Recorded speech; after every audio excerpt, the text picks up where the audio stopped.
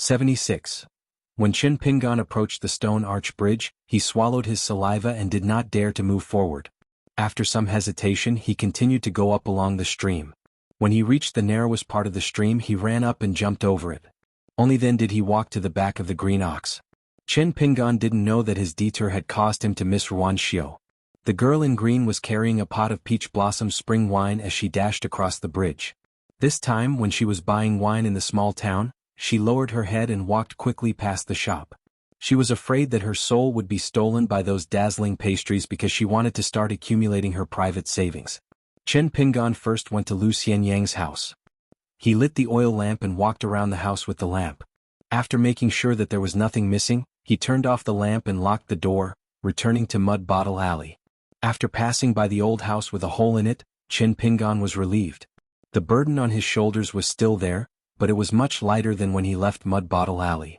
Qin Pingan could not help but feel happy. The feeling of having money in his pocket was not bad. Qin Pingan had only seen small pieces of silver in his life. He had never seen heavy silver ingots, let alone gold, which was as rare as the gods. Qin Pingan returned to his ancestral house. After opening the door, he ran to make sure that the courtyard door was really locked. After returning to the house, he carefully lit the oil lamp. The dim yellow light reflected on the cold yellow mud wall. Qin Pingan took out 3 money bags from the clay jar at the foot of the wall. There were spring coin, provision coin, and victory coin. There were 25 gold copper coins, 26 coins, and 28 coins respectively. In total, there were 79 copper coins. Ning Yao had roughly explained that these copper coins were an extension of the secular way of spending money. The reason why they were so valuable was that they were rare. Of course, the main reason was that foreigners needed copper coins as a token to enter the town. As for the origin of this unwritten rule, it was a long time ago. Ning Yao was not a native of eastern Baoping continent, so she naturally could not tell the truth. Qin Pingan took out one of each of the 3 types of copper coins and placed it on the table. The winter jasmine was carved with the words, "Auspicious New Year." It was hollowed out and carved with auspicious clouds. There was an armored deity beating a drum. The victory coin was carved with the 5 poisons, the snake, scorpion, centipede, gecko, and toad. The back, in addition to the words evil warding off in heaven, there was a pattern of a turtle and snake wrapped around a sword. The front of the provision coin was carved with the words, works with sincerity, and the back, deities above. There was no exquisite pattern and the style was the most simple. Qin Pingan picked up a spring coin and looked at it repeatedly. It was hard for the youth to imagine that such a small copper coin could buy the entire Jinju mountain. Qin Pingan knew about the so-called small hill that Master Ruan mentioned. When old man Yao first brought him to the mountains to find soil, they went to the top of Jinju mountain. The soil could be divided into different types such as weight, fertility, and many other types. What was more complicated was that one had to identify which type of soil was naturally close to water, fire, metal, and wood. There were many ways to do so. Qin Pingan only learned most of old man Yao's knowledge of eating soil. At that inconspicuous Jinju mountain, old man Yao stomped his feet, then lowered his head and said to Qin Pingan, who was digging the soil there. The smell of soil was the most abundant here, but unfortunately the place was too small. It was similar to a person huddling in a corner. If one stuck their head out, they would bump their head, and if one stretched their legs, they would bump their feet. Qin Pingan gently put down the spring coin and picked up the victory coin. However, he quickly put it down. The youth's face was somewhat gloomy. On the 5th day of the 5th month, the 5 poisons appeared together. The youth's birthday just happened to be on this day. Song Jisin from next door had even said that there were many places outside that saw children born on this day as inauspicious. There was a custom of drowning children directly in the river. Qin Pingan shook his head and picked up the last piece of the allowance. Then he wrote a few simple words. Qin Pingan suddenly remembered something. When he first met Miss Ning, Fu Nanhua, and Kai Qinqian, he remembered that when they entered the small town's gate, each of them had to hand over a bag of copper coins to the gatekeeper. Then in the end, whose hands did these copper coins end up in? Did they end up in the personal pockets of the Dali dynasty's emperor? Qin Pingan sighed. He did not want to think about the question that he could not figure out even if he cracked his head. He began to calculate in his heart. Master Ruan said that a small mountain like Jinju Mountain only needed 1 spring coin. A medium mountain like Xianli Mountain and Lotus Lamp Peak would need about 10 to 15 copper coins. A large mountain like Dry Spring Mountain and Burning Incense Mountain would need about 25 to 30 copper coins. Chen Pinggan actually only needed to ponder a little before he understood the meaning behind Master Ruan's words. Firstly, the Dali dynasty respected Master Ruan a lot, so they gave him 3 mountains for free.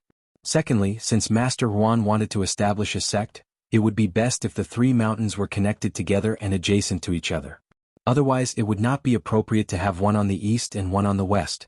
This was probably where the imperial court was smart. They knew that Master Ruan would not pick the 3 most valuable mountains, so they pretended to be very generous.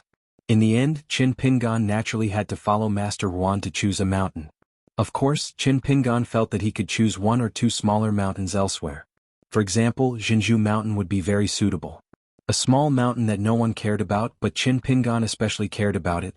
No matter how small a mountain was, it was still a whole mountain. Moreover, it was only 1 copper coin. Chen Pinggan felt that he had to take this small mountain into his pocket.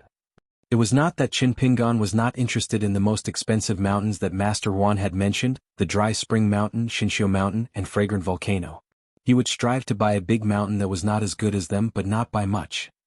He estimated that he would spend at most a bag of gold fine copper coins, then buy some small mountains similar to Jinzhou Mountain, and try to spend about 10 copper coins.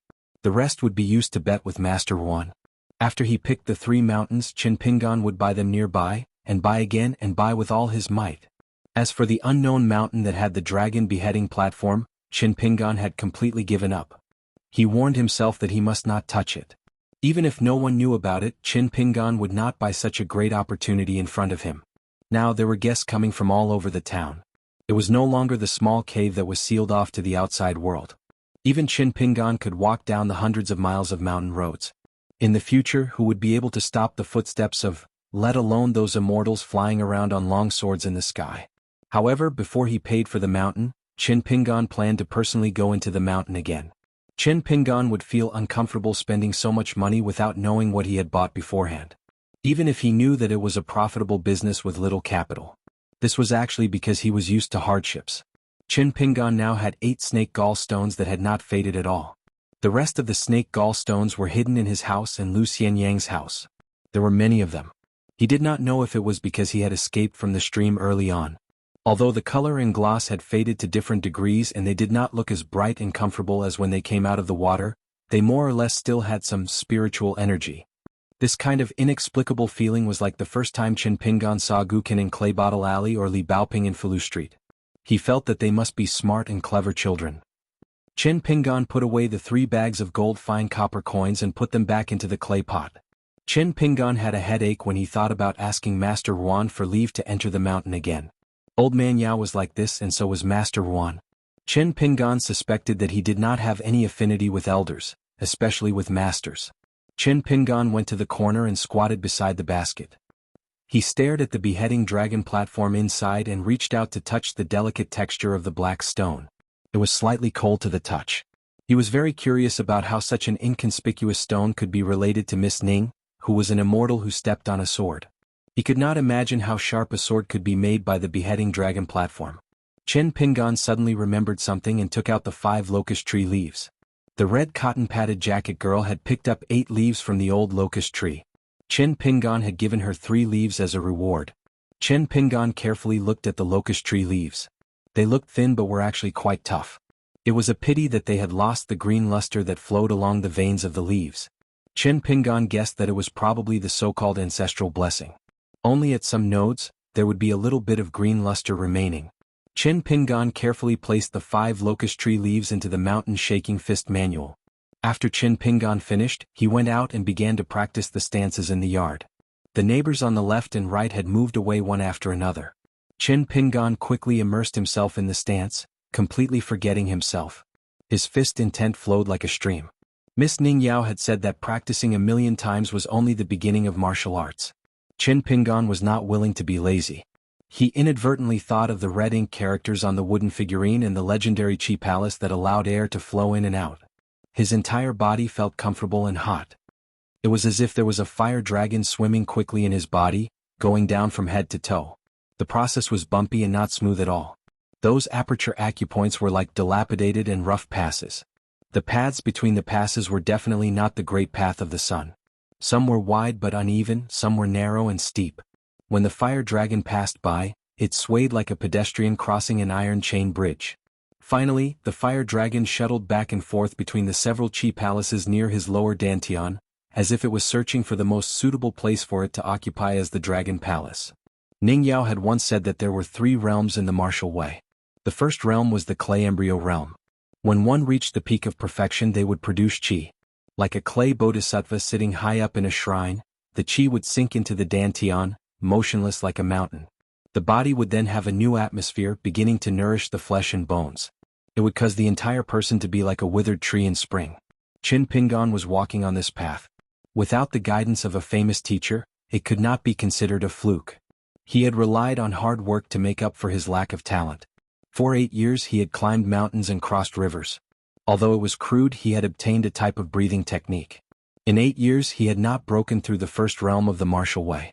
In the secular dynasties in the Jianghu, apart from Ning Yao's hometown, there was a difference between the poor and the rich in the martial way.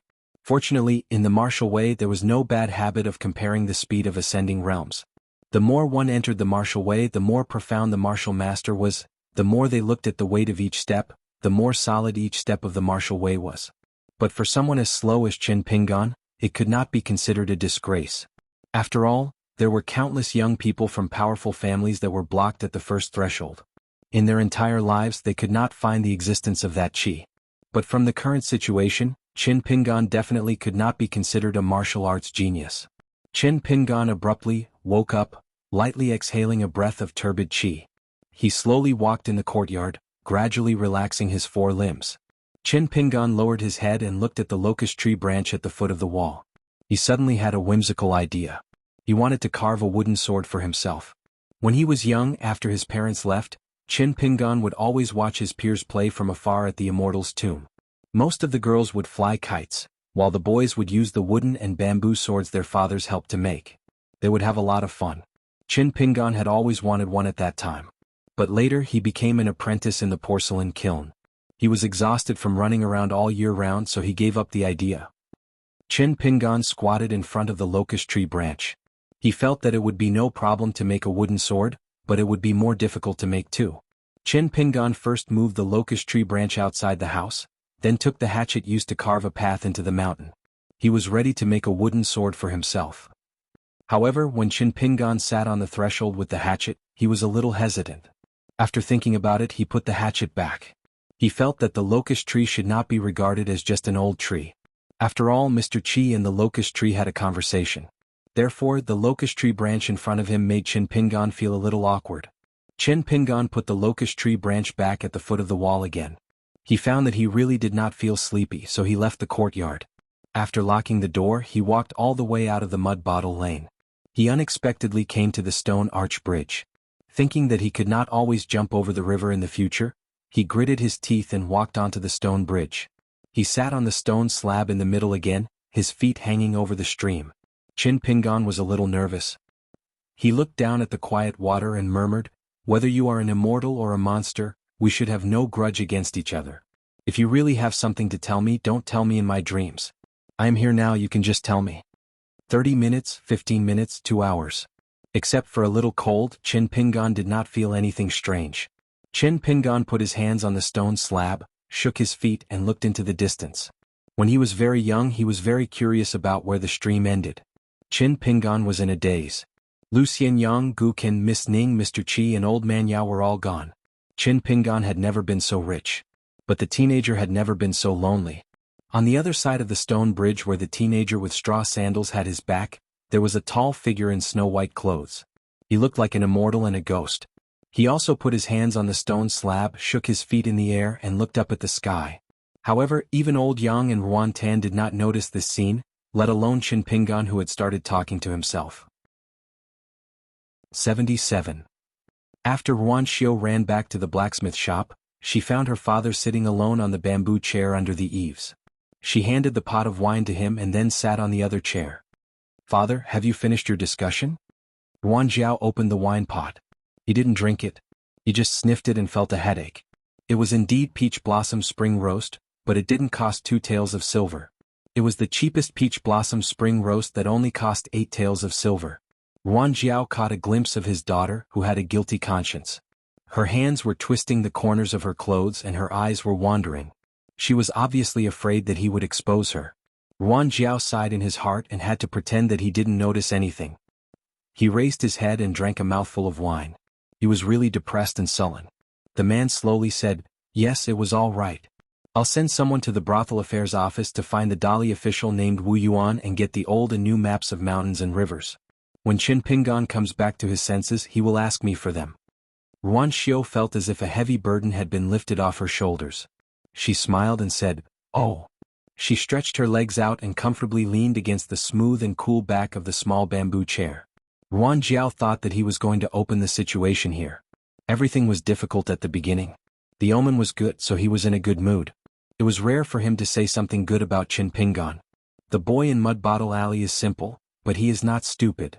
Ruan Xiao smiled happily and said, "Father, that's called great wisdom appearing stupidity. Do you know?" Ruan Jiao smiled and didn't say anything. The man just cursed in his heart. "What the hell do you mean by great wisdom appearing stupidity?"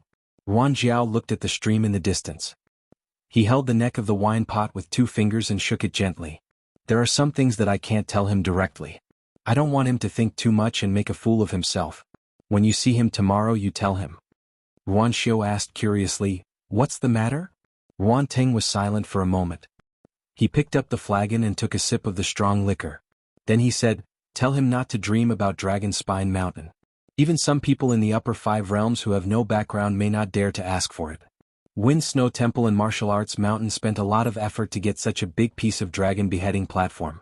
Plus, with my father's current status, they barely managed to get it. There are still many people who are secretly jealous." Of course, there was no need to explain these twists and turns to Qin Pingan. Just tell him directly. There was no need to think too much about Dragon Spine Mountain. Second, this time Dali Imperial Court sold the mountains at a low price. After all, there are only 60 mountains in total. Qin Pingan can only buy 5 mountains at most. If he buys more, it will be difficult for me to protect him and his mountains. Third, I have just made up my mind to ask Dali for the 3 mountains with Xinxiu Mountain as the main mountain. When you ask Qin Pingan to check the map, pay attention to the mountains around Xinxiu Mountain, Candlelight Mountain, and Hengming Peak. I am not an unreasonable person. I won't ask him to buy all the mountains nearby. He only needs to take out half of the gold coins. Anyway, if he is really smart, he will buy more mountains around your father's 2 mountains and 1 peak. That is the right way to go. Finally, you can tell him that if he can keep a few copper coins, he can buy a few shops in the town. I guess there will be a lot of good shops that will change hands.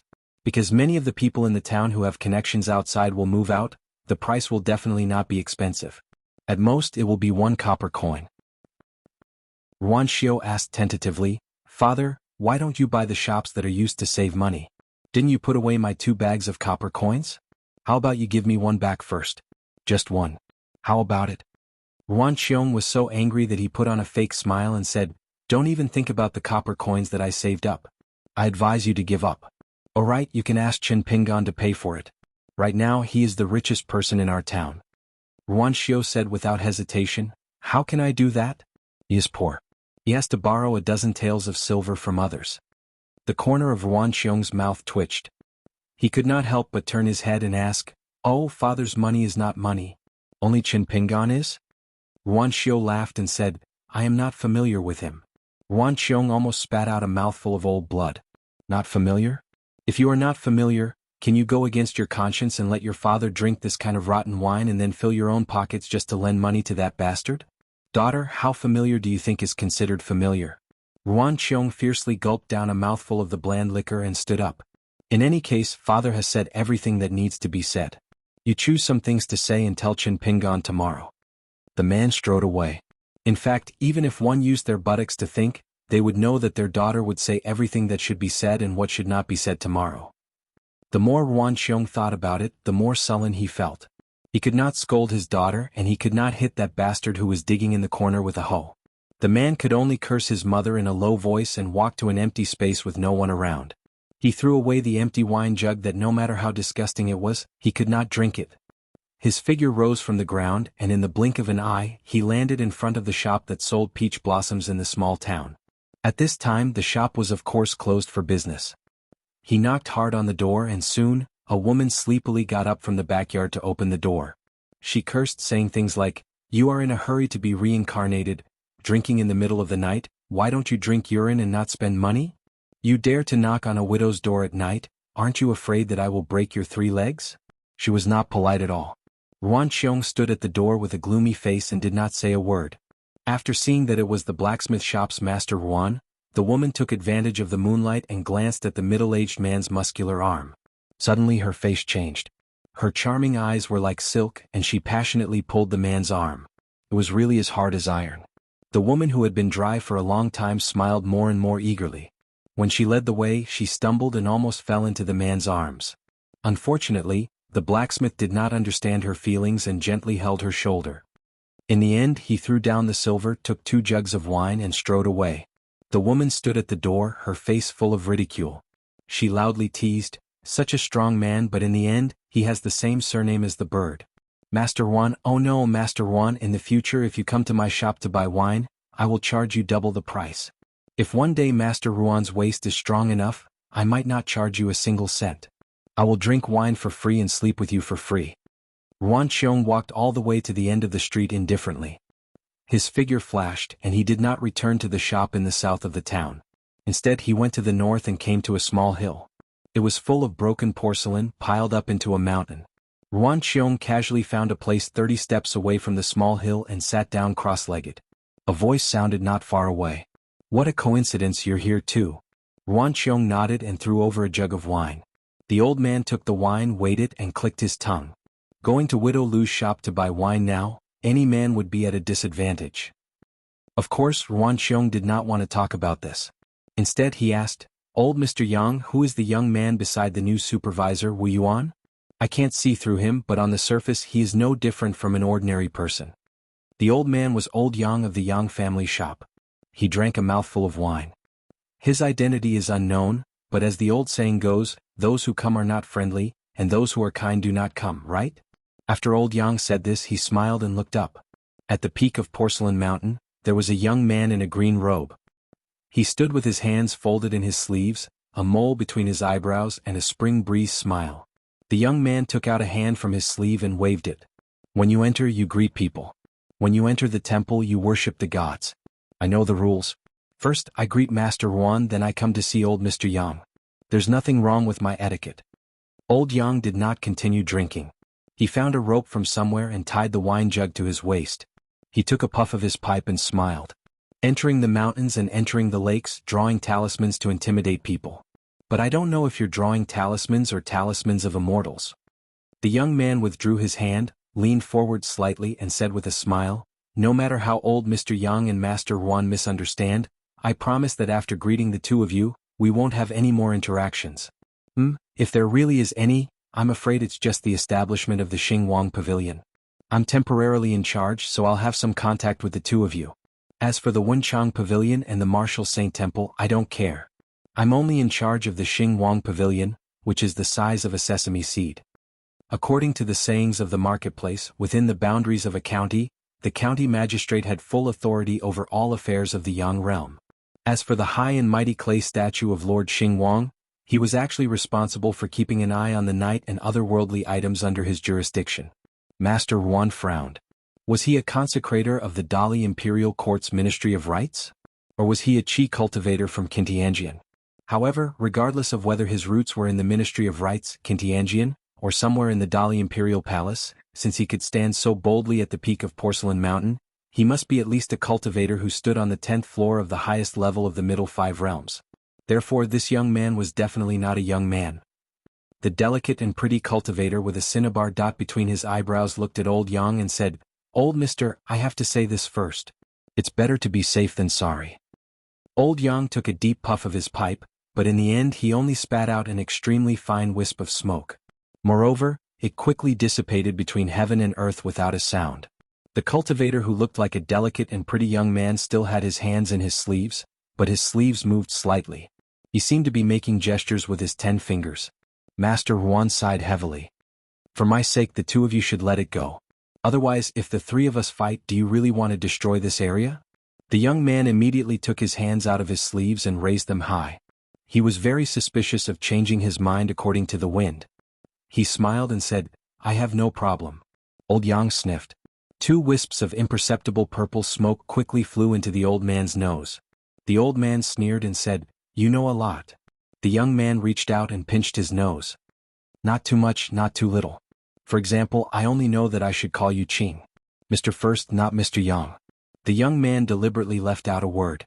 It was not a joke or fun, but at the moment when he was about to blurt out the word, he really felt the old man's killing intent. It was resolute and decisive, so he chose to take a step back temporarily. The young man leaned back and said with a smile, "Let's part ways here. I hope we won't meet again. The road of the sun, the bridge of a single log, or the gate of hell. Let's go our own way and show each of our abilities." The young man in green who fell back disappeared without a trace. Ruan Cheng said in a low voice, "He might be in the upper 5 realms." Old Yang sneered and said, "Don't make a fuss. You Ruan Cheng are also in the upper 5 realms. No matter how small the eastern Aquarius continent is, it is still one of the 9 continents. Not to mention the 11th and 12th floors, even the Qi refinement warriors of the 13th floor have a chance to appear." Ruan Cheng was not relaxed. He shook his head and said, "After all, I have just ascended to the 11th floor. My realm is not stable yet. Although I am from the military school and am good at attacking and killing, but—" The old man shook his head and turned to leave. He held the pipe in his hand and puffed out smoke. "You should be content. There are more than 10 million cultivators in the world. Cultivators from the 10th floor are already rare, let alone those from the upper 5 realms. In the end, you are afraid of that person, but that person is also afraid of you. Porcelain clashing with jade, both of you are actually guilty." Ruan Cheng thought about it and agreed. He was not the kind of person to get into a dead end. He might as well not bother about the background of that strange young man. It would be best if both parties could mind their own business. Harmony breeds wealth. With a loud bang, Ruan Cheng's figure soared into the sky. After reaching the sea of clouds, he quickly fell to the bank of the stream. Old Yang, who was leisurely walking back to the small town, smiled. "Young people are full of vigor." A young man in green walked in the alley of the small town and muttered, "There is a night curfew, a night watchman, and a market. There are many things waiting to be done. Our district magistrate is going to be busy."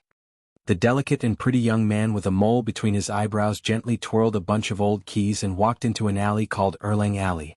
It was next to Apricot Blossom Alley. It was said that there were 2 powerful people in this alley, but who they were and what they did, no one could say. Over time, it became a topic for the old people to talk about under the old locust tree. Now that the old locust tree had fallen, the town's popularity seemed to have decreased a lot. The children did not feel much, but the young people felt that their horizons were broadened. It was good to have a large open space. Only the nostalgic old people would occasionally sigh. There were no rich people living in Erlang Alley and Apricot Blossom Alley. It was not enough to compare to the rich, but it was more than enough to compare to the poor. For example, the people near Mud Bottle Alley could not raise their heads when they saw the people in these 2 alleys. Granny Ma and her grandson Ma Kushuan lived in Apricot Blossom Alley. In the small town, their family was considered to be very well off. The young man stopped at the door of a house. There were 2 new painted door gods on the door. The young man looked up at one of the silver-armored door gods holding a short halberd. It was majestic, with 1 leg up and a golden rooster standing on 1 leg. The young man smiled and said, "Returning home in silk clothes is nothing more than this." The young man opened the door and entered.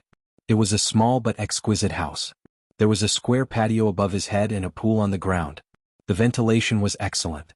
There was a beauty lounge on the 2nd floor, suitable for stargazing at night and snow in winter. The young man was very satisfied and muttered, "Not bad, not bad. It's a good place to cultivate." The young man moved a carved wooden chair and sat next to the pool.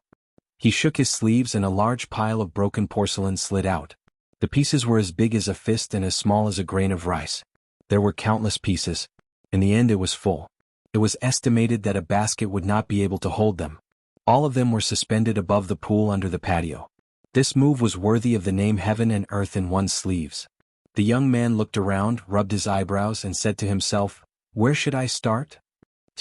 Finally he saw the most eye-catching piece of red porcelain. With a slight movement of his mind, it flew out of the pile of porcelain and quietly stopped in the air a foot in front of him. After that, pieces of porcelain flew out from the small mountain and came to the young man. Then he gently placed them somewhere. It was like piecing together a piece of porcelain. The next day at the blacksmith shop, Ruan Xiu gave Chen Pingan 2 maps. One was old and yellowed. On the map there were undulating mountains, but the names of the mountains were A1, B3 and so on. On the new map, which was still suffused with the fragrance of ink, there were also names such as Dragon Spine Mountain, Jinju Mountain, and Shinshio Mountain, which were not so boring. Finally, there was an additional Longquan County of Great Li. Ruanxiu pointed at the names of the places and mountains and explained and introduced them to Qin Pingan one by one. Finally, she reminded him, although the two maps only look like a fingernail offset, when you enter the mountains, you will find that there may be a gap of several miles. Because when Dragon Pearl Cave fell on the ground of Dali, the ground shook violently. Some of the mountains that were not firmly rooted collapsed at that time. Why didn't Master Ruan give up the Lampwick Mountain and choose the Treasure Perch Mountain?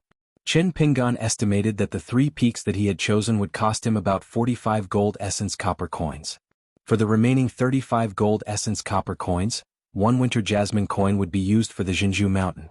There would be a total of 34 gold essence copper coins left, which was enough for Qin Pingan to generously buy a real big mountain.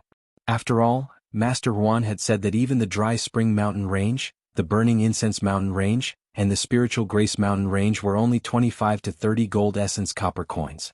Master Ruan had also revealed a heavenly secret, saying that in the future, within a radius of 1,000 miles, the Dali Imperial Court would confer 1 mountain great god, 3 mountain deities and 1 river deity. Ruanxiu had also explained in detail the next day. The so-called mountain deity was a suitable candidate chosen by the court's Ministry of Rights. It could be a local famous historical figure, or a meritorious general who had died in battle. Then Emperor Dali would recognize and appoint him as the mountain deity. He would use a special red brush to officially write the mountain and river genealogy records. After a ceremony of burning incense and offering sacrifice, the implication was that he was the Son of Heaven, who was patrolling the mortal world on behalf of the heavens. After that, Qintianjian would make the golden note and jade spy and hand it to the imperial tutor to write the imperial edict himself. Then he would send someone to bury it at the foot of the mountain. Finally, the government would ask someone to create a golden clay statue and enshrine it in the mountain deity temple. That mountain deity would have the right to openly enjoy the people's incense, protect the creatures in the mountain range and suppress, subdue, or expel all kinds of ghosts and otherworldly items that crossed the border. Qin Pingan didn't have extravagant hopes that there would be a mountain deity guarding the 3 mountains near the Spiritual Grace Mountain that he had chosen. Instead, he placed his hope on the big mountain that cost the most money. In this way, the main family business would be protected by Master Ruan for the next 300 years. If he could invite a mountain deity to guard the lonely mountain far away from here, it would undoubtedly make Qin Pingan feel more relieved. As for the small Jinju Mountain that was only worth 1 winter jasmine coin, it was estimated that other than Qin Pingan, no one would take a fancy to it. At this time, Qin Pingan was sitting on the big rock cliff at the top of the iridescent cloud's peak. In front of him was a brand new map of Dali's Dragon Spring. The youth had already memorized the names and geographical locations of those mountains, but he still couldn't make up his mind to buy the last mountain. 79. Before Qin Pingan left the mountain, he had already sensed the earth-shaking changes in the town. Other than the dust that was flying everywhere when he looked at the town from the top of the Dijin Mountain, he also saw almost 100 young and strong men in the area of the distant Mu Peak. Most of them were kiln workers. They had outstanding physical strength and were hard-working. They were cutting giant trees in full swing. Qin Pingan went over and found an acquaintance who used to work in the same kiln. After asking, he found out that the small town was going to build 4 big buildings in one go: the county office, the Wenchang Pavilion, the Martial Saint Temple, and the City God Temple. The leader was a young new supervisor named Wu Yuan. As for the county magistrate title, the people in the small town didn't know what kind of official position it was and what kind of place the county office was. They didn't care about it either. They only knew that they had a temporary iron rice bowl and the salary was very attractive. Compared to working in the dragon kiln, they had more profits. Before the kiln work was cut off and the kiln fire was extinguished, the young and strong kiln workers had to work in the fields all year round.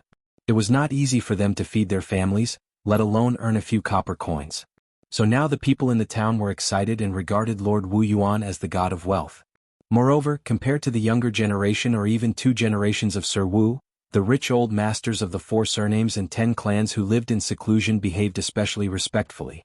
Their words even revealed the intimacy between officials and commoners.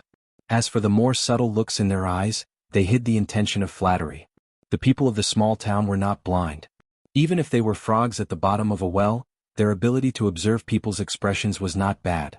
Now the county magistrate, Wu Yuan, asked the family heads of the 4 families and 10 clans to hire 500 to 600 young and strong men in the town to cut trees and carry them out of the mountain. For this purpose, Yuan Muffing Peak had a special slide. Because many of the giant trees used as pillars were too time-consuming to be carried down the mountain by people's shoulders, they could put them in the slide. A big tree would slide to the foot of the mountain by itself. However, in this way Yuan Muffing Peak seemed to have a scar on its face. Other than going into the mountains, they also went into the water. Many of the men in the small town worked hard to pick up sand and stones from the small stream. They chose the east gate of the small town as the location for the county office. They demolished Jing Dafeng's yellow mud hut and rebuilt the foundation. Even the wooden gate, which had endured countless storms, was completely dismantled. When Qin Pingan left the mountain, he did not choose the winding mountain path. Instead, he stepped directly on the rocks of the stream and jumped downstream.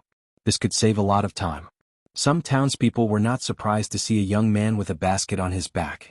Most of them knew that there was an orphan in Mud Bottle Alley who was good at picking herbs and burning charcoal since he was a child. Once he entered the mountain, he was like a monkey and no one could catch up with him. Qin Pingan stopped at the confluence of the 2 streams. It turned out that if he walked down another 20 feet, there was a rocky cliff with potholes. A group of people gathered there. On the shore and on a blue stone protruding out of the water near the cliff, there stood a tall and sturdy young man. There was a golden silk scabbard hanging from their waists. They wore neat black robes with a layer of blue gauze on the outside. Their hair was tied up with a hairpin. Both of them exuded a fierce aura. The moment the straw sandal boy appeared, the 2 men suddenly turned their eyes and stared at Qin Pingan, who appeared out of nowhere. Their hands were already on the hilts of their swords. Qin Pingan, who was carrying a basket of herbs, stood motionless. His expression was as usual. The young man had gone through 2 battles with Kai Qinqian and Fu Nanhua. He had been chased by the mountain guardian apes of Xingyang Mountain. Finally, he had to catch and kill Ma Kushuan, who was his age, in the immortal tomb. His opponents were either high and mighty immortals or battle-hardened mutants of the great wilderness, or the lucky ones blessed by heaven. However, Qin Pingan still survived in the end. Therefore, the gloomy eyes of the 2 men with swords could make the townspeople tremble in fear, but they could not make Qin Pingan feel too emotional. However, Qin Pingan did not want to complicate matters. Just as he was about to walk to the shore and return to the town along the mountain path by the stream, he saw a young man who was surrounded by many people. The young man smiled and said something to the squire standing in the stream. The squire immediately let go of the hilt of his sword. The young man who was sitting cross-legged slowly stood up. He was actually half a head taller than the 2 squires with swords. His skin was as fair as a woman's and his face was slightly feminine. He waved at Qin Pingan and changed into the local dialect of the town. With a gentle expression he said with a smile, "Don't be afraid. You can continue on your original path. We are not bad people." The dialect of the town was a little obscure, but Qin Pingan heard it clearly. After hesitating for a moment, Qin Pingan smiled at the tall man and pointed to the shore, indicating that he would go ashore soon and would not disturb their conversation. Without waiting for the man to say anything, Qin Pingan made a few vigorous leaps and landed on the shore without any hesitation. His thin figure quickly disappeared into the forest path where the shade was getting thicker. The man who looked like a woman retracted his hand resentfully. The squires around him tried to hold back their laughter. The man said awkwardly, "That young herb gatherer has good skills. See, I told you that this place is full of outstanding people. So, don't complain that this place is not as prosperous as the capital. A small place has its own unique taste." It would have been better if he had not said it. The official's words immediately caused a burst of unrestrained laughter. The tall man was Wu Yuan, the god of fortune in the eyes of the people in the town. He was the supervisor of the kiln and also the first county magistrate of Longquan. Facing the ridicule of his subordinates, he was not angry. After sitting down, he continued the previous topic: Longquan County Office, Wenchang Pavilion, Martial Saint Temple and City God Temple. Just the plaques alone would need at least 15 or 16 pieces. His Majesty is happy that the Dragon Pearl Cave fell steadily this time and smoothly connected with Dali's territory. It maintained 70 to 80% of the geographical landscape and there was no big change. Therefore, he was very happy and gave a plaque to Wenchang Pavilion with the words "Revisiting the Old and Learning the New." When Wu Yuan said this, an elegant young man smiled and said, "Sir Wu, didn't you ask His Majesty for a calligraphy piece for our county office?" Wu Yuan sighed and said, Of course I did. How could I not ask? But His Majesty did not agree. What can I do? We can't blame His Majesty for this. After all, it's just a small county office. If His Majesty's golden pen imperial bestowal, how can so many county governors and provincial governors live? Do I still want to work in the officialdom in the future? Everyone smiled knowingly. Wu Yuan comforted everyone. Fortunately, Mr. Liu and Grand Chancellor Qi of the Directorate have both agreed. When the time comes, they will send 2 sets of plaques to be hung in the county office and Marshal Saint Temple respectively. The problem now is that Wenchang Pavilion still lacks 3 plaques and City God Temple also lacks 2 plaques. Why don't all of you think of a way? Do you really want me to pick up the brush myself? That's my earthworm-like calligraphy. Even my Mr. feels despair. Of course, if you don't find it embarrassing, I don't mind. The only chance in my life to make my calligraphy piece into a plaque has finally come. That young man with an extraordinary temperament thought for a moment, then I'll write a letter to my grandfather. My grandfather has a good relationship with that reclusive Mr. Baiqiu. I'll see if I can think of a way to win glory for our Lord Wu. Wu Yuan patted his shoulder. Then I'll leave my face to you. If the plaque isn't enough, the county magistrate's face will be thrown to the ground and can't be picked up. At that time I'll hold you responsible. The young man's face stiffened. He felt that he had dug a hole for himself. The rest of the colleagues who were around the same age all showed sympathetic expressions. Our Lord Wu's personality was famous for climbing up the pole. He dared to open the capital's largest dye factory just by giving him a little face. Do you dare to compete with him to see whose face is thicker? These young men who didn't have a strong official aura all had an official position that was popular in the northern dynasty of the eastern Bottle continent. They were secretaries. This official position was divided into civil and military officials. The civil secretary was like a strategist who would give advice to the chief strategist and solve problems. The military secretaries were the 2 muscular young men with golden sabers hanging from their waists. They served as the chief strategist's personal retainers and were responsible for the chief's safety. However, the position of secretaries belonged to the class of officials who weren't included in the imperial court.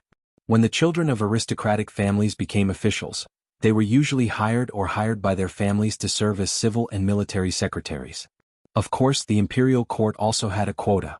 The number of people could range from 2 to 20, and all of them could receive Dali's salary. Wu Yuan was from a poor family and couldn't afford to hire secretaries. These civil secretaries were all assigned by the imperial court. However, Longquan County was only a large county in Dali's territory. It wasn't even a county. Originally, only 1 civil and military secretary could be assigned to each.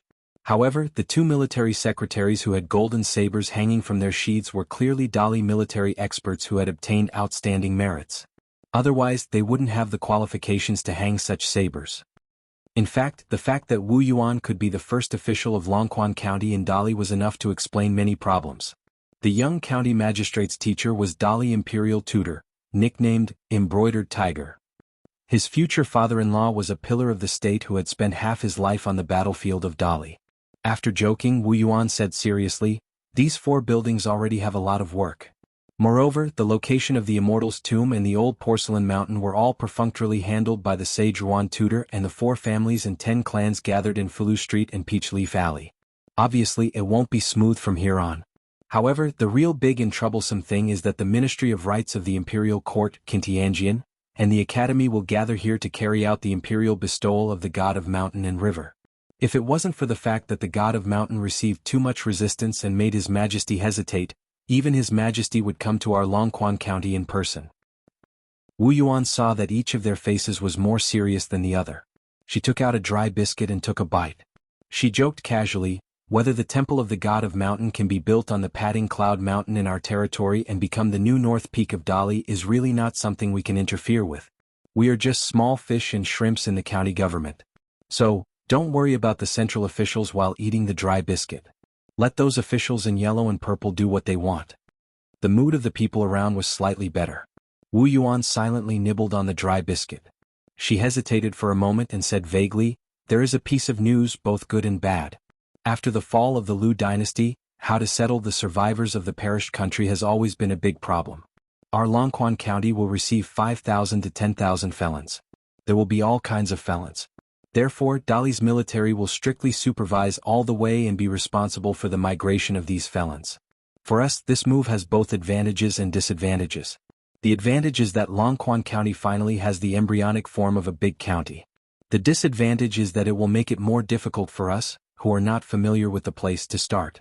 We have to work hard to win over those local bullies who choose to stay in the town. The young man who was born in an aristocratic family but became a secretary asked, "Can we divide those big clans and govern them?" Wu Yuan shook her head without hesitation and said, "It's difficult. We've just arrived. Who's willing to believe us?" Wu Yuan said in a deep voice, "Instead of trying to be clever and alerting the enemy, it's better to take it slow. We've come to this place with an extremely complicated history. Naturally, all of you want to follow me to seek a bright future. However, we have to be clear about one thing. Only great trials under great difficulties can be exchanged for great wealth. Therefore, if any of you want to be promoted and become rich in 1 or 2 years, I think you can turn around and leave now. I, Wu Yuan, will pay for your travel expenses." The 6 civil and military secretaries looked determined. None of them had any intention of backing down. Wu Yuan said softly, Remember, don't act rashly." This was definitely not Wu Yuan's empty words. Not long after he entered the town, he had suffered a loss. At that time, Dali's official forces had been sent to suppress the Purple Mist River Qi refinement warrior. It was Wu Yuan who had acted willfully and risked being questioned by the imperial court. He had acted first and reported later in an attempt to break the deadlock and win Master Ruan's favor. Then he had used the saint's influence to suppress the 4 families and 10 clans in the town. The truth proved that His Majesty did not pursue the matter. However, Master Ruan's reaction at that time made Wu Yuan sweat profusely. He wanted to slap himself hard. Someone asked curiously, "Those convicts of the remnant people will be used as coolies for the Qi refinement warriors to help open up the barren mountains?" Wu Yuan nodded and said, "Other than that, the imperial court will also let the Qi refinement warriors drive 2 young golden thread apes over. Together with the Taoist talisman sect's shailing warriors and mountain-splitting puppets, we'll strive to open up the 60 over mountains within 10 years. There will be Taoist temples, pavilions, terraces and everything else." The young people around Wu Yuan all looked fascinated. On the other side of the town, tall buildings were everywhere. In the depths of the mountains there were many immortal mansions. Everyone looked at each other and smiled. No words were needed. As the first batch of officials in the history of Dali's Longquan County, they were destined to be recorded in history. How could they not work together and serve Wu Yuan, who was destined to have a bright future? At the peak of Mt Xingyun, a handsome young man with a mole between his brows waved his sleeves casually. The sea of clouds halfway up the mountain was parted to the left and right. He tried his best to look into the distance. At the end of his vision, an ox cart and a horse carriage appeared. He smiled happily and said, let's bet. Qi Jingchun, if I win this bet, then the 2 incense sticks that you painstakingly left behind will be completely cut off. How pitiful, how pitiful." The young man pinched a seal with 2 fingers. The seal script was the world's welcoming spring. The smiling young man suddenly exerted force with 2 fingers. The seal cracked and turned into fine powder, quickly dissipating into the world. The reason why the seal was crushed so easily was because of the true meaning of the 4 words. It was like a person's heart was disheartened and extremely disappointed. Therefore, it had already dissipated by itself. He quickly retracted his gaze. Finally, he saw a young man carrying a wicker basket, walking towards the town alone.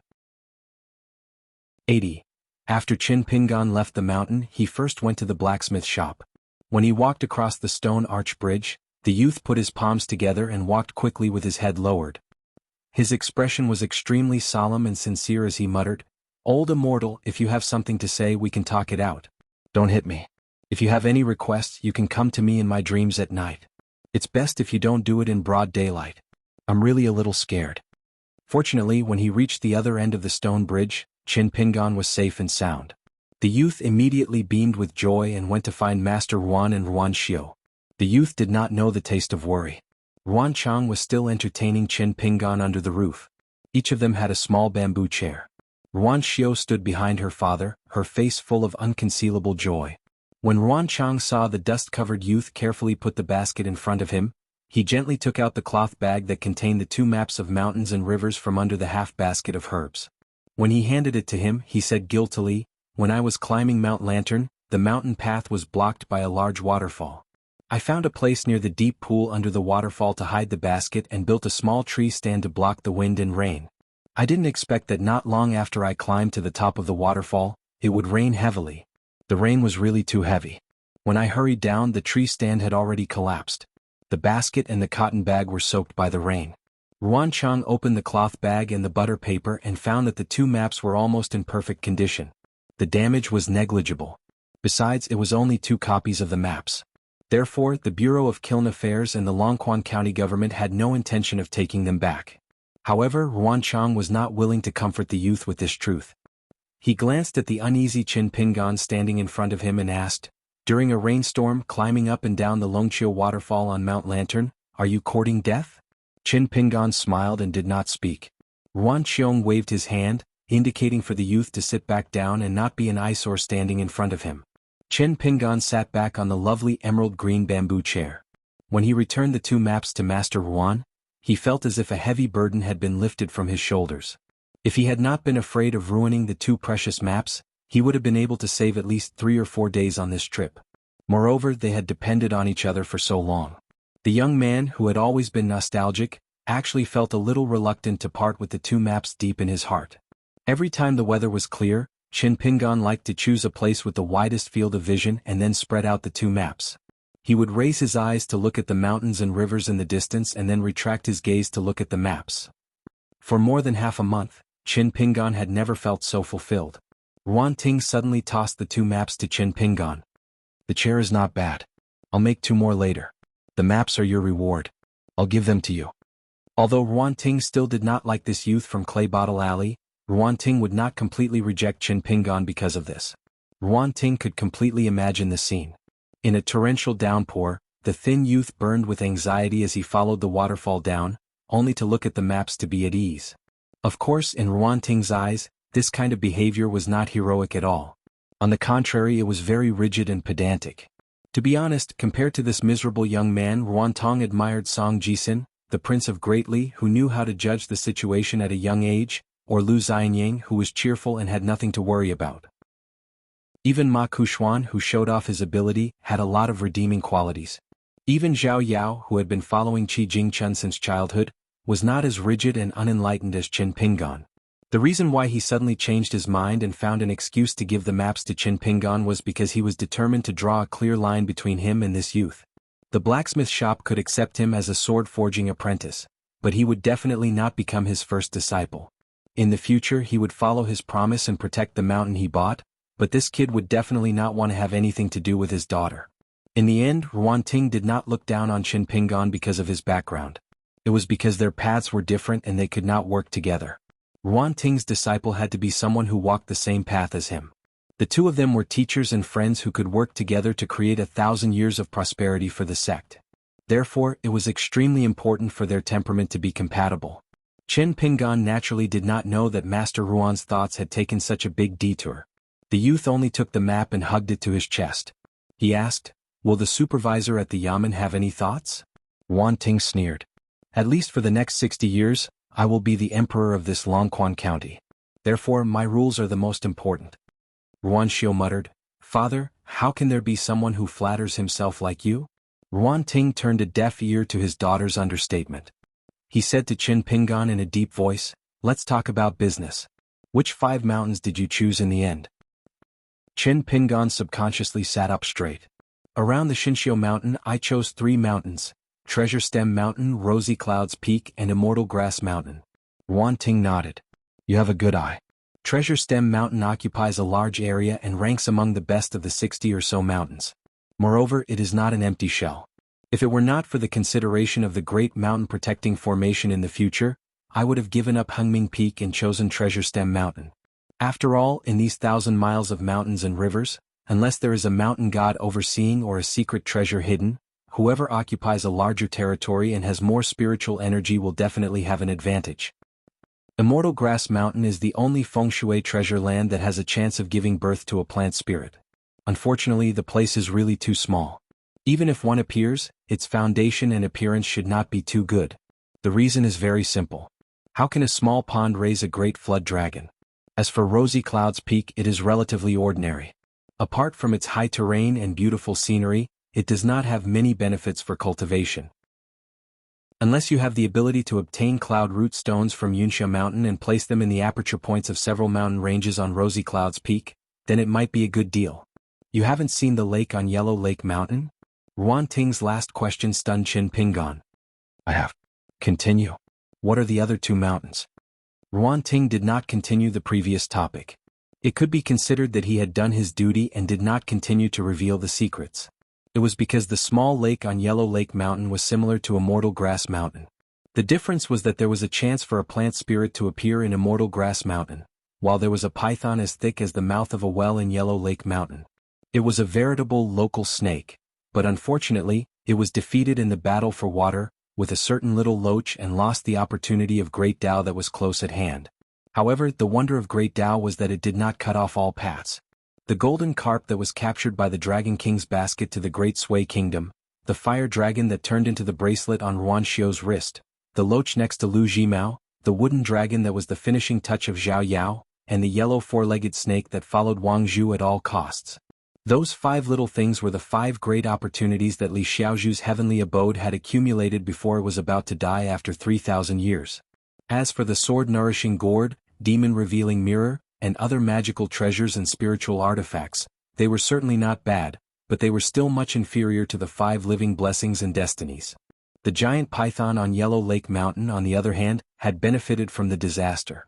No opponent within 1,000 kilometers could compete with it, and it had become the dominator of a region. In the future, once the mountain god and river god settled in, as long as the giant python was tactful, it could be recruited by one of them and obtain the protection of the Dali imperial court. Perhaps it would have a smooth path from then on and truly embark on the path of cultivation. Qin Pingan said, I plan to buy Jinzhu Mountain and Luapa Mountain. Ruan Feng was stunned and asked curiously, Jinzhu Mountain is fine.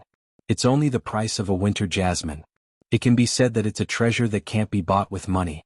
But how did you take a fancy to Luapa Mountain? Logically speaking, this mountain is located at the southwest border of Dali's Longquan County. According to your itinerary, you definitely haven't been there. It used to be a forbidden mountain in Dali. How did you choose it based on its name? Qin Pingan was a little embarrassed and was unwilling to say the reason.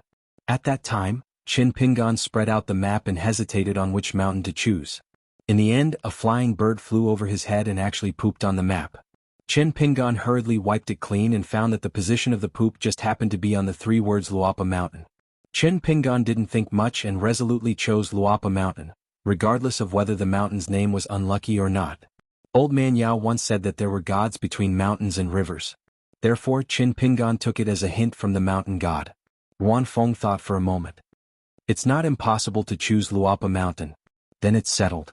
Luapa Mountain, Baozhu Mountain, Immortal Grass Mountain, Iridescent Cloud Peak and Jinzhu Mountain. 5 mountains, 300 years. During this time, even if you hollow out a mountain and move it away, no one will stop you. Everything produced on the mountain, whether it's plants, spiritual herbs, birds or beasts, or even secret treasures obtained by chance, belongs to the name of the person who signed the contract of Dali's mountains and rivers. Qin Pingan nodded and said, Understood. You're also here to watch the show? Qin Pingan turned his head to look. It was the talkative youth with a small red mole between his eyebrows. He was really afraid of his long-winded chatter, so he said, I'm just looking around. I don't seem to understand what they're saying.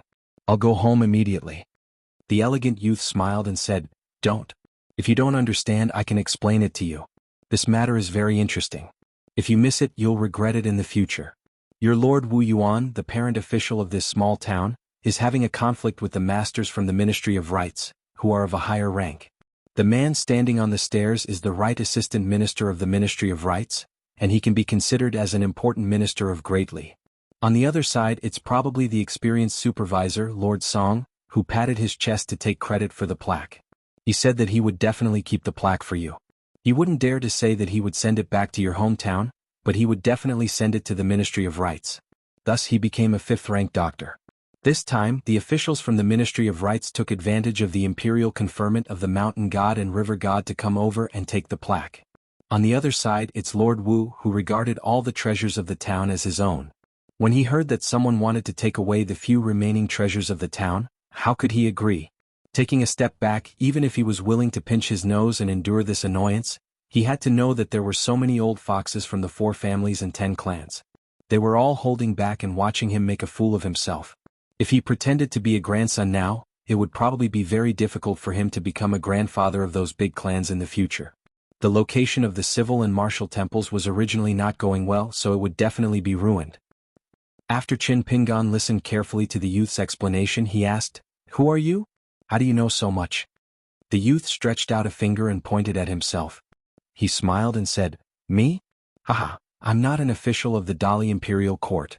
My surname is Chui and my given name is Chiu. The character Chiu is relatively rare and difficult to write. It's very troublesome. You don't have to worry about it." Qin Pingan looked into the youth's eyes. The youth's expression was calm. He smiled and said, "I'm older than you, so you can call me Martial Uncle Chui." Qin Pingan smiled. The youth also smiled and gently rubbed his cheeks with both hands.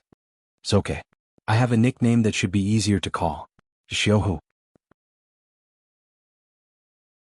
The filthy matters in a rich family are as numerous as the trivial matters in Clay Bottle Alley and Apricot Blossom Alley. So you have to be considerate. Qin Pingan smiled and asked, "If I don't agree, will you find trouble with me?" The youth was puzzled. He pointed at his own nose and said, "Do I look like an evil person? Look at me, open your eyes and look carefully. Do I look like the kind of person who will kill someone's entire family?" Qin Pingan answered honestly, "You don't look like it."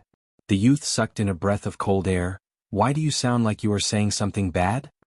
He crossed his arms and snorted, "If you don't want to take me there, then I will ask the way myself." Qin Pingan asked, "You don't have the key and can't even enter the courtyard. What are you going to see?" The youth's face showed an expression that said, "Qin Pingan is too young." He smiled but did not say anything. Qin Pingan was very familiar with this kind of smile. Lu Xianyang and Gu can often have it. Qin Pingan sighed, "Then I will take you to Clay Bottle Alley. Don't climb over the wall in the courtyard. I can only take you to the entrance." The youth slapped Qin Pingan's shoulder heavily. "What were you doing earlier?" The youth turned and strode away, far away from the crowded archway. He suddenly stopped and turned around. Qin Pingan, carrying a wicker basket, was walking in the opposite direction. The somewhat embarrassed youth hurriedly jogged to keep up. After entering Clay Bottle Alley, the youth looked around and clicked his tongue. So this is the legendary Clay Bottle Alley. Hidden dragons and crouching tigers. Talents, talents, talents. In the next 100 years, apart from Apricot Flower Alley, Fulu Street and Peach Leaf Alley added together probably can't compare to this place. When the young man spoke of these supernatural words, it didn't make people feel that it was abrupt at all. Along the way, the youth would jump from time to look at the courtyard behind the low walls. Qin Pingan took him to the entrance of Song Jisen's courtyard. "It's here." The youth stood in the alley and quickly saw the Spring Festival couplets written by Song Jisen himself. His eyes lit up and he sighed, "This is the residence where Song Jisen and the servant girl GQ live? His handwriting is really good, much better than his brother's. The more I look at it, the more I like it." As he spoke, the youth walked forward and stood on his tiptoes, about to tear off the couplets. Qin Pingan panicked and hurriedly stopped the youth. "What are you doing?" The youth looked innocent. "Song Jisin will never come back here in his life. If I keep this couplet, it will gradually disappear. I might as well keep it and take it to the capital." Qin Pingan insisted and shook his head. "No, before the end of the year you can't tear off the couplets. Otherwise it will bring bad luck to the family." The youth made an "oh" sound and said dejectedly, "There's such a thing in a small town." Qin Pingan asked, "Do you want to sit in my courtyard?" The youth waved his hand. "Forget it, this is such a small place. I don't think I can even drink a cup of tea. Let's go. By the way, this alley isn't Decapitation Alley, right? If we keep walking forward, can we get out?" Qin Pingan smiled. "Yes, we can." The youth strode away, not forgetting to raise his hand with his back facing Qin Pingan and waved it. Qin Pingan watched the strange youth leave before returning to his courtyard. Seeing the locust tree branch at the foot of the wall, he put down the basket and took out a stool to sit down. Qin Pingan suddenly got up and ran to Clay Bottle Alley. Indeed, a sneaky person was running very quickly. Qin Pingan came to Song Jisen's door and saw that the couplets had been stolen. Qin Pingan stood in his original spot and looked at the smooth walls on both sides of the courtyard. He was speechless and said with a wry smile, "What kind of person is this? He's too unkind." Qin Pingan sighed as he walked back to his courtyard, only to find old Yang sitting on the stool at some point in time, puffing out smoke. The old man said slowly, "Why are you sighing at such a young age? It wasn't easy for you to accumulate some vitality, but you have to leak it out. This is especially true for people who practice martial arts." Qin Pingan was horrified and said in a deep voice, "I'll remember." The old man asked, "Why did Ning's daughter suddenly leave?" "She caused me to lose a bag of money for spring greeting." Chen Pingan squatted beside the old man and shook his head. "I'm not sure either. I only know that Miss Ning has something to do with a place called Inverted Hanging Mountain." Old Yang nodded and smiled. Inverted Hanging Mountain, a shabby place where even birds don't shit. It's the border between two places. In order to prevent both sides from wandering around, one of the three disciples of the Tao ancestor, a great leader, used the divine power of heaven and earth inversion to deter outsiders. In the end, Inverted Hanging Mountain is actually a world's mountain seal. It's very domineering. The old man's words were filled with sarcasm and disappointment. Of course, Qin Pingan didn't know the reason. Old Yang asked, "You're planning to buy a mountain?" Qin Pingan never played dumb in front of this old man and answered honestly, "I'm planning to buy 5 mountains: Treasurehead Mountain, Rosy Clouds Peak and Immortal Grass Mountain. Near Master Ruan's 3 mountains there's also Luapa Mountain and True Pearl Mountain." The old man interrupted the youth and frowned. "Why did you buy Luapa Mountain? Who hinted to you? Wanting? That shouldn't be the case. He clearly doesn't want to get too involved with you." Qin Pingan asked doubtfully, "Is Luapa Mountain very strange?" The old man hesitated for a moment and blew out a smoke ring. He nodded. "Other than Cloud Cover Mountain and Incense Flame Mountain, this Luapa Mountain is the most interesting. However, I'm afraid that even Dali Kintianjian Geomaster can't tell, so the price won't be too high. You've gotten a great bargain." The old man's eyes were sharp and his tone became heavier. "You haven't said why you bought it." Qin Pingan said awkwardly, "When I was looking at the map, a pile of bird droppings fell from my head and landed on the 3 words Luapa Mountain. In the past, Old Man Yao always said that there was an invisible god between the mountains and rivers. I felt that it was fate. At that time I really didn't know which mountain to buy, so I randomly decided to buy it." After the old man heard Old Man Yao, his eyes behind the white smoke became a little complicated. He nodded. "If that's the case, it makes sense." Qin Pingan smiled and asked, "Master Ruan has already agreed to help me buy those 5 mountains. So I've made a profit?" Old Yang nodded and said softly, "You've made a profit." The old man was a little confused. Was it really because Qin Pingan's luck had turned from bad to good without the restrictions of Pearl Grotto Heaven's rules? Qin Pingan suddenly remembered something. That young man with a mole between his eyebrows said that his surname was Chui and his nickname was Xiaohu. He also said that I could call him Senior Uncle. Old Yang did not say anything. As expected, Dali Imperial Tutor Chui Dong. Although he did not have an official position, he was the nominal leader of all the Qi refinement warriors in the Dali dynasty. It was said that he was also one of the few national Go players in the Eastern Treasure Bottle continent. But where did the matter of Senior Uncle come from? The old man stood up and reminded him, "Keep the square seal that Mr. Qi gave you well, especially the side with the word quiet. Hide it well. Be it this Chui Dong or anyone else you meet in the future, you don't have to be afraid. Of course, don't provoke them easily. You just have to remember that after you've successfully bought the 5 mountains, it's better for you to be quiet and not move. Even if you tuck your tail between your legs, it won't be wrong." Qin Pingan thought carefully and nodded hard. "I'll remember it." 82. Leaving the narrow and dark clay bottle alley and walking into the wide and bright Erlang alley, the quick-witted youth walked with light footsteps. His sleeves swayed as he held the couplet he had stolen from the wall of Clay Bottle Alley. A tall man who was supposed to appear at the construction supervisor's office was standing outside the door. He had been waiting for a long time with his eyes closed and his breath held. When he heard the footsteps, he opened his eyes and saw the familiar yet strange youth. He quickly turned around and stood with his hands behind his back. He respectfully said, "Teacher." The youth grunted and casually handed the couplet to Wu Yuan. He took out a key and opened the door. Just as he was about to step over the threshold, he suddenly took a step back and closed the door again. Wu Yuan almost bumped into her teacher's back. This official of Longquan County hurriedly took a few steps back, somewhat puzzled by her teacher's actions. The youth named Chui Dong folded his sleeves and pointed at the 2 painted door gods with his mouth. "Your father-in-law's ancestor is hanging here. Isn't that impressive?" This extremely awkward way of saying things gave Wu Yuan a headache. Although he was not on good terms with his father-in-law, who was a pillar of the country, he and his wife, who had not yet married, were really in love with each other. They were a famous couple in the capital. In particular, a handsome scholar from the Han clan, who was well-versed in poetry and books, rushed to the capital and failed in the imperial examinations. However, he won the heart of the beauty.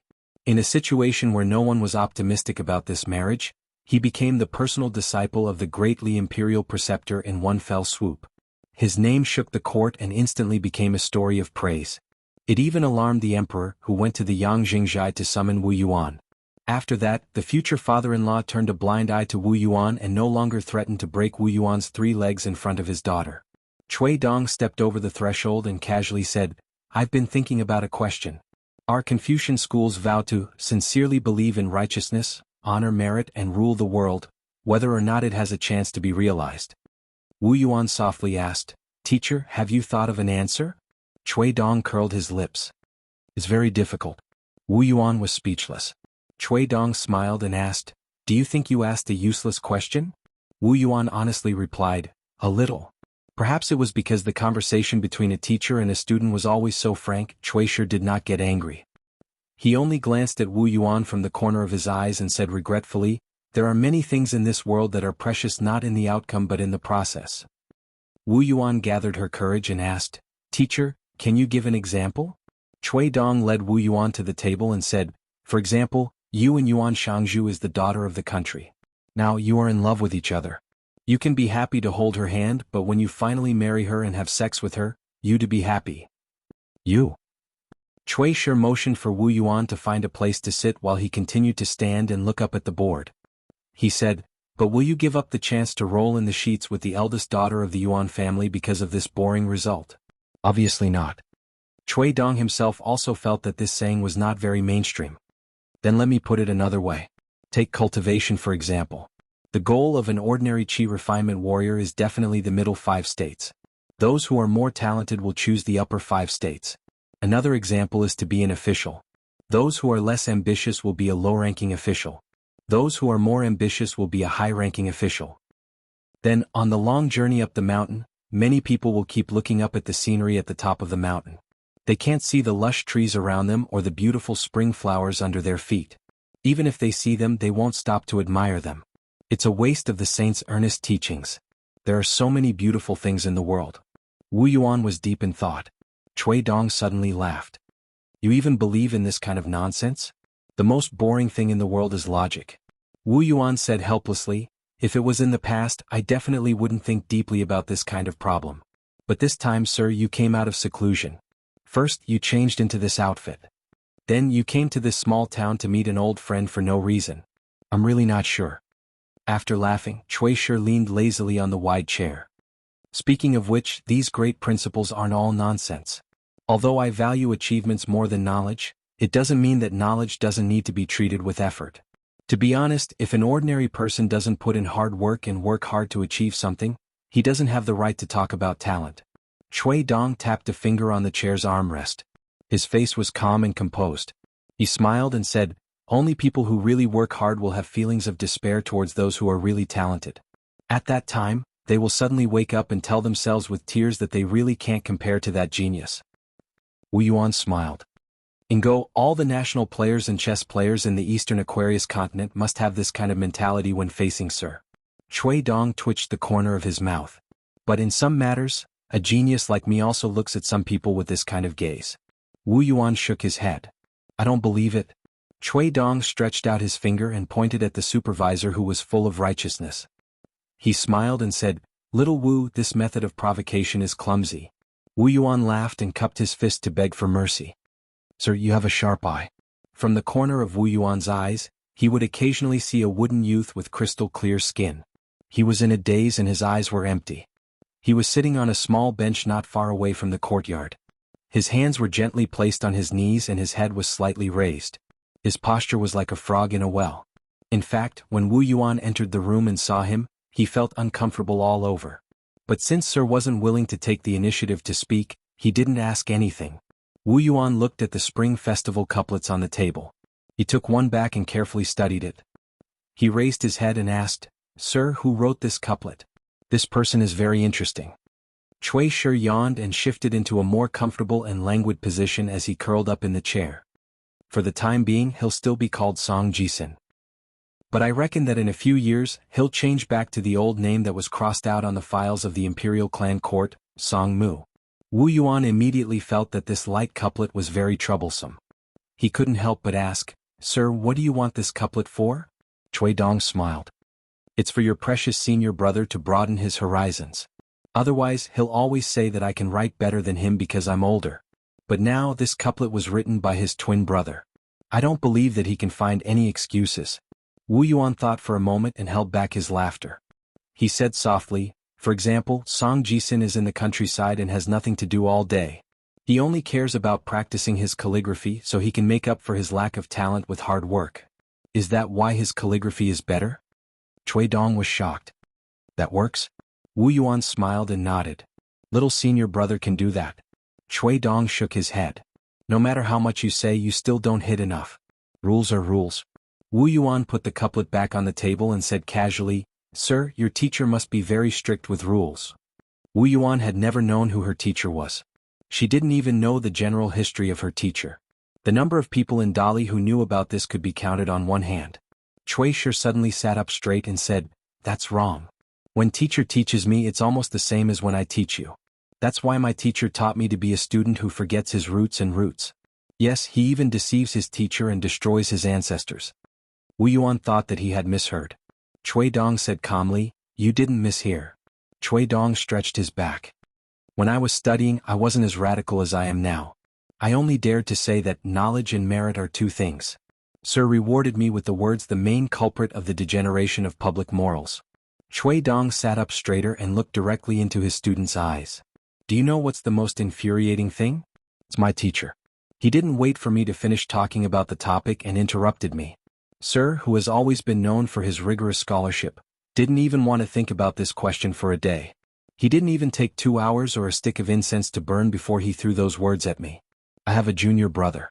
Every time he asked Sir about a classic question, Sir would always teach him carefully, as if he was studying for a long time. He was afraid that there would be the slightest deviation. Once, do you know how long my teacher thought about it before he gave his answer? Chui Dong stretched out a finger. Wu Yuan tried to think as much as she could. She asked tentatively, A month? At this moment, Dali Imperial Tutor, who had appeared in the world with the appearance of a handsome youth, had an extremely strange expression on his face. He seemed to be smiling yet not smiling, crying yet not crying. 10 years. Wu Yuan swallowed her saliva and didn't dare to say another word. Chui Dong exhaled heavily and said self-mockingly, It doesn't matter if the stories of old friends are piled up on old papers. What's more, if it doesn't matter, what can I do? Chui Dong stood up and put away his rare complex emotions. He said to Wu Yuan, I asked you to come here today because I want you to meet someone. I have something to do first. You wait at the door. Wu Yuan stood up and left as if she had been granted amnesty. Chui Dong walked to the side of the delicate-looking demented youth. He crouched down behind him and rubbed his chin as if he was looking for a flaw. In the twilight, Wu Yuan walked into the hall with a man wearing a bamboo hat. Chui Dong then stood up and said to the two of them, We're on the same side. Feel free to sit. After that person sat down, he gently took off his bamboo hat, revealing a handsome but sickly pale face. He seemed to be in a terrible state as if he was seriously injured. He was coughing incessantly and emitting a faint smell of blood. Wu Yuan's expression was grave. Lakeview Academy's Chui Minghuang? Then Wu Yuan quickly looked at her teacher. Chui Dong Chui Minghuang. Dali Imperial Tutor, Lakeview Academy. Could it be? Wu Yuan's scalp turned numb and her heart trembled. She started to worry whether she could leave this house alive. When teacher killed people, his mantra was to follow the rules. But the problem was that almost none of the Qi refinement warriors in the Dali dynasty could understand teacher's rules. Even a direct disciple like Wu Yuan never dared to think that she could truly understand teacher's thoughts. Chui Dong moved a chair to the side of the dull-witted youth. With his back facing Wu Yuan and Chui Minghuang, he smiled and said, Don't be nervous. One of you is a descendant of the clan that I admire, the other is a favorite student who is expected to inherit my legacy.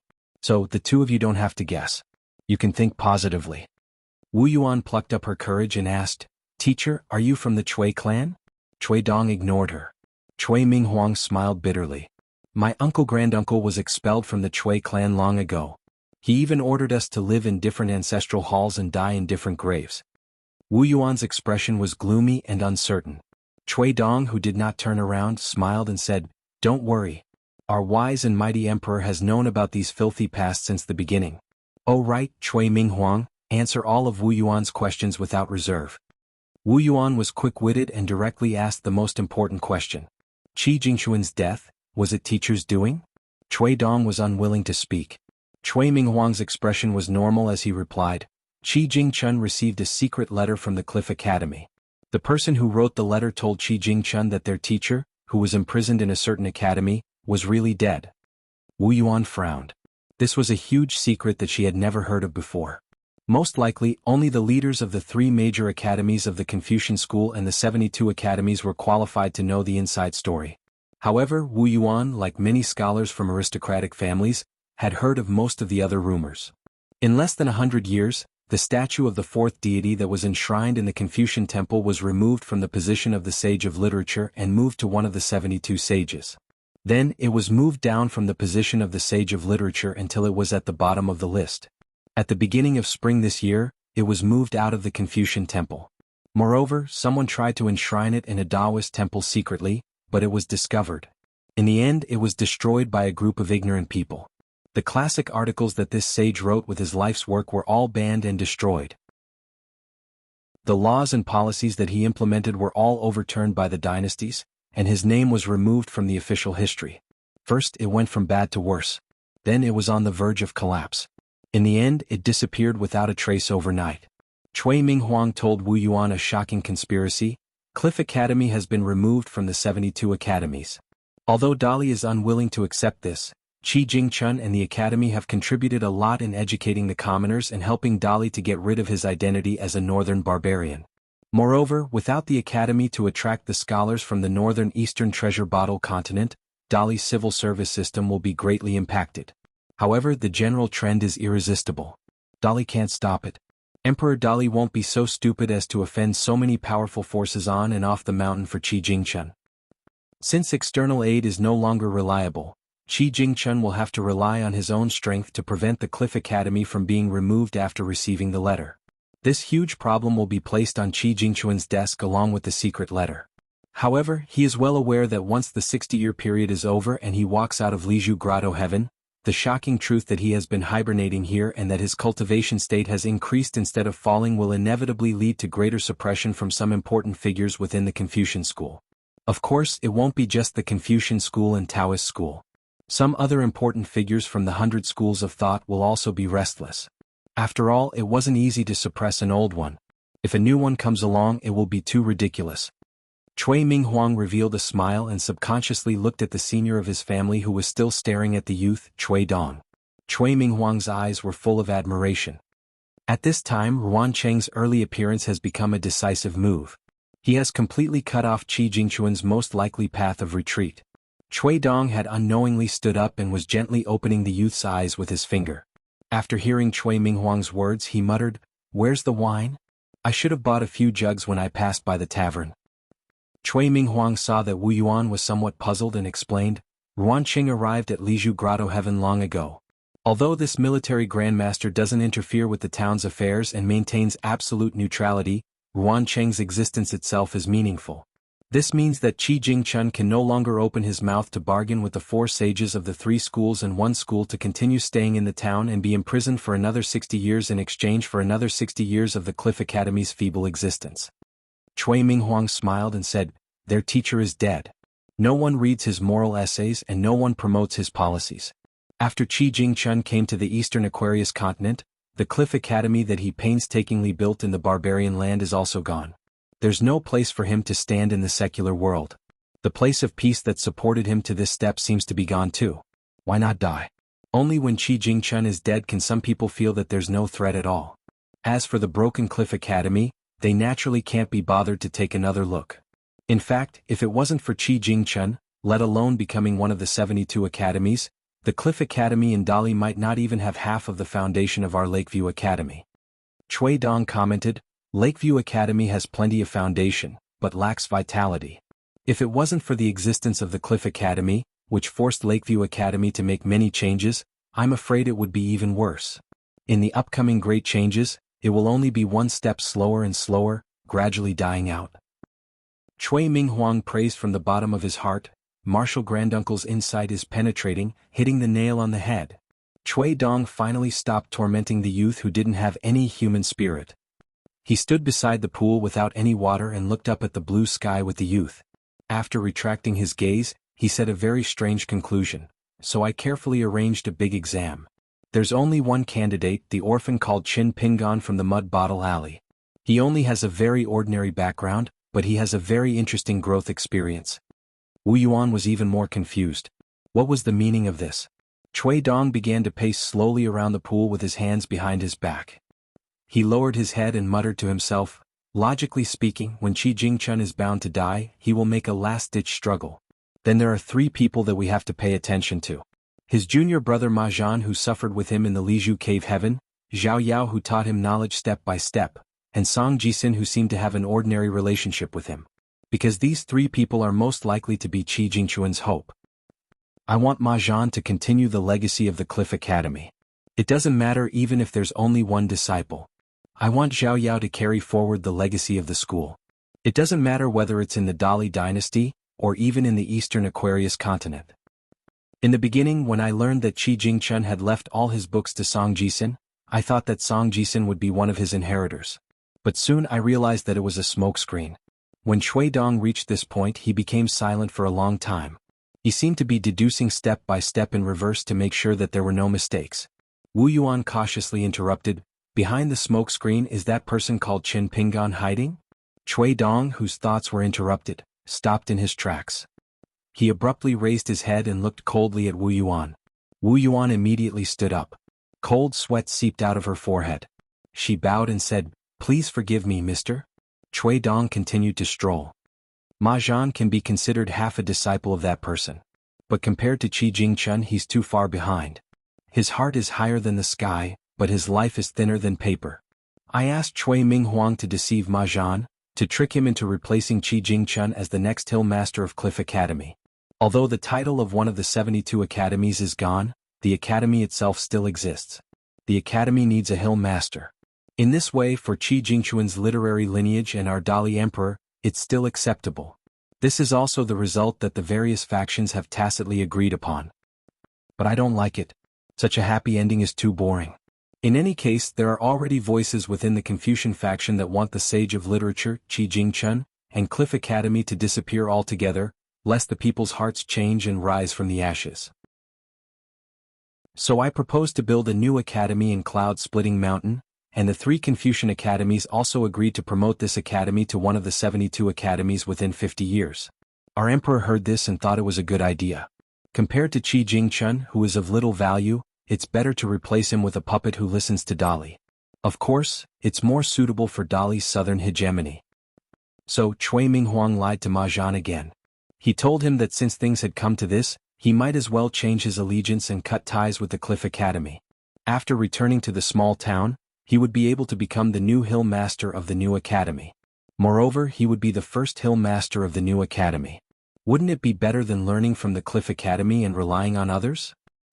Cui Dong continued walking, but glanced at Cui Minghuang, who was silently breathing. Did something happen at this time? Cui Minghuang nodded. It should be at this time that he became suspicious and began to feign civility with me. At that time he didn't reveal anything. Although I was cautious, I didn't expect that trash like Ma Zhan to be so ruthless. He didn't hold back at all, even if his meridians were broken and his acupoints exploded, he still wanted to kill me. Cui Dong nodded. Although Ma Zhan is far inferior to Qi Jingchun, he has been under that person's tutelage for more than 10 years. He can't be treated as a mere fool. Cui Minghuang covered his mouth with his hand and spat out a mouthful of congested blood. After clenching his fists, his face relaxed and became a little rosy. He asked, "Grandmaster, why did you allow the last remaining master of Cliff Academy to lead students away from Dali to the enemy country, the Great Sui Kingdom, and continue to use the name of Cliff Academy? How did Emperor Dali agree to this? I still can't figure it out." Cui Dong walked slowly. Firstly, even if Cliff Academy survives, it will only exist in name. Without the golden name of one of the 72 academies, it will be an empty shell. It will no longer be able to compete with the thriving Lakeside Academy for the most outstanding scholars of the Eastern Aquarius continent. Secondly, once a new academy is established in Mount Cloudy, the Vice Master of Lakeside Academy will come to oversee it. Of course, the second master will be this gentleman sitting next to you. Thirdly, the Great Sui Kingdom accepted the stray dogs of Cliff Academy, which is equivalent to taking over a hot potato. Our Dali can find an excuse to declare war on the Great Sway Kingdom at any time. When that time comes, won't Cliff Academy still be on Dali's territory? Everyone knows that Cliff Academy is equivalent to the directorate of the Dali dynasty. But which emperor of the dynasty dares to call Lakeside Academy their own private school? Therefore, Dali's complete control of an academy is something that His Majesty has dreamed of since he was a child. Of course, His Majesty also has the intention of compensating Qi Jingchun. During those years when Qi Jingchun was the master of the academy, even if he didn't want to grovel before His Majesty really admired Qi Jingchun. He might even respect him a little. Cui Dong suddenly laughed. Of course, the main reason is that I need it. I need all of this chess game. In addition to needing Qi Jingchun to die in Liju Grotto Heaven, I also need him to follow my chess path and choose the chess pieces that I want him to choose. In the end, I will destroy them one by one. Before Qi Jingchun died, it was like he was still holding a few seeds in his hand or holding a few incense sticks. It can only be passed to the hands of those around him. In the matter of literary lineage, it's important to pass on the torch. Even if the disciples who believe in a certain doctrine can die, the line may not be cut off. Therefore, it's unclear what the line of incense and literary luck are. Qi Jingchun might have grasped the clue, but I still can't figure it out. I don't dare to be too sure. I need to use facts to prove my idea. Therefore, this examination and this chess game are not only used to cut off the line of that person's literary lineage, but also an opportunity for me to prove my Tao. Cui Dong walked behind the youth sitting on the bench and reached out to pat his head gently. He smiled and said, "There was once a poem saying that the immortal touched my head, and my hair was tied and I was immortal. The writing is really full of immortal aura." The joints of the youth's body creaked. Finally, he stood up slowly with stagnant movements. His eyes gradually glowed with dazzling brilliance. When he stood up straight, he turned to face Cui Dong, who had pieced together his body. The youth was still unable to speak. He was like a baby who had just learned to speak. He danced with joy and joy. But at the same time he had an innate reverence for Cui Dong. Not to mention Wu Yuan, who was not a cultivator. Even Cui Minghuang was dumbfounded when he saw this scene. Wu Yuan did not know why, but after hearing the teacher's words today, she felt cold all over and weak. She asked in a hoarse voice, "Teacher, can't we just kill someone and end it? Is there a need to go through so much trouble?" Cui Dong laughed as if he had waited for a long time and finally came to a really interesting question. He clicked his tongue and said, "The battle of the great Tao is not as simple as exterminating a family in the secular world. It is very, very difficult to truly eliminate the root of the problem. Many times, killing people will make a simple matter into a mess. Therefore, it is necessary to destroy the heart. Why can a cultivator reach the 15th floor? It is because he cultivates the heart. As for a martial artist who cultivates the strength, he can only reach this high. The 9th state is the peak. It is harder to reach the 10th state than to reach the sky." Cui Shi jumped into the pool opposite the patio. He stepped on the colorful pebbles at the bottom of the pool and walked freely in the pool. However, compared to the surface, the pool was obviously more cramped. He thought for a moment and said, "Then I'll tell you 2 frogs at the bottom of the well about 2 cases that were originally kept secret. After listening, you'll realize that my methods are just SOSO. There was a genius who almost helped the school of the military establish a sect. Although he failed at the last step, he was still a man of great fortune, so no one dared to kill him. In the end, do you know how those true saints dealt with him? They threw him into a blessed land and arranged chess pieces to stay by his side for all his lives, constantly wearing down his morale. In this life he was reduced to a teacher in a village, but he did not have to worry about food or clothing. In the next life he was reduced to a coarse butcher with a weak temperament, but he was accompanied by a beautiful woman. In the next life he was reduced to a frivolous playboy, but he came back to life after spending all his money. In the next life he became a literati emperor in a time of peace and prosperity. In short, for all his lives he was always played in the hands of others. It was the same now. It was not that the younger generation of the school of the military did not want to take action, but they only dared to do it secretly, trying to awaken the consciousness of the great ancestor of the military school. But the chances were slim. How could they compete with those old guys in cultivation, strategy, and patience? How could they win? There was another ambitious and ruthless person of the school of the military. His battle prowess was shocking, but in the end he lost everything due to a moment of carelessness. For the sake of a puppet girl, his soul was dispersed. Then, the saints immediately seized the opportunity and divided up his 3 souls and 6 spirits until there was nothing left. Then he became the top immortal of the various blessed lands. Every single one of his souls actually ascended from the blessed land to our world. Moreover, his great Tao was smooth and every one of them became an overlord. Then, do you think that these 9 people, whose cultivation was at least at the 10th floor or the 7th realm of the martial way, would be willing to abandon their independent will and become one person? It doesn't sound too complicated, but actually implementing it will take an extremely long period of time. At this point, Cui Shi lamented, "The struggle for the great Tao is truly cruel." Cui Dong stretched lazily and rubbed his neck with both hands. He chuckled, "Ma Zhan died of guilt and resentment. Zhao Yao has already lost his identity as the owner of the Spring Seal. Then the only one left is the Silence Seal that broke the great rules. An extremely poor orphan in a shabby alley has suffered all kinds of hardships. Deep in his heart, he desperately hoped for a stable life. Now his dream has come true, and he has suddenly become the most extravagant and wealthy person in the small town. He has also suddenly ushered in a once-in-a-lifetime opportunity to make a fortune. The 5 mountains of the blessed land have all been taken into his pocket. 300 years, a whole 300 years of riches and honor have all belonged to him. Apart from these timely assistants, I have also helped him twice. The first time was to help him choose that desolate mountain. I will have Dali confer a mountain deity to this mountain. Don't you think the young man will be very surprised? The second time was to buy the straw shop and the New Year shop, which will soon be sold at a low price. Then, if nothing unexpected happens, Qin Pingan will, logically, buy them. Think about it, the 5 mountains outside the small town are full of gold, the 2 old shops in the small town, the county magistrate Wu Yuan at the foot of the mountain, and Mr. Cui, the deputy master of the academy on the mountain, will favor him greatly. Do you think this young man has almost no pursuits left? But when Cui Dong said these 2 words, he had a particularly playful smile. He said to himself, "These 2 words are the most frightening thing in the world." He continued, "But at this time when they went out there were 2 carriages and an ox cart. When they came back there was only 1 carriage and 1 ox cart, and the gentle and elegant Mr. Cui from Lakeview Academy was missing. Mr. Ma, the student teacher, was also dead.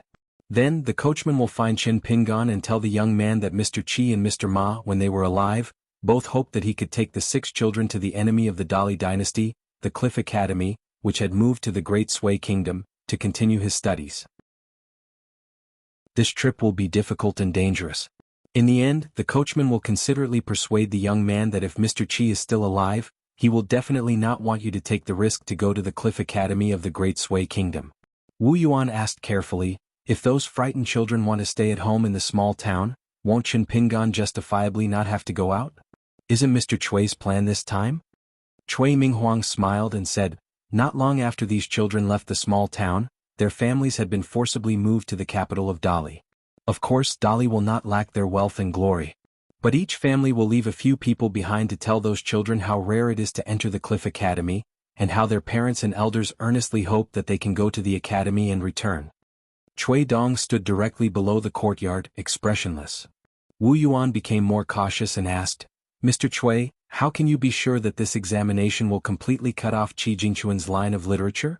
Cui Dong raised his eyebrows and turned to look at Wu Yuan. He said with a smile, "Can't you tell that Qi Jingquan and I are brothers from the same school? As his senior brother, I once explained the Confucian classics to him on behalf of Mr. Cui Dong, who went out to study for 3 whole years. So why wouldn't I, Cui Dong, know about his Tao?" Cui Shi walked out of the pool and murmured softly, "A gentleman with a pure heart. That's all there is to it. It's just that Qi Jingquan's life is too good. He actually had 2 natal characters. If he didn't die here, he would probably have 3 natal characters. If he didn't die here, who would?" Cui Dong walked to the door. "I mustered so many people to set up such a big trap for such a small matter. So small."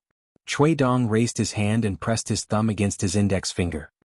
He clicked his tongue and said, "If he still loses?" The last few words Cui Dong said were almost inaudible. Cui Dong had just opened the door and stepped over the threshold when he suddenly stopped. Dali Imperial Tutor, who had wanted to buy wine, suddenly felt that there was no point in drinking wine. In the end, he simply sat on the threshold. Wu Yuan and Cui Minghuang looked at the back of the slender youth and looked at each other, not knowing what had happened. Cui Dong folded his hands in his sleeves and bent over to look at the house across the street. The cheap black and white door gods, the vulgar Spring Festival couplets, and the ugly fortune character pasted upside down. Chui Dong muttered to himself, "Qi Jingchun, you'll be disappointed in the end." A gentle voice with a hint of laughter rang out from somewhere. "So that's how it is." Chui Dong was indifferent to this and continued to look into the distance. He nodded and said, "I'll drink when the time comes."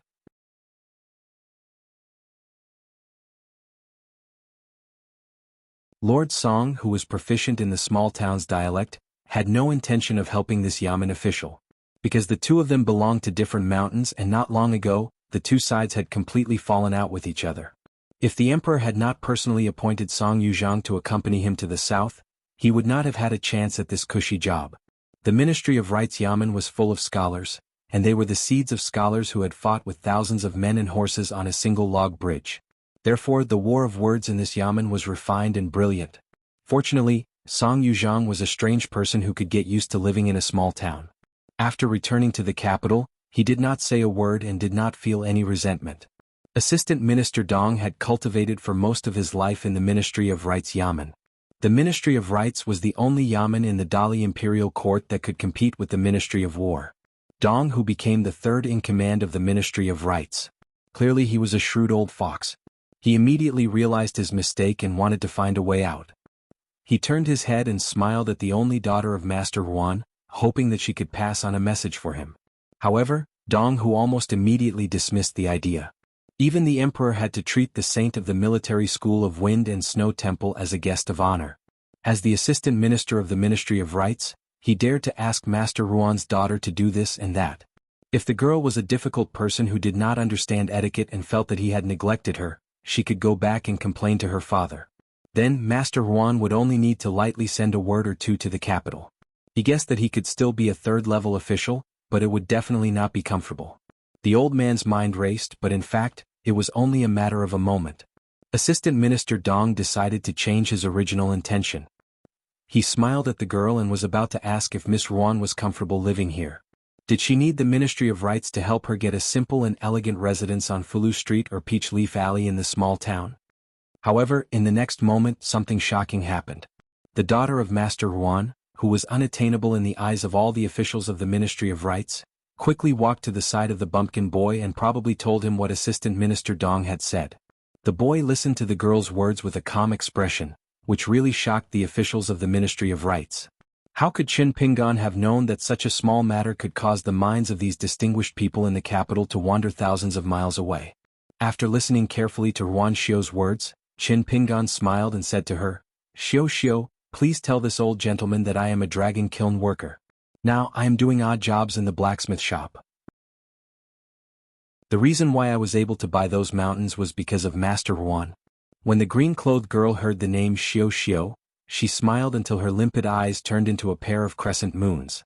In the end, she cheerfully used the Eastern Aquarius continent's official language to explain everything to the Great Li's old assistant minister. Dong Hu and all the officials of the Ministry of Rights were naturally proficient in the elegant language of the continent. Otherwise, wouldn't they be confirming the fallacy that the Dali dynasty was the barbarians of the north? In the capital of Dali, being able to speak the elegant language fluently and skillfully was an important criterion to distinguish between the rich and the poor. Dong Hu's expression became even more amiable. He smiled and nodded gently. After listening to Miss Ruan's explanation, he said that he would not disturb Qin Pingan any longer and would trouble Miss Ruan to help them say goodbye to Master Ruan. Since Master Ruan was busy forging swords, they could not disturb him. Otherwise, the emperor, who had admired Master Ruan for a long time, would definitely punish them. Ruan Xiu was not interested in these pleasantries. She made an "oh" sound and did not say anything else. The old assistant minister, who had long become a shrewd person, did not dare to show any dissatisfaction. After introducing Miss Ruan to a few places in the capital of Dali, he led the group away with a calm expression. Song Yuzhang walked at the back of the group. Wu Yuan walked behind Song Yuzhang. Ruan Xiu accompanied Qin Pingan to pour out the soil in the wicker basket. As she walked, she said, "My father said that the matter of buying the mountain will be settled soon. Other than the officials of the Ministry of Rights in Dali, he also needs the geomasters of Kintianjian to come forward. Together with you, the three parties need to sign before it can be settled." However, the geomasters led by the two masters Qing Wu are still carefully inspecting the topography and feng shui of all the mountains. It will probably be a few days before they come out. Chen Pingan thought for a moment and put down the wicker basket. Looking at the busy figures around him, he asked, "Let's go to the stream and talk as we walk?" Ruan Xiu smiled and said, "Sure." Ruan Xiu lowered her voice and said softly, "Other than Master Qing Wu and ordinary geomasters from Qintianjian, many Qi refinement warriors from the 100 schools and the unorthodox schools are also here. Among them there are 2 young mountain-moving apes. One is a silver-backed ape and the other is a long-armed ape. They are usually kept in the deep mountains and forests. Only when needed will they be used to break the mountains or move the hills. There are also the shilling armored warriors created by the Taoist talisman sect. It is a very magical thing. After the Qi refinement warrior imbues a thin piece of talisman paper with vital Qi, it can transform into an armored warrior that is 70 to 80 feet tall. It has immense strength. Although it is not as good as the mountain-moving apes, it is good that it is obedient and there will be no accidents. The mountain-moving apes have a violent temperament, especially the young ones. They are especially difficult to tame. Once they lose control they will definitely die. Even if they are suppressed and killed, it will be a great loss. I heard that there are also the cardigan puppets created by the Mo family's master. Even I have not seen them before. If there is a chance, I must go and see for myself in the future. My father has picked 2 shops for you. One is a shop for pressuring the Lunar New Year, and the other is a grass shop. They are just right next to each other and you are very familiar with them. If you don't have any objections, my father can help you finalize the deal immediately. This is because this kind of small deal does not involve the feng shui of a dynasty or the fate of the mountains and rivers. It is not as troublesome as buying a mountain. Qin Pingan thought for a while and smiled. Of course, no problem. Ruan Xiu suddenly remembered something and said mysteriously, "My father told me in private that the Emperor Dali has personally said that since the town now belongs to Dali's territory, then all the treasures and artifacts left in the streets and among the people will be taken back to the national treasury at a high price." In the end, about 20 decent old items were collected in the town. The items handed over by the ordinary people in Fulu Street and Peach Leaf Alley were half and half. It was just that the selling price was not high at all. In the end, Emperor Dali personally took out 7 or 8 items, making a total of 30 items. They were used as prizes for 30 of the mountains, which was equivalent to giving them to the buyer for free. Of course, the average person does not know which mountains have prizes and which do not, but my father knows that Shinshu Mountain and Luapa Mountain will definitely have them.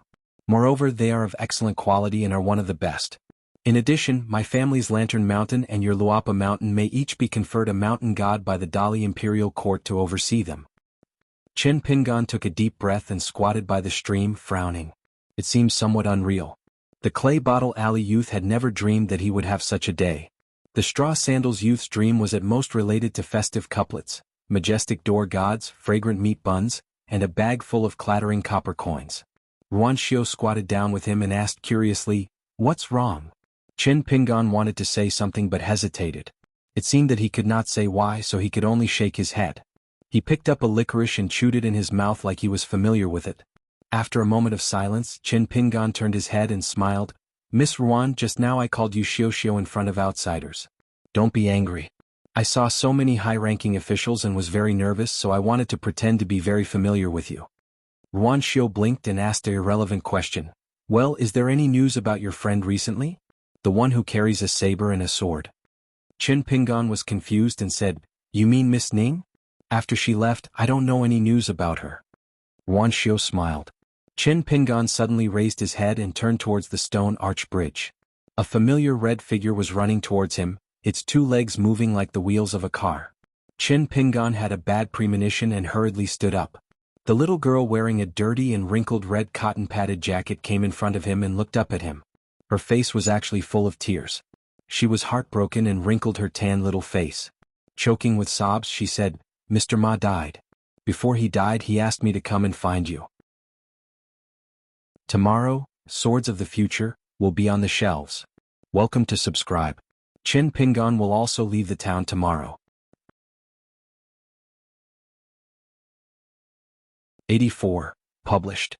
This chapter has 10,000 words. P.S. Welcome to WeChat's official account. Fenghua 1985. Chen Pingan immediately looked around and didn't see anything strange. Only then did he take the little girl's hand and said softly, "Let's go somewhere else to talk." Chen Pingan thought for a moment. The stream was quiet and easy to hide from people's eyes and ears. However, ever since he noticed that there was something dirty in the stream, he didn't go into the water so easily. After the little girl in the red cotton-padded jacket said this in a hurry, she immediately regretted it because there was an outsider standing beside Chin Pingan. It was Sister Ruan, who wore a green dress and had a ponytail.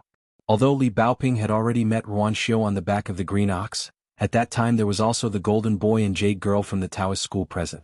One of them raised 2 big green and red fish while the other led a snow-white elk. Both of them were related to the little girl's family. At this moment, Ruan Xiu certainly didn't look like a bad person. However, the little girl was most afraid of this kind of people. They had an unfamiliar relationship and looked very kind, but in the end, without even handing out a knife, the people close to them had already been stabbed to death. In the beginning, Mr. Ma and that person surnamed Chui were walking together, quoting classics and talking loudly, singing poems and singing songs. In Li Huai's words, this person surnamed Chui was either Old Man Ma's illegitimate son or his grandson. Otherwise, their relationship wouldn't be so good. No one would have thought that the high-spirited Mr. Ma would die in the hands of the righteous gentleman whose name shook the world. According to Mr. Ma's earliest words, among all the Confucian sages of the Eastern Vase continent, there were 2 people who were particularly outstanding and were known as senior and junior monarchs. Mr. Chui was the famous Lakeview Junior monarch. Before the unforeseen event, almost everyone had a good impression of Chui Minghuang. He was cultured, refined, and extremely knowledgeable. It was as if he knew everything and could answer any question. Lin Shuyi was the only one who did not like Chui Minghuang from the very beginning. However, as someone who came from a wealthy family in the Peach Leaf Alley, it seemed that he was born with a cold and stern expression, as if someone owed him several million taels of silver.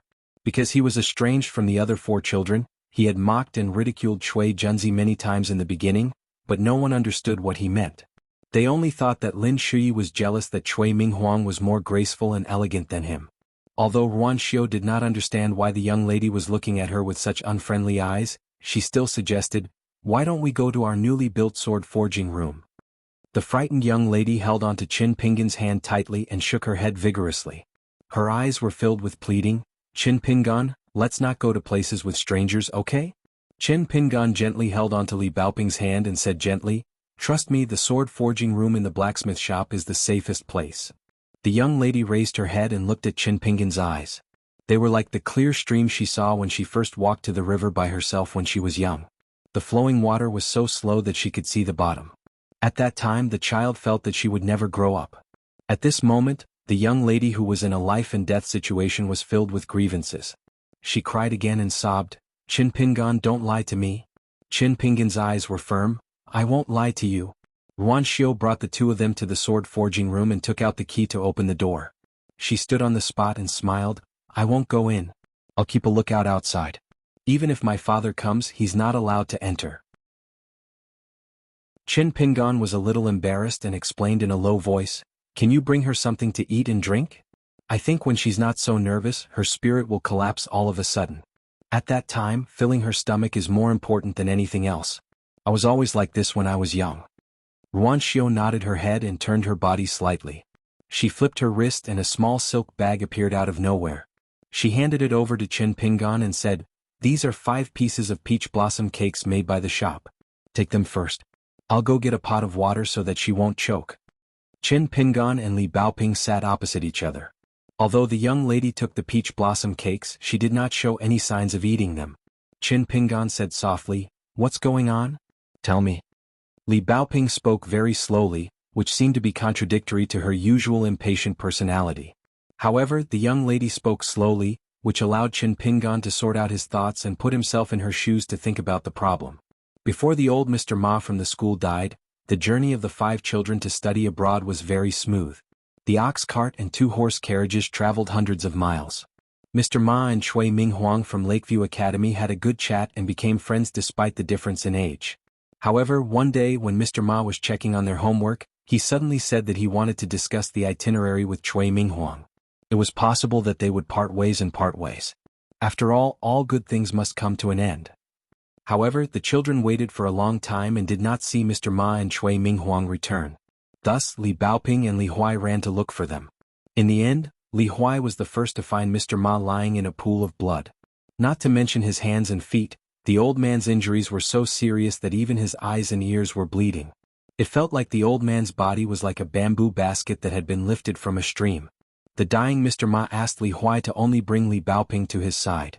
After Li Baoping came to his side, the old man only held her hand.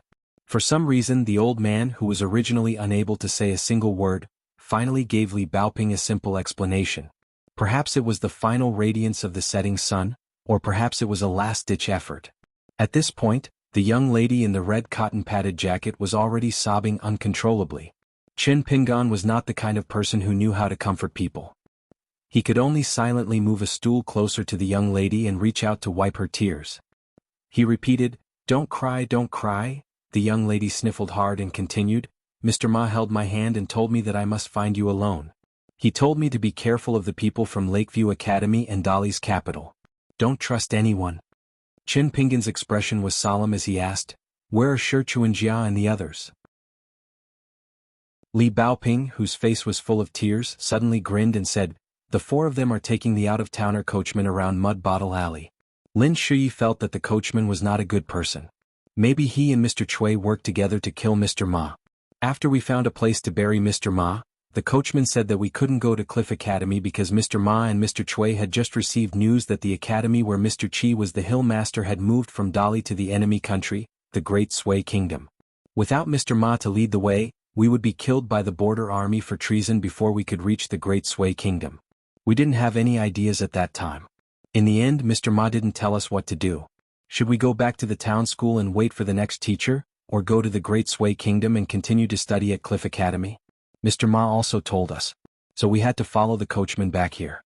But the coachman also said that all of our elders' families had moved to Dali's capital. If you don't believe it, you can go to the town and ask people. Once you ask, you will know that he is telling the truth because the Dali government allowed every family to leave someone in the town.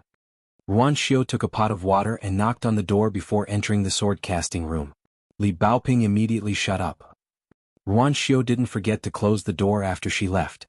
The young lady waited until the door was closed before she continued. The coachman was very strange. He deliberately asked us who knew a young man named Qin Pingan who lived in a place called Mud Bottle Alley. He said that he wanted to help Mr. Ma pass a message to you. I didn't say anything at that time. Qin Pingan nodded. You did the right thing. Let's fill our stomachs first. Li Baoping wolfed down 3 pastries in a row and gulped down a mouthful of water. She wiped her face with the back of her hand and quickly said, "Later, the 5 of us found an opportunity to discuss and felt that it was absolutely impossible to just wait for death. So we came up with an idea. The day before we arrived at the town, Shi Chuanjia began to pretend to be sick. I had to take care of her all the time. Then I privately told Li Huai about the distribution of the alleys in Mud Bottle Alley and asked him to admit that he had known you for a long time. The reason was that his father, Li Er, used to be a waiter in the Yang family's shop. There was once a young man in Mud Bottle Alley with the surname Chen who often went to the shop to sell herbs. But when the coachman first asked, he didn't think of this at all." Qin Pingan was a little confused. Li Baoping blushed and explained, "I often saw you by the stream in the town going up the mountain to pick herbs alone. Or when you went down the mountain you would carry a big basket of herbs." Qin Pingan didn't know whether to laugh or cry. His eyes indicated that he understood. Qin Pingan was a little scared at the same time. He said in a low voice, "What you did was actually very dangerous." The little girl nodded and said, "I know. So before the 5 of us discussed this matter, I made it clear to them." Lin Shuyi said that Li Baoping's life was the most valuable and that he wasn't afraid of death. He was just an annoying illegitimate son, so he didn't care. Shi Chuanjia was a little stupid and said that she would listen to me anyway.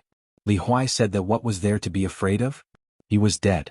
Besides, if something happened to him, although his father Li Er was a coward and didn't have any ability, his mother would definitely avenge him.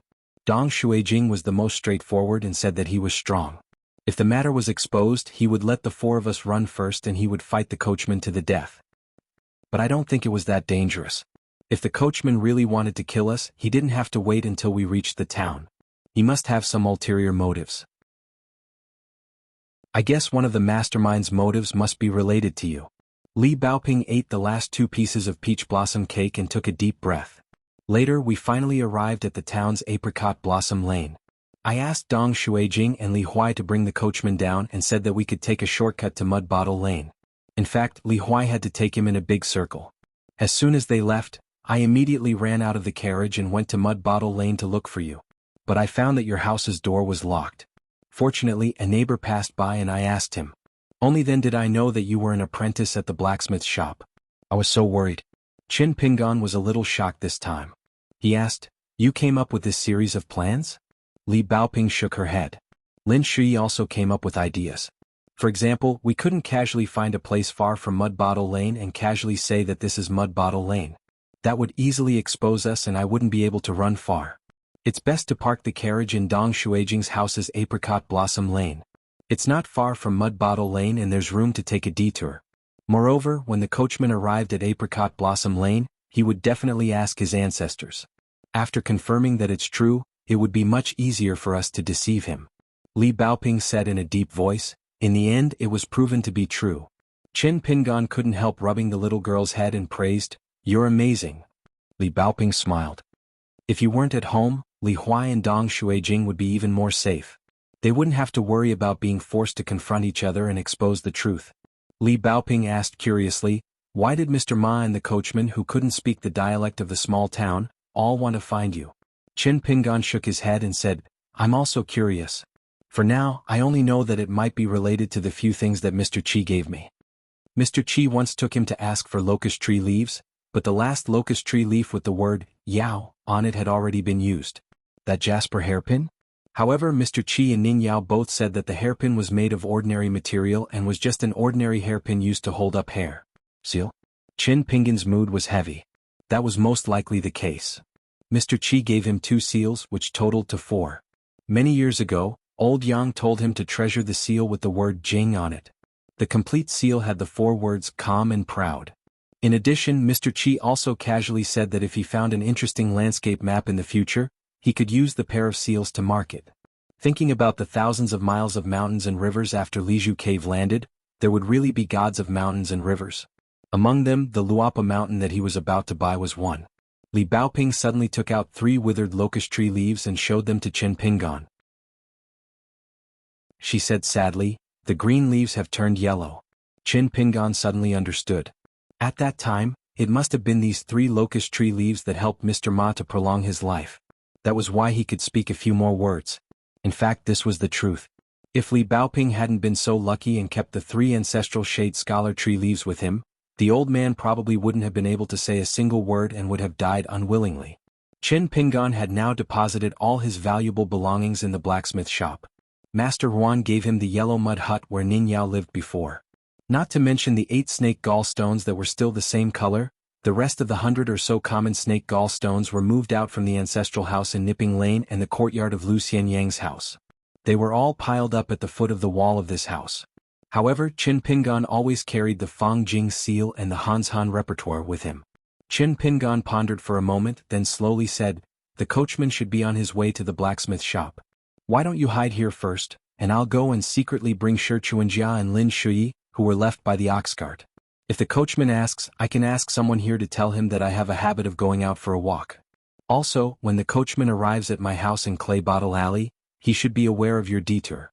Of course, he may not say anything on the surface, but after that, you will really be in danger." Chen Pingan saw that Li Baoping was still a little hesitant. He said in a deep voice, "Believe me, if your family has moved away, then this is the only safe place left in the town." Li Baoping thought for a moment and asked, "Do you trust Master Huan, who blacksmiths here?" Chin Pingan shook his head and said, "I trust the rules, that Mr. Qi once said more." Li Baoping smiled brightly, "I understand."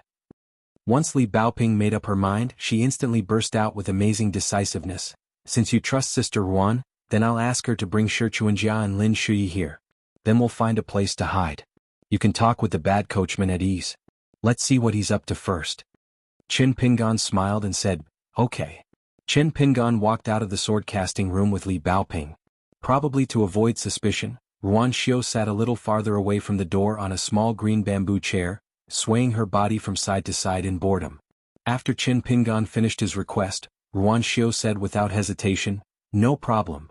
Then Ruan Xiu squatted down and turned to look at the little girl in the red cotton-padded jacket, motioning for her to lie on her back. Li Baoping's face was filled with reluctance. "I can run very fast." Ruan Xiu smiled and said, "I'm definitely faster." The little girl turned to look angrily at Chen Pingan, clearly hoping that he could prove that she ran very fast. Chen Pingan was about to speak when Ruan Xiao said seriously to the adult and child, "I've gone back and forth a few times. You and Chen Pingan still haven't run to the town." Li Baoping curled her lips.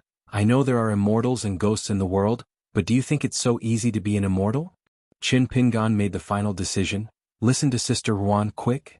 Li Baoping sighed and could only obediently lie on Ruan Xiao's back. It was so soft and comfortable that the little girl dozed off. Before Ruan Xiao left, she said to Chen Pingan, "If there's anything, you can find my father." Chen Pingan nodded. Whoosh. The little girl in the cotton-padded jacket hugging Miss Ruan's neck was suddenly so scared that her hair stood on end. She felt a strong wind whistling past her ears. She turned her head and looked down. How did the house become as small as the bluestones on Fulu Street? That stream was as thin as a rope? On the ground, Chen Pingan was dumbstruck as he watched Miss Ruan carrying Li Baoping rise from the ground and disappear in a flash. The youth thought that Miss Ruan and Miss Ning were both immortals. In a quiet and serene house in Erlang Alley, Chui Dong stood by the pool and the dull youth sat quietly on a small bench. Chui Dong softly ordered, "Go get a cup of water." The youth immediately stood up and brought a cup of cold water with both hands. Chui Dong took the cup and shook his wrist. The water in the cup casually splashed into the pool and turned into a thin blue water curtain. Chui Dong's thoughts moved slightly and the scene of the ox cart and the horse carriage entering the town one after another appeared on the water curtain. The people and the objects were all exposed.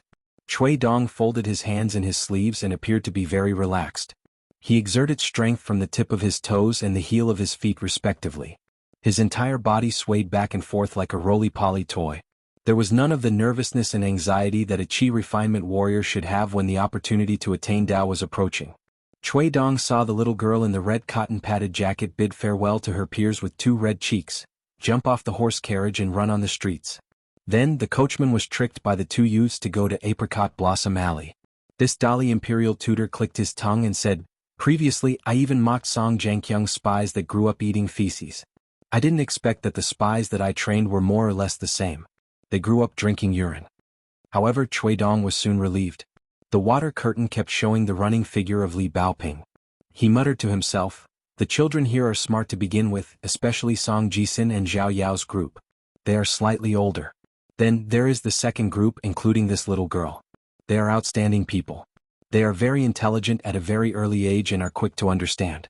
They really can't be underestimated." When he saw the little girl in the red cotton-padded jacket running towards the stone arch bridge, the brilliance in Chui Dong's eyes rippled like waves crashing against a rock. Chui Dong slightly shifted his gaze, no longer staring at the water curtain. He closed his eyes to rest. When he opened his eyes, the little girl had already run across the stone arch bridge. Chui Dong frowned slightly. Is it because Dali's royal family's methods are too bloody and cruel, so it provoked the old sword's natural disgust?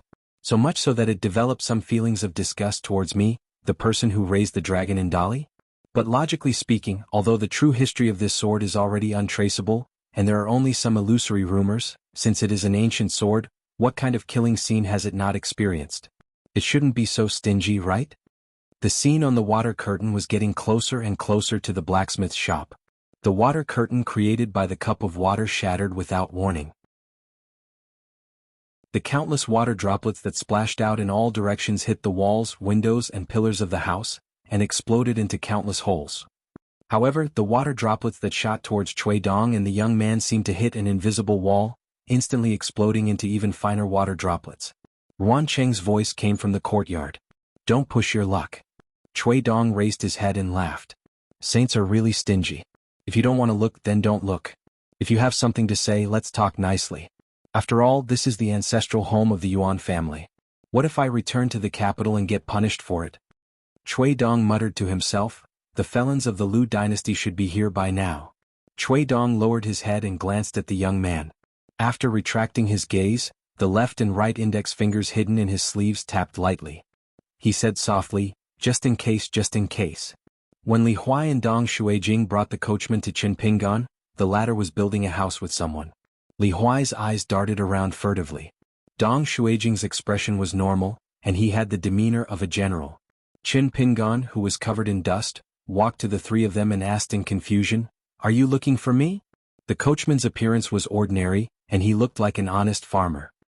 He rubbed his hands and walked to Chin Pingan, whispering, "Can we talk somewhere else?" Chin Pingan shook his head and said in a low voice, "Let's talk here." Although the coachman's face showed displeasure, his heart relaxed slightly. This was the temperament of an ordinary young man from the streets. The middle-aged man hesitated. "Do you know Mr. Chi from the town school?" The young man with straw sandals said unhappily, "Everyone in the town knows Mr. Chi, but it's hard to say if Mr. Chi will recognize us." Li Huai held back his evil laughter. Dong Shuijing from Apricot Blossom Lane looked at Chin Pingan from Clay Bottle Lane. Someone hurriedly shouted from the other side of the house, "Don't be lazy, Mr. Chin. Finish your words quickly and get back to work." The young man sighed and said to the coachman, "If you have something to say, just say it, okay?" The man rubbed his cheeks with both hands, exhaled and said in a low voice, "I'm a man of sacrifice from the Dali Imperial Court, and I'm responsible for protecting these children on their way to the Cliff Academy. Of course, I don't deny that I have the responsibility to make sure they aren't abducted by outsiders, such as the Great Sway Kingdom and Lakeview Academy. It doesn't matter if you don't understand, and it doesn't matter if you believe me or not. But I don't care what your relationship with Mr. Chi is, and I don't care if you know Mr. Ma Zhan or Mr. Ma. I hope you'll be careful in the near future because Mr. Ma was killed on the way to the Cliff Academy. Before that, Mr. Ma occasionally chatted with me and he mentioned you twice. The first time he said that he remembered a child who liked to squat outside the school window when he was sweeping the floor a long time ago. The second time he said that before Mr. Chi resigned as a teacher and the Hill Master of the Academy, he said that you were also a good student, but it was a pity that he couldn't take you to the Cliff Academy." The man smiled bitterly and said, "It's a pity that these children are homeless now. They don't dare to go to the academy, and they don't have a home in the town. You know, not everyone can study in the Cliff Academy founded by Mr. Chi. In our capital of Dali there are millions of people. It's said that after so many years, there are only a dozen students from the Cliff Academy, and now they're all high-ranking officials." Li Huai lowered his head, and his expression couldn't be seen clearly. Dong Shuijing stood in place, expressionless. In the distance, Ruan Xiu coughed softly. But after returning to the town, especially after seeing the relatively familiar Chin Pingan, this little girl with pigtails felt much more at ease. At the very least, she didn't have to worry that she would suddenly become as miserable as Mr. Ma after his death. When they were helping to dig a hole to bury him, Shi Chuanjia was so frightened that she hid far away, crying bitterly. From beginning to end she was of no help. Li Huai was not much better. He hid even further away than her, his teeth chattering. At this moment, Li Huai was hugging his stomach, crying miserably. He muttered, "Hungry and thirsty. This is what it means to be hungry and cold. Father, mother, your son is living a very hard life." Li Baoping turned her head and glared. "Li Huai." Li Huai hung his head and secretly tugged at the sleeve of Dong Shuijing, who was sitting on the far right. "Shuijing, are you hungry?" Dong Shuijing calmly said, "I can pretend that I'm not hungry." Li Huai rolled his eyes. Li Baoping was disheartened. She unconsciously reached out to grab Shi Chuanjia's pigtails and shook it hard. In reality, everything is in a fog. We can't see through it or guess it. Lin Shi is right. The chess player on the other side is definitely a master. We are too inexperienced. The most important thing is to protect our lives. After confirming that there is no danger, we can talk about other things. For example, we can quickly greet our family members who have moved to Dali's capital and tell them that we are safe. After Li Baoping said, "Tell them that they are safe," everyone unconsciously looked at the person wearing straw sandals opposite them. Chin Pingan was silent for a long time. Then he asked, "Since we can't figure out what others are thinking, we should figure out what we are thinking." Seeing that the 5 people opposite him had no objections, Chin Pingan asked, "Do you want to go to Dali's capital safely and find your parents and elders?" Li Huai painfully wailed. "My parents have taken my sister to God knows where to enjoy life. Why would I go to the capital? With my uncle's family's temper, once they are rich, they will only bully me more. In the past they treated me as a thief, but in the future won't they treat me as an enemy? The world is so big but there is no place for me, Li Huai." Li Baoping went around Shi Chuanjia and hit Li Huai with a chestnut. Li Huai immediately lost his temper. Dong Shuijing thought for a while and said sullenly, "I want to study. If my parents stay in the town, I don't have to study. I can help them work in the fields. But if I go to the capital, what can I do? I don't even know how to speak Dali's official language. I'm not Li Baoping, a person who learns everything quickly. Besides, when my grandfather died, he wanted me to die in the school too. He said that if I can't be a scholar in the future, I shouldn't go to his grave. He didn't recognize me as his grandson. If the school in the town continues to operate, I will stay in the town. Shi Chuanjia's eyes were red. She said timidly, I want to go to the capital to find my parents. Lin Shuyi, who was sitting on the far left of the bench, frowned. I will go wherever it is safe. Li Baoping crossed her arms over her chest. Her eyes were shining and she was in high spirits. She said loudly, I want to go to Cliff Academy. I want to go to the place where Mr. Qi studies. Li Baoping stood up and stood between Qin Pingan and his 4 classmates. She pointed at Dong Shuijing. Not to mention Dali, in the entire Eastern Aquarius continent, Mr. Qi's Cliff Academy is the most famous. If your grandfather knew that you stayed in the town to study and didn't go to Cliff Academy, I think he wouldn't be able to close his coffin. Of course, if you are afraid of dying, don't go. If you stay here and study for 10 years, you can be considered a half-baked scholar. It's better than dying on the way to school. The youth asked Ruanju to help him buy 5 mountains, but he would soon leave the town. If he could not return, he would give 4 of the 5 mountains, Luapa Mountain, Treasure Hill Mountain, Iridescent Clouds Peak and Immortal Grass Mountain, to Lu Xianyang, Guqin Ningyao and Ruanxiu. He would only leave the lonely Jinzhu Mountain for himself for 300 years. He could ask Master Ruan to hire people to look after the 2 neighboring shops in the town. If the business wasn't good, it didn't matter if the shop closed for a day.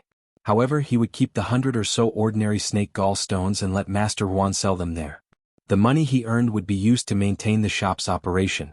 Although the 2 shops didn't need to worry about making money, the youth hoped that every worker in the shop would be told that the shop owner was a Qin family in Mud Bottle Alley. Also, Master Ruan had to send the 4 students safely to the capital of Dali. As a reward, the youth gave half of the dragon beheading platform and all the remaining gold and copper coins to Master Ruan. Ruan Tian didn't refuse. However, Ruan Tian said that he could only guarantee that he and Li Baoping would be sent to the southern border of Dali. After they left the border, their lives and wealth would be up to the heavens. Qin Pingan nodded in agreement. In the twilight, Qin Pingan walked to the town alone after settling the 5 children.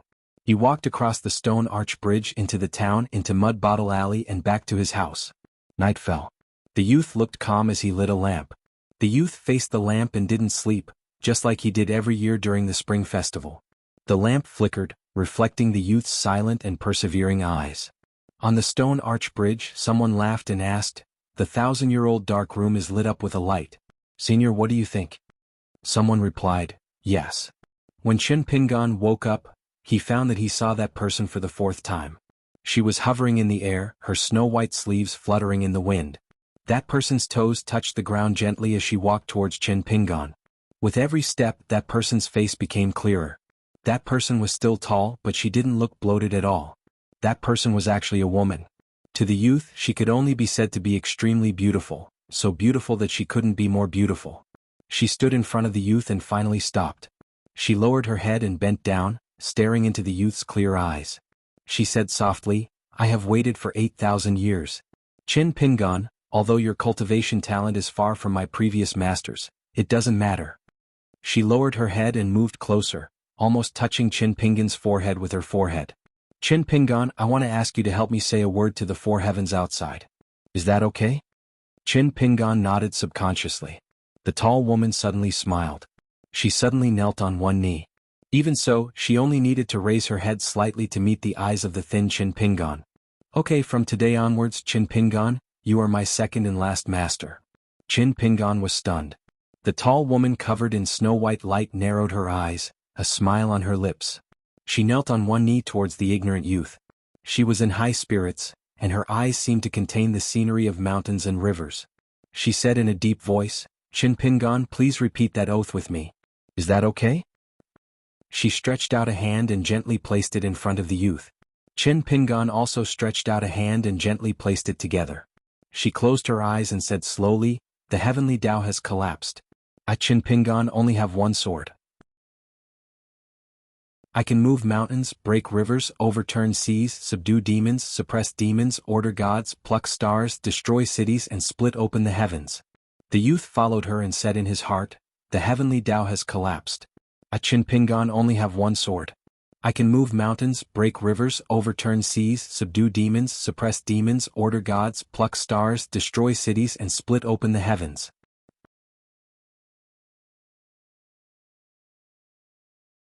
85. When Qin Pingan woke up, he found that the oil lamp on the table was extinguished, and the sky outside the window was already bright. He only remembered the 5 sentences that the tall woman said to him. You will forget all the secrets I told you before when you wake up. You don't have to try to remember them. I just want to talk. If I show up now, even if the sages don't come to suppress you and me, you won't be able to bear it with your current body and spirit. It will do you more harm than good. Therefore we set a 100-year time limit. As long as you successfully enter the 10th level of Qi trainers within 100 years, you can return to the stone arch bridge in the town and take the iron sword. I chose you as my master. In the future you can't be arrogant and complacent because of this matter, and you can't belittle yourself. In the past 8,000 years, I have seen too many amazing talents. The recent ones such as Chao Shi, Xie Shi, and Ma Kushuan are not worthy of my attention. Therefore I chose you not because I am dying but because I have no other choice. Although I can't fight with you for the time being, I still have to give you face. During the dragon-slaying war 3,000 years ago, I had nothing to do so I watched the children fight. It was lively but things were scattered all over the ground. I picked up a good-looking white jade pendant. It looked simple and elegant without any carvings. It was small and exquisite and can be used to store things. It belongs to the age of the jade pendant. Compared with the popular Fangsuan arsenal and Fangsuan sword tomb, it is of a higher grade. The size of the space is about the same as your ancestral house in Mud Bottle Alley, and you don't need to show it to others. It can be nourished in the acupoint. I have already made you the same as it. When you touch something, you can store it in the acupoint where the jade pendant is located. Unless an ascendant realm cultivator breaks it by force, it won't be damaged at all. The bad news is that you can only use the jade pendant when you enter the middle 5 realms.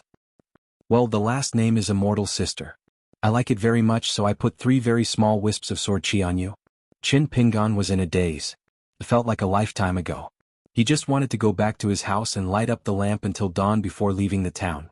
He wanted to make up for the New Year's Eve that he was destined to not be able to do. Qin Pingan felt a headache coming on. Qin Pingan's current body was already full of holes, not to mention the 5th and 10th levels of the Qi Refinement Warrior. He was like a dilapidated hut in a storm. It was extremely difficult to gather and store the wind. Therefore, how could he cultivate Qi and become an immortal? Not only was Qin Pingan destined to be unable to cultivate, but if he wanted to survive, he had to rely on boxing to nourish his body. Ning Yao had once unintentionally mentioned that it was easy to break a person's root and aperture acupoints, just like how Kai Qinxian had guided Qin Pingan and forcibly enlightened his aperture acupoints. However, to reconstruct a complete body, especially one suitable for cultivation, was harder than ascending to heaven. In fact, the reason was very simple. If a child were to randomly hack at a door with a kitchen knife, it would only take some effort. However, it would be very difficult to repair that broken door. In fact, what Qin Pingan was most afraid of was that he had promised Li Baoping to escort her to the Cliff Academy. It would be a long journey and it was hard to say if he could return to his hometown alive. Why was there an additional promise of 100 years? Qin Pingan was honest with her at that time, but the lady in white dismissed him with one sentence. It's okay, I have no room for regret now. I will recognize you, Qin Pingan, as my master. If you die, I will just wait for my death. However, when he arrived at the shop assistant said that the shop had long stopped making these kinds of cakes. There was an old master who knew how to make them, but the shop was about to close down. The old master had long followed the shopkeeper to the capital to enjoy life. Qin Pingan had no choice but to buy a bag of peach blossom cakes that Ruan Xiu gave to Li Baoping yesterday. The youth walked out of the town and passed by the small temple where he and Ning Yao hid from the mountain-moving ape. He still had to go south until he came to a small mountain ridge. The youth then began to walk up. When he reached halfway up the mountain, he saw a barren field that had not been planted for many years. There were also 2 small mounds of earth. There were no weeds in the field or on the mounds. Qin Pingan stood in front of the 2 mounds of earth and slowly squatted down. He took off the basket on his back and placed the things that were used to worship the ancestors one by one. The town had been like this for thousands of years. He did not know if it had been like this since the beginning or if the customs had changed later on. The people, regardless of whether they were rich or poor, did not kneel and kowtow when they went to worship the ancestors. They only needed to light 3 incense sticks and worship 3 times. After all, this youth from Mud Bottle Alley who had only been exposed to the 4 years of family customs, was no exception. However, before he lit the incense, Chin Pingon symbolically grabbed a handful of earth by his feet as usual. He added some earth to the mound and then gently pressed it down. This time, because he was in a hurry, he could only take the earth nearby. Otherwise, every time the youth went into the mountains, he would secretly take a handful of earth from each mountain and bring it here. Of course, there was no special meaning. He just wanted to feel at ease. The youth always felt that he had never been filial to his parents in his life. He had to do something to make himself feel better. In addition, Old Man Yao had said that the older generation of people who burned porcelain had paid attention to this tradition from generation to generation. Therefore, Chin Pingon had persisted for so many years. The 2 small graves were close to each other, leaning against each other. There was no tombstone. After Chin Pingon lit 3 incense sticks, he faced the mound and kowtowed 3 times. He then inserted the incense sticks in front of the mound. Only then did he open the pot of wine and gently pour it in front of him. In the end, Chin Pingon stood up, closed his eyes and put his palms together. He told his parents what was in his heart. For example, this time he brought along the little girl in a red cotton-padded jacket named Li Baoping for a long trip. He did not know how many thousands of miles they would be away from their hometown. A handsome youth stood in a small temple by the road. He looked up at the names written on the wall with charcoal pencil. They were densely packed, crooked, big and small. Perhaps in the eyes of the townsfolk, those children's play was not worth mentioning. However, at this moment, in the eyes of this youth, it was like a bright Milky Way in history. Located above the territory of Dali in the eastern vase continent, Liju Grotto Heaven was the smallest of the 36 small grotto heavens. It was only 1,000 miles of mountains and rivers. If there were no spells or prohibitions for the chi cultivators who could fly in the air, the scenery was really not enough. However, in Liju Grotto Heaven, apart from the treasures and artifacts left behind by the ancestors of the 100 schools of thought after they died in battle, there were also the people who were raised in this place. It could be said that they were really spiritual and magical. They were very different from other places. Just think about it. However, at the moment he was about to make a move, Ruan Qiong appeared at the door of the small temple and laughed sinisterly. "Good boy, you've got guts. How many times has it been?" Chui Dong laughed and said, "I haven't done it yet, have I?" A voice leisurely appeared near the small temple. "You guys just fight with all your might. I'll be responsible for cleaning up the mess. I guarantee that there won't be a situation like the AOU turning over and the mountain range being cut off. After you guys decide the winner, at most 10 or 20% of this 1,000 miles of mountains and rivers will be destroyed. Ruan Qiong, instead of being entangled by this guy, I think you should just end it with him. Don't be afraid of a thief stealing, but be afraid of a thief remembering." Chui Dong's expression did not change. He laughed and said, "Old Yang, killing without spilling blood and even reaping the benefits of the fisherman. What a good trick." Ruan Qiong nodded, "I think so." Chui Dong hurriedly bowed and apologized. He smiled and begged for mercy. Okay. I'll just stroll around the small town, okay? Great Sage Ruan? And Senior Yang?" Ruan Qiong was obviously weighing the pros and cons. Chui Dong said lightly, "Even if Senior Yang has the ability to protect most of the mountains and rivers, what if I focus on destroying Xinxiu Mountain's Hingming Peak?" Without waiting for Ruan Qiong to speak, Old Yang's voice sounded again. "If it were me, I wouldn't be able to bear it." Ruan Qiong said unhappily, "Get back to Erlang Alley." Chui Dong shook his head and walked out of the small temple leisurely. When he brushed past Ruan Qiong, he made a youthful face. When Chui Dong crossed the other side of the stream, Ruan Qiong turned around and saw the old man sitting on a dry bench in the temple, smoking a pipe. For the first time, the old man didn't mock and ridicule him. Instead, he smiled. "You really do care about your daughter." Ruan Qiong sighed. Obviously, he was very aggrieved by Chui Dong's provocation but didn't attack. He sat across from Old Yang and leaned against the wall. The corner of his mouth twitched. "I don't owe anything to the heavens or the earth. Now that I've even repaid the ancestral master, I only owe that girl's mother. She's gone, so how can I pay it back? I can only put what I owe her on my daughter." Old Yang smiled and said, "With your status and ability, plus your relationship with Yin's Qin clan, it's not impossible to find your wife's present life." Ruan Qiong shook his head and said, "Her talent in her previous life was not good enough. Before she died, she hadn't reached the middle 5 realms. So even if she reincarnated into a human, there's no possibility of her awakening and knowing about her past life. In my opinion, without those memories and only a shell, she's no longer my wife. What's the point of finding her? It's enough to treat her as living in her own heart. Old Yang nodded and said, "You sure are open-minded. The military school's 10th floor is the hardest to break through. It's not without reason that you were able to surpass your peers." Ruan Qiong did not wish to delve into the matter and asked, "Do you think that person is bluffing?" Old Yang smiled and shook his head. "Then you're underestimating that person.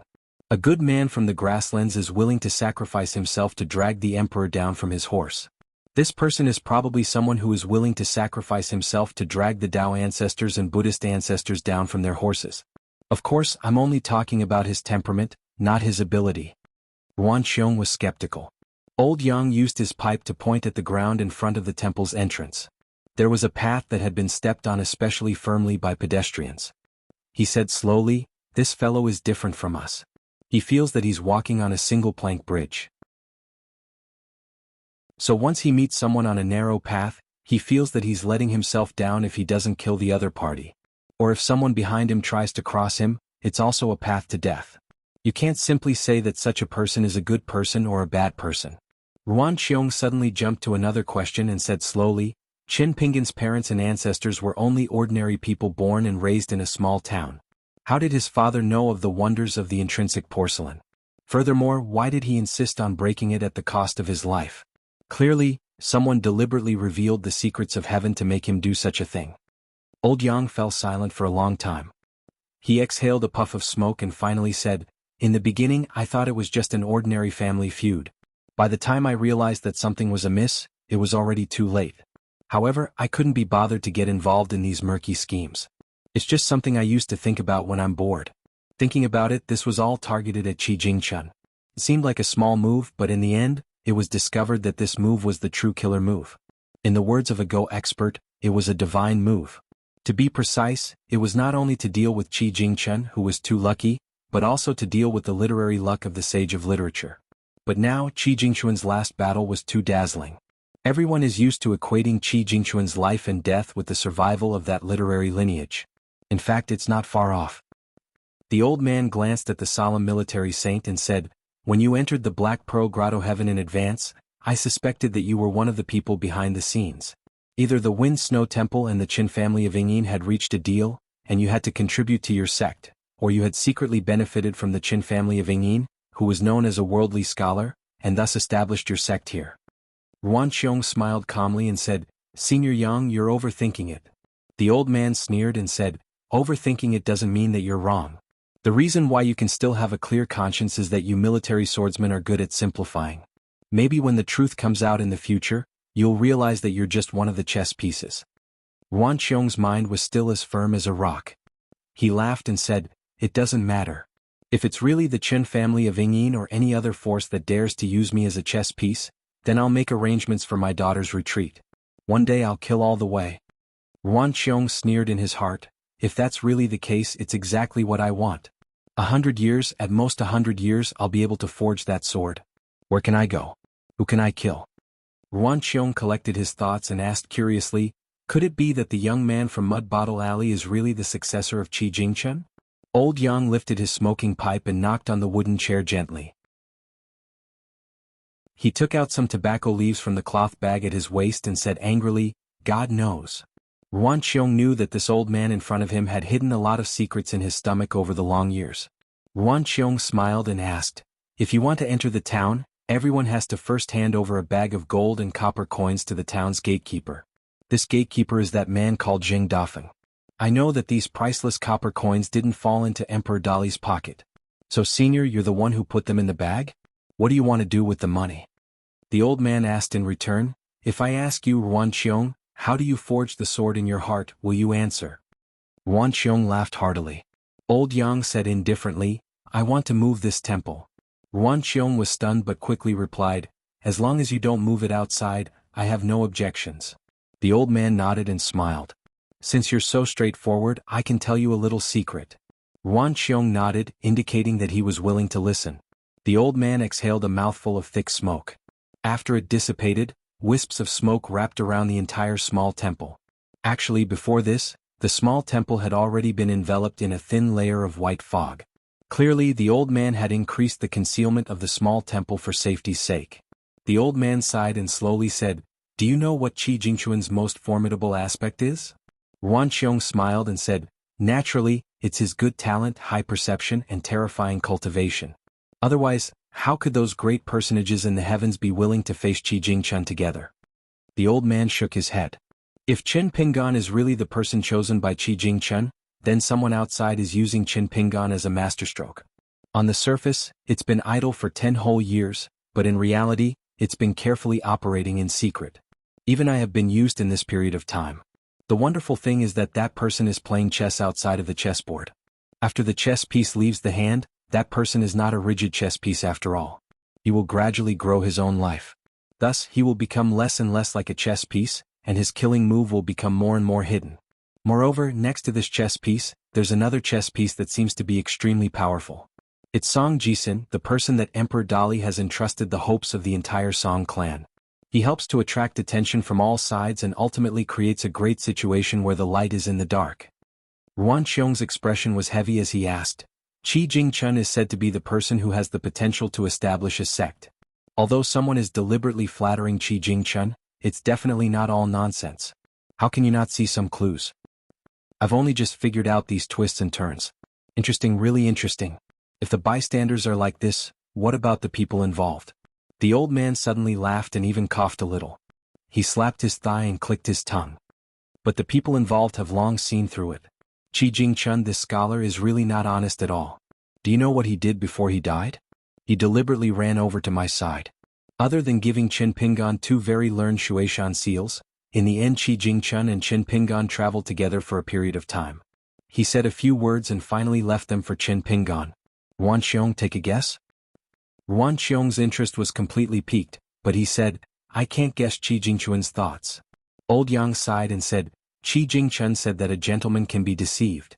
Yuan Xiong thought for a moment. At first he didn't think much of it, but after a moment his complexion changed. In the end he clenched his fists and his face flushed red. He helplessly shook his head and said, "I'm ashamed of my inferiority. I can't help but admit defeat." The old man nodded, his eyes drifting. "The first meaning is for Qin Pingan to tell me or perhaps everyone how to deal with Qi Jingquan within the rules. In truth, it doesn't matter. Whether it's victory or defeat, life or death, Qi Jingquan has long since seen through it." The old man stood up and said in a low voice, "The second meaning is for Qin Pingan 10 years from now, or even 100 years from now, to tell him that even if he learns the truth in the future, even if he learns that he is the chess piece that caused Qi Jingquan's death, there is no need to blame himself, because Qi Jingquan already knows everything." Yuan Xiong suddenly stood up and strode away. "This is so damn boring. The great Qi Jingquan died in such a cowardly manner. If it were me, with his cultivation and ability, I would have already stepped through the eastern Aquarius continent and broken the world with a single punch. Sullen, sullen, sullen, let's go drink." The old man smiled and walked out of the small temple with one hand behind his back. The hand behind his back shook slightly, and the small temple disappeared into the old man's palm.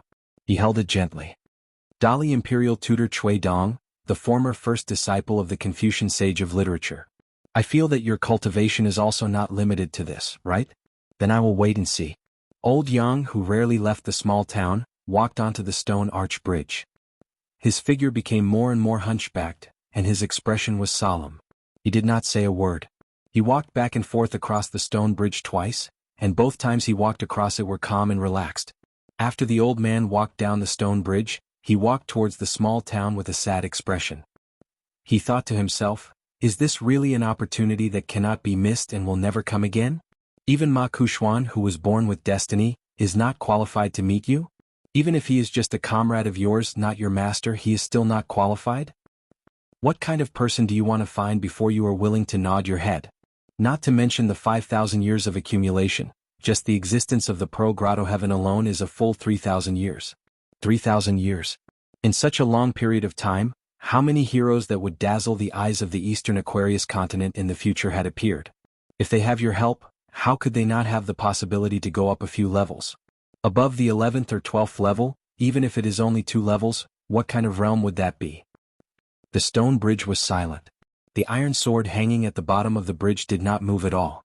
The old man exhaled softly and said self-deprecatingly, What a good saying, the hero is not free. Forget it, forget it. Since it is so, then you can fend for yourself. I don't have to worry about fortune and misfortune depending on each other. Because of you, what little incense we have left will be destroyed. In this way, it is also a good thing. A small gamble is fun, and I don't have to worry about losing everything. Chin Pingan carried a medium-sized basket on his back and returned from the small mountain ridge. On the way back, he found that the temple was gone. The young man looked around blankly, and confirmed that he did not remember the wrong location. The small temple for people to rest in was indeed moved away like a stone. It was just that Chin Pingan was used to it now. He just had to get used to it. Chin Pingan came to the blacksmith shop and first went to the yellow mud house where he stored his belongings. He took what he should take and left what he should leave. Then he went out and found the red cotton-padded jacket girl, Li Baoping. Li Baoping stood in front of him with her head held high, and her face was full of joy. The little girl's body was already covered with embroidered bags and scented sachets, no less than 7 or 8 different kinds. She was also carrying a small wicker basket, covered with a bamboo hat that could block the wind and rain. It was just enough to cover the things in the wicker basket. It was probably the little girl's idea, and Ruan Xiao helped to pack it up. The green-clothed girl, Ruan Xiao, stood beside the red cotton-padded jacket girl, looking very festive. Chin Pingan looked at the little girl and asked with a smile, "Did you bring food?" Li Baoping nodded and said, "Most of the things in the basket are food that Sister Ruan gave me. The rest are books. They're not heavy, not that heavy." Chin Pingan said, "Let me know when you're tired." The little girl puffed out her chest and said boldly, "How can I be tired?" With a gentle voice Ruan Xiao said, "The map of the northern part of the eastern vase continent, as well as the maps of the Great Li and Great Sui's respective provinces and counties, as well as a few smaller maps, are all in Li Baoping's basket. But after you leave Dali's border, you'll have to ask for directions often. Fortunately, Li Baoping knows your Dali official language and the language of the entire eastern bottle continent, so it shouldn't be a big problem. Also, I put some silver and copper coins inside. Compared to the gold and copper coins you gave my father, they are really nothing. So, Chin Pingan, please don't refuse." Chin Pingan smiled knowingly and said, "I'm not stupid. Why would I refuse money?" Ruan Xiao was a little annoyed and said, "You're not stupid? For them who have nothing to do with you." But as soon as the hurtful words came out of her mouth, the girl regretted it. She quickly stopped and didn't say anything else. Because not far away there were 4 students who were no longer traveling together. Chin Pingan, who had been secretly winking, was relieved and said softly, "I'll have to trouble Miss Ruan with the things we talked about yesterday." Ruan Xiao nodded and said, "Don't worry, I'll keep those keys well. I'll tidy up the house every few days." Chin Pingan took a deep breath and said to Li Baoping, "Let's go." Li Baoping said happily, "Let's go." One was big and one was small. Even the basket was big and the other was small. In everyone's vision, the two walked further and further away. They went south to the Great Sui Kingdom. Along the way, the girl talked about the interesting things in the small town and finally talked about traveling. She said to Chin Pingan like an old man, "Scholars travel with books to study. The older ones need to use a sword to defend themselves. Also, it can show that they are good at both the pen and the sword." Chin Pingan was happy and said, "Yes, that's for you scholars. I'm not one." The girl was stunned and suddenly became silent. It seemed that the truth made her very discouraged. Shui Dong bought a pot of good liquor in the small town's wine shop and walked slowly to Erlang Lane. When he arrived at the Yuan family's ancestral home, Shui Dong paused when he was unlocking the door. In the end, he pushed the door open with a smile. He walked in quickly and closed the door. He walked to the side of the pool and looked at the man standing under the plaque in the main hall. He was illusory and full of light. Shui Dong sat on a chair beside the pool. He opened the pot of liquor and took a sniff. Then he turned and smiled, "Even if you're only left with a remnant of your soul, it's still ungentlemanly to trespass on private property without invitation. Qi Jingchun Jr. Brother Qi, am I right?" The man turned around and his face could be vaguely seen.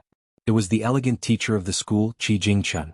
He was also the mountain master of the Cliff Academy, who fought against the heavenly axiom with his own strength. Qi Jingchun smiled and said, "That day you and Shui Minghuang were acting for Wu Yuan on the surface, but it was actually for me. Are you tired?" Shui Dong moved a chair and sat down. He smiled and said, "Oh? Then what did you see?" Qi Jingchun stood on the north side of the pool and faced Shui Dong, who was sitting on the south side. He asked, Why did your cultivation level drop all the way from the 12th level of the Qi Refinement Warrior to the 10th level? Cui Shi leaned back in his chair and shook the wine pot between his two fingers. It's all because of our erudite teacher. Who would have thought that you had already started something new? That's why the teacher's statue kept falling down, but not only were you not affected, your level kept rising. I, on the other hand, have betrayed my teacher for so long, but I've never been able to get rid of the influence of his school and literature. The thing that made me feel the most hopeless was that I realized that in this lifetime, I had no hope of using my knowledge to suppress or surpass teacher. What should I do? I couldn't possibly be buried with teacher. The problem is that the collapse of teacher's statue has a huge impact. It's not like a stone smashing into the lake. It's more like a mountain falling into the lake. The waves are so huge that except for people like you who have already come ashore, almost no one can avoid it. It's even more so for me. Therefore I thought of a small idea. Junior brother Qi, what do you think? Qi Jingchun nodded and said, using other people's stone to attack jade and break my stubbornness. Cui Dong's eyes turned cold. He stopped shaking the wine pot. Qi Jingchun sighed and said, the best outcome would be for your knowledge to surpass teacher and me, Qi Jingchun, and gain the recognition of heaven, earth, man and God. However, it's a pity that you can't do it. Secondly, you hope that teacher's literature lineage will end in my hands. Then you can take over. Even if you can't reach teacher's high position in the Confucian temple, it's still 1,000,000 times better than a so-called Dali imperial tutor. Lastly, you can use someone as your shadow. Then, you can meditate and do Buddhist meditation. If that person can stay true to his heart, it means that you have stayed true to your heart at a certain threshold. In the end, it will become the opportunity for you to ascend from the 10th level to the 11th level. Qi Jingchun shook his head and said, Cui Dong, do you think that this deal is a sure win for you? I know that you've already prepared a backup plan. Even if Qin Pingan can still maintain a pure and firm state of mind, you'll still have a backup plan. For example, you'll magnify the shortcomings of those ignorant children to wear down Qin Pingan's state of mind. Like grinding a mirror with a stone, you'll make the mirror rough and eventually shatter. Then, once Qin Pingan is the scholar that I choose to pass on to the next generation, you'll be able to succeed. You'll take over the fate of teacher and Qi Jingchun's literature lineage. The final result will be much greater than the third method, Buddhist meditation.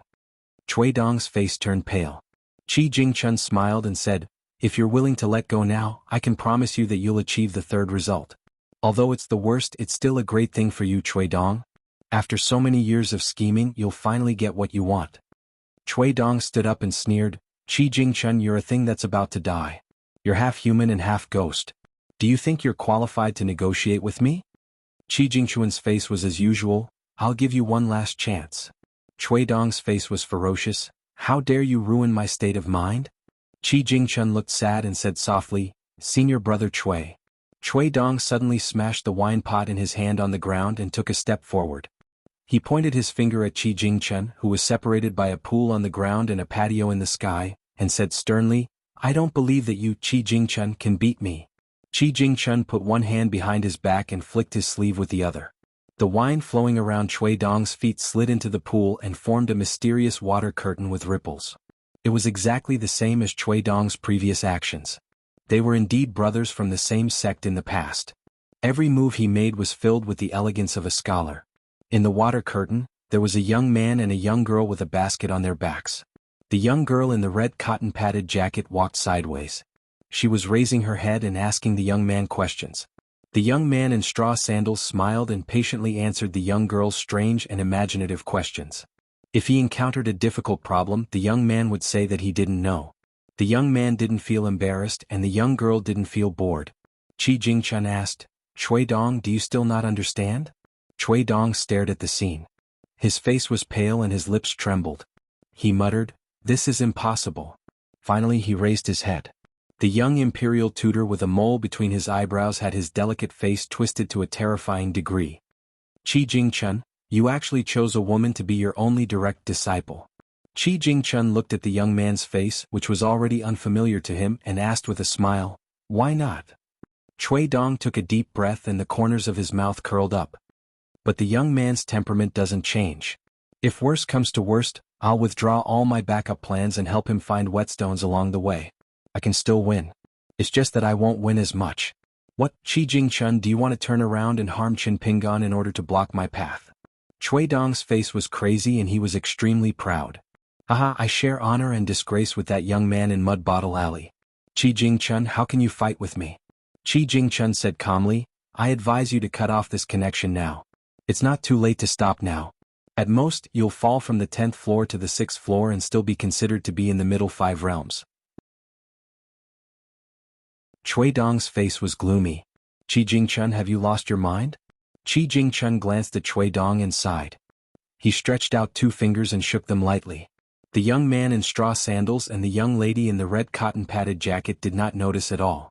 However, Chui Dong watched helplessly as a jasper hairpin suddenly appeared on the young man's head and was quietly inserted into his hair bun. Chui Dong's face was filled with shock and fear. He stretched out his hand and trembled as he pointed at Qi Jingchun. Qi Jingchun? He could not even utter the last word Chun no matter what.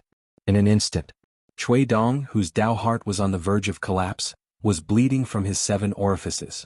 He fell back into the chair and quickly formed the treasure bottle seal with both hands.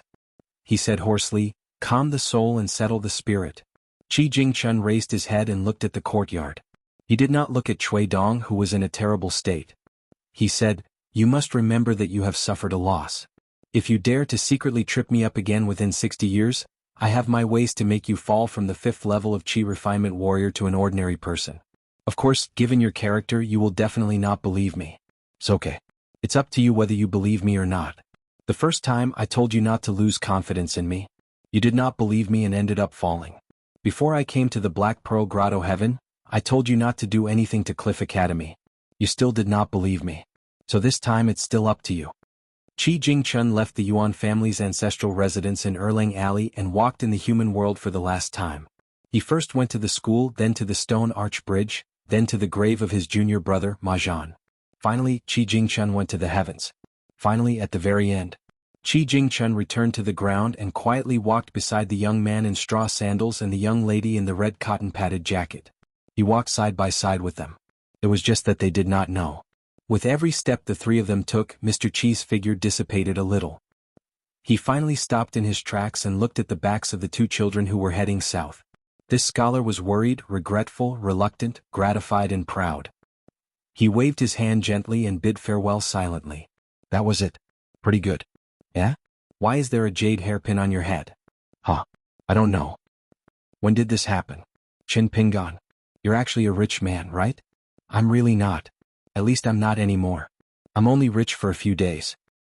Okay. Then what's with the wooden sword in your basket? I don't know either. Qin Pingan. If you continue to be like this, I really won't like you today. I really don't know. Forget it, forget it. I'll stop liking you tomorrow. A young man with green mountains and clear waters followed by a young lady.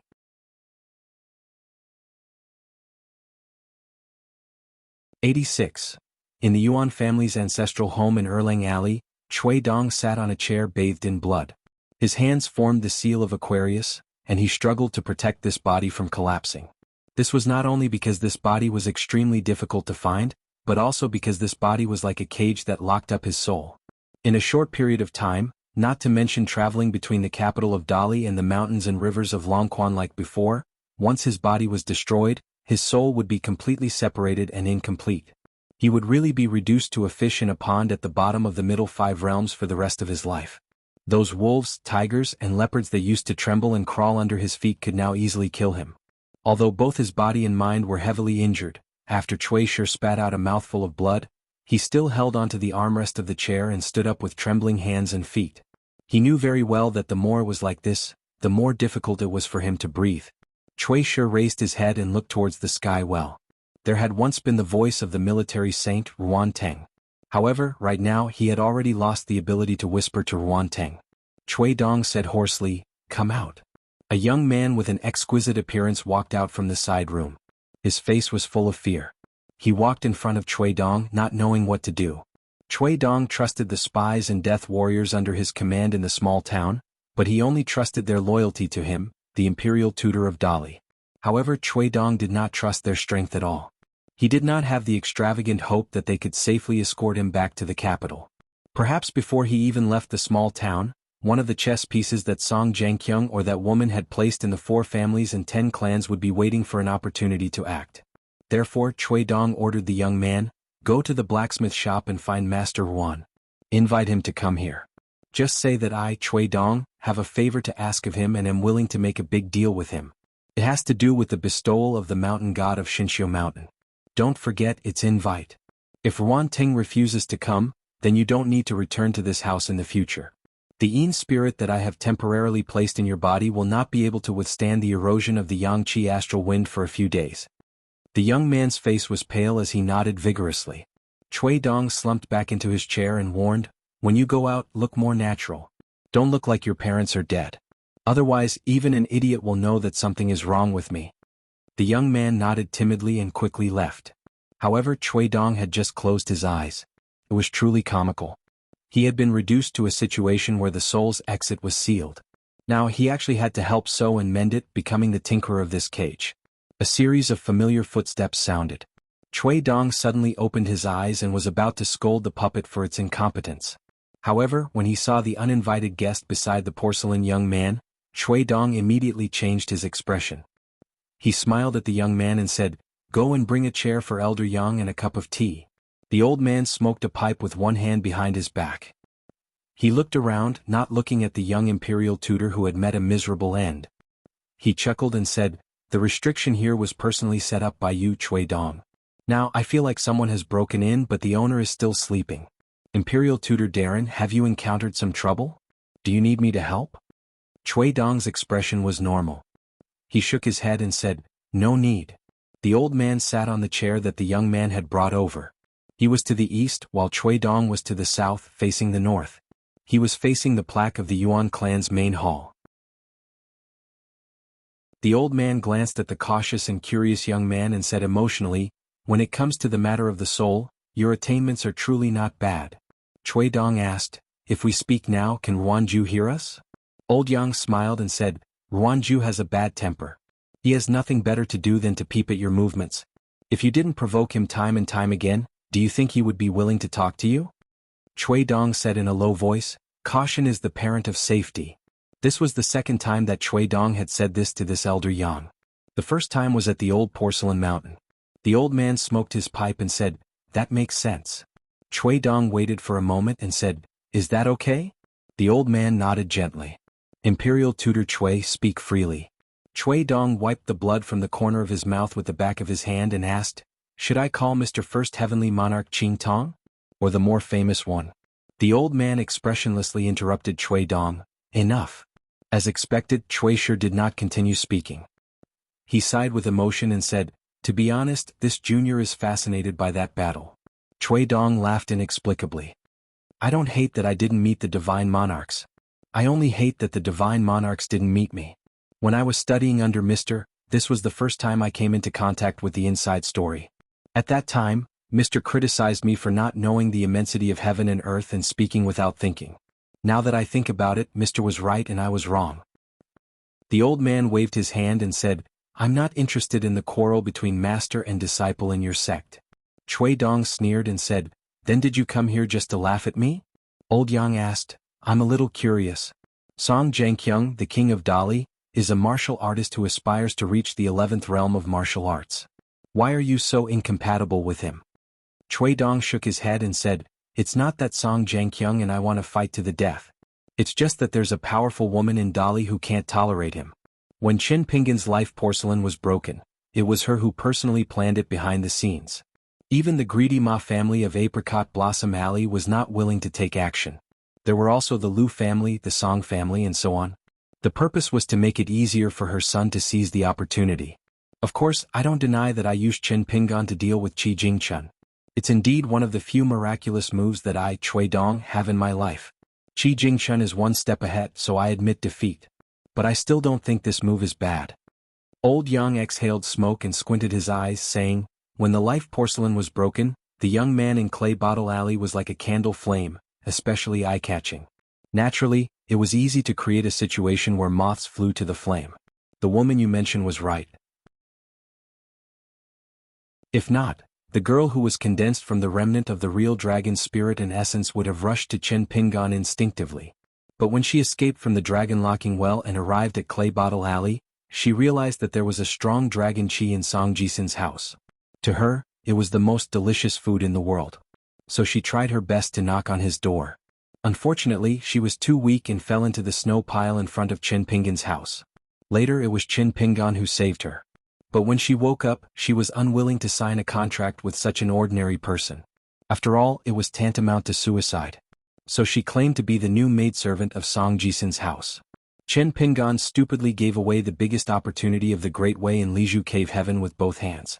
Speaking of which, Chin Pingan at that time was like a rebellious son of a big family, a rebellious minister of a big country. He was indeed suppressed by the way of heaven and could not keep any good fortune. The old man shook his head, saying, "You can see it, but you can't touch it and you can't hold it." Chui Dong quietly listened to the old man's narration and returned to the topic. Even His Majesty believed that his younger brother, Song Jianqiang, was never interested in the dragon throne. Unfortunately, there was one time when His Majesty asked me for advice on Go. That woman was also watching the game and giving His Majesty advice so that the game would not end early. His Majesty suddenly asked me if he, a vassal king on the battlefield, would suddenly lead an army to Dali's capital one day and use the knife in his hand to ask him for the throne? Of course, I answered honestly and said that His Highness would not do that. However, if there really came a day when a large group of generals and warriors under His Highness's command with outstanding military achievements had the idea of becoming a minister supporting the dragon, and His Highness had already reached the 10th realm, or even the legendary 11th realm, and felt that life was very boring, and with everyone around him bewitching and encouraging him, he might as well wear the dragon robe and sit on the dragon throne, so that he would not disappoint the hearts of the generals and soldiers. After I said that, the emperor of the Great Li dynasty laughed. Finally, His Majesty turned to the woman beside him and asked, "What do you think?" The woman told him, "His Majesty the Emperor's ambition is not big enough. Half of the Eastern Treasure Island can fill his stomach, but Song Jianqiang is different. The higher his martial achievements in the future, the more he will want to go higher." After listening to the woman's words, His Majesty laughed and said that both of us were talking nonsense. Words that hurt the heart and destroyed the cornerstone of Dali, and should be taken away and beheaded. However, today is a good day and it is better to talk with hands than to kill with hands. For the time being, both of your heads should be kept. Old Yang laughed and said, "Song Jianqiang is really unlucky to have met you two opponents. A woman is blowing pillow talk and a confidant is slandering him." Cui Shi asked straightforwardly, "Why are you looking for me?" Old Yang said something strange that came out of nowhere. "We believe that generals and ministers have guts, wealth and honor have roots, and life and death are fated. You don't believe it?" When it came to this matter, Cui Dong did not back down. He did not have the cowardice of having his life and death in the hands of others. He sneered and said, "Although I don't think the current batch is good, I don't think you are good people either." Old Yang looked at Cui Dong and said, "Tell me, why did Qi Jingchun choose Chin Pingan?" Cui Dong smiled and said, "Guess?" Obviously Cui Dong would not tell the answer, because it involved his Dao heart. Old Yang asked, "Do you really think I won't kill you?" Cui Dong nodded and said, "You don't dare. Even if I raise a dog at this time for wealth and future, he may dare to kill me, but you are the only one who doesn't dare." Old Yang laughed and said, "You are so smart, how can you lose to Qi Jingchun?" Cui Dong slumped against the back of the chair and said self-mockingly, "Qi Jingchun has a saying that can answer your question. In the world, only a pure heart can't be tested." Old Yang shook his head and said, "See, this is the result of you not believing in fate. It is inexplicable, illusory, surrounded by clouds and fog, and has no roots and feet." Cui Dong laughed and said, "Why, senior, do you want me to walk on your path?" Old Yang asked back, "Don't you want to reunite and return to the peak? What's more, you worship the word merit, the essence of which is similar to ours." Cui Dong stretched out a finger and pointed at Old Yang with a trembling finger. He almost laughed to tears and said sarcastically, "Although I, Cui Dong, can't compare to my master in Qi Jingchun, but for the so-called immortal golden body, I ended up being a lackey guarding the house and being ordered to come and go by those people I originally looked down on. Am I crazy or are you crazy? Old senior, I don't want to criticize you, but are you desperate? Or are you in the same situation as me, suddenly met with a change and ruined a long-planned plan?" Old Yang said lightly, "Who do you think can order me around?" Cui Dong suddenly narrowed his eyes, his face solemn, and kept silent. Old Yang sat cross-legged and looked at the courtyard with a serene expression. People say that there is a god 3 feet above one's head. In fact, it's long gone. Cui Dong took a deep breath and said, Let me give you a piece of advice. If you did something to that young man, it's better to cut it off as soon as possible. Old Yang shook his head and said slowly, no. Chui Dong smiled and said, I guess Qi Jingchun also cleaned up all the loose ends before he died. Plus, you and I are considered clean. That means that except for the woman in Dali's capital who may have bad intentions, Qin Pingan has nothing to worry about. Old Yang suddenly said, since we can't be kindred spirits, it's okay. We can make a fair deal. Chui Dong didn't ask and said without hesitation, I agree. First they walked for 5 miles. Qin Pingan let the girl in the red cotton-padded jacket rest for a while. Then they walked for 4 miles and then 3 miles before stopping to rest. The two sat on the smooth stones by the stream. They went south and temporarily took a detour because they generally followed the direction of the stream. Otherwise, the mountain road was difficult and Li Baoping wouldn't be able to keep up. Although the girl's physical strength was outstanding and far exceeded that of her peers, she was still an 8 or 9-year-old child. No matter how good her foundation was, she couldn't compare to an adult. Qin Pingan couldn't carry the girl with his own legs. Li Baoping sat there sweating. She saw Qin Pingan suddenly take off his straw sandals, roll up his trousers and go into the water. Probably because the water surface of the stream was much wider, the water level was not higher than the knees. She could see many small blue fish swimming around. They were very flexible and most of them were the length of a palm. From the first time Li Baoping walked into the stream in her life, she dreamed that one day she would be able to catch fish. However, fish were much more cunning than crabs or shrimps. Li Baoping couldn't do anything to them. In the past, she also learned from others and secretly cut down a bamboo to make a fishing rod. However, the same fishing rod, fishing hook, fishing line and earthworms, she could never catch fish in the stream. The girl often hid under the shade of the trees by the riverside. Although she could squat and fish for an entire afternoon, she didn't have any harvest. Others had used a few green bristles to fill their fish baskets and went home happily to their parents. Only the girl didn't have any harvest. Therefore, in the girl's mind, Qin Pingan, who seemed to be omnipotent, went into the mountains and into the water, burned charcoal, collected herbs and caught snakes, actually had a very high image. She had only told these secrets to Shi Chuanjia. At this time, the girl saw that Qin Pingan first found a place near the shore, where there seemed to be a lot of fish hiding under the big blue stone here. Then he began to build a dam, a little upstream. It was almost as long as Li Baoping's height. It was made of large and small stones piled up in the stream nearby. There would still be water flowing down through the gaps between the stones. Qin Pingan was not in a hurry to block the gaps with gravel and sand. Instead, he built 2 dams, one horizontal and one vertical. In the end, it looked like he was building a small pond. Li Baoping came to the shore near the pond and squatted down. She opened her eyes wide and watched Qin Pingan begin to sew up the holes. His movements were fast and beautiful. At the same time, Li Baoping also noticed that when Qin Pingan lowered his head to work, his face was calm and his expression was focused. His mind was immersed in the work and there was no distraction in his mind. It was like a girl studying in a village school. When she saw Mr. Qi writing for the first time, there was an indescribable feeling of comfort in her heart. As the upper dam was almost seamless and no water could enter, the side dams were the same. The downstream dam was only used to prevent the fish from escaping, so it did not use a handful of sand to cover the door. Therefore, the water level of this fish pond gradually decreased. Li Baoping's little face was filled with happiness. She clenched her fists and muttered to herself. She was even more nervous than Qin Pingan, who was sitting on the stone and resting for a while. Qin Pingan began to walk into the pond and scooped water out with both hands. Li Baoping clicked her tongue and said, Qin Pingan, what you're doing is called draining the pond to catch fish. Oh no, that's a derogatory term. You're taking drastic measures to deal with the problem. Qin Pingan smiled and asked casually, I used to see you fishing by the stream. How big was the fish you caught? Li Baoping sighed, the fish are too smart. I could only use a green foxtail to lure the crabs out of their nests. Fishing is so difficult. Qin Pingan couldn't help but ask, did you make the fishing rod yourself? Li Baoping nodded vigorously and said, yes, there's a purple bamboo forest in the corner of my backyard. It said that it was planted by my grandfather's grandfather. My father and the others guarded very tightly. When I asked to make a fishing rod, I was rejected. It wasn't easy for me to secretly cut one. I had to grind it bit by bit with scissors. It was so tiring. The water in the pond was getting murkier and murkier. Some fish had already begun to escape, splashing water everywhere. Qin Pingan was used to this. He raised his head and smiled, That bamboo wasn't too thin. Why did you cut off the head and tail?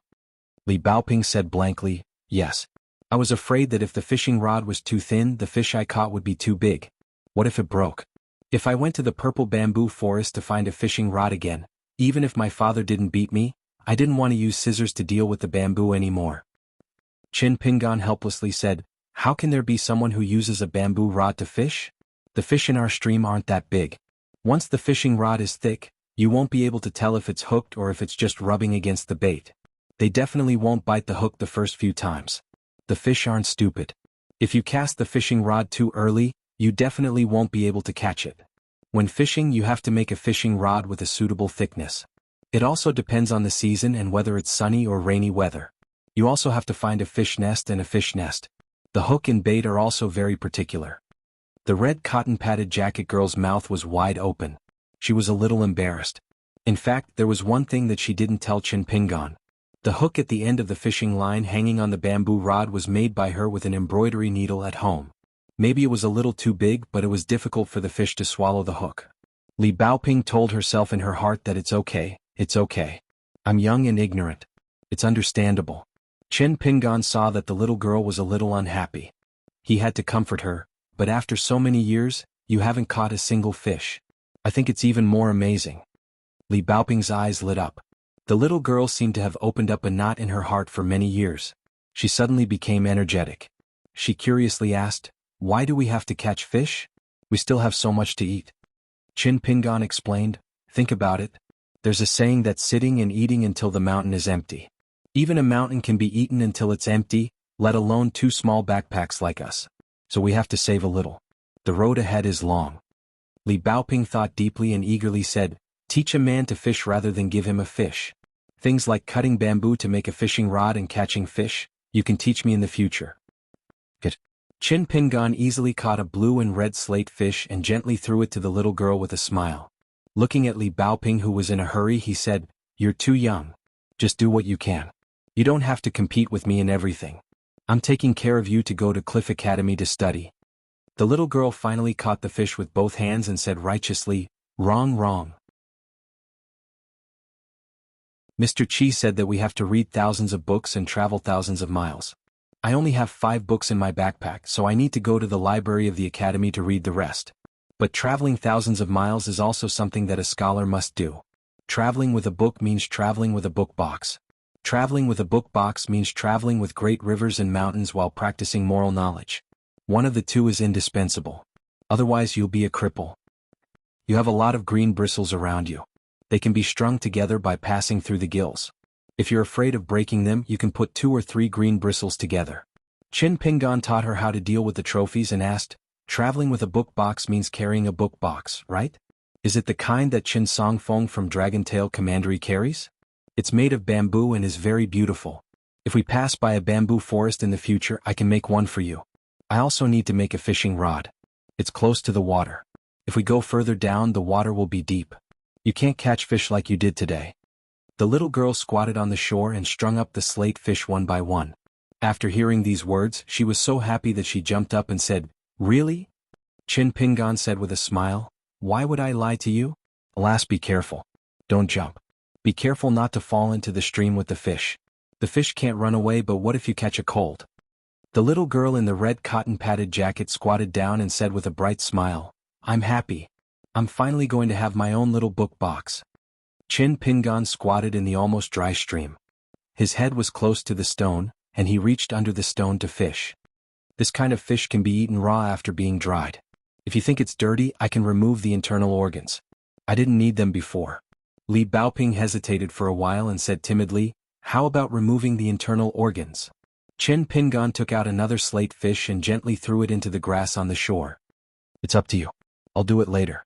Li Baoping, who was holding 3 skewers of fish, quickly said, let me do it. Qin Pingan nodded and continued to fish under the stone. After a while, with a splash, the little girl not far away stood in the stream and cried. Qin Pingan quickly got up and ran over.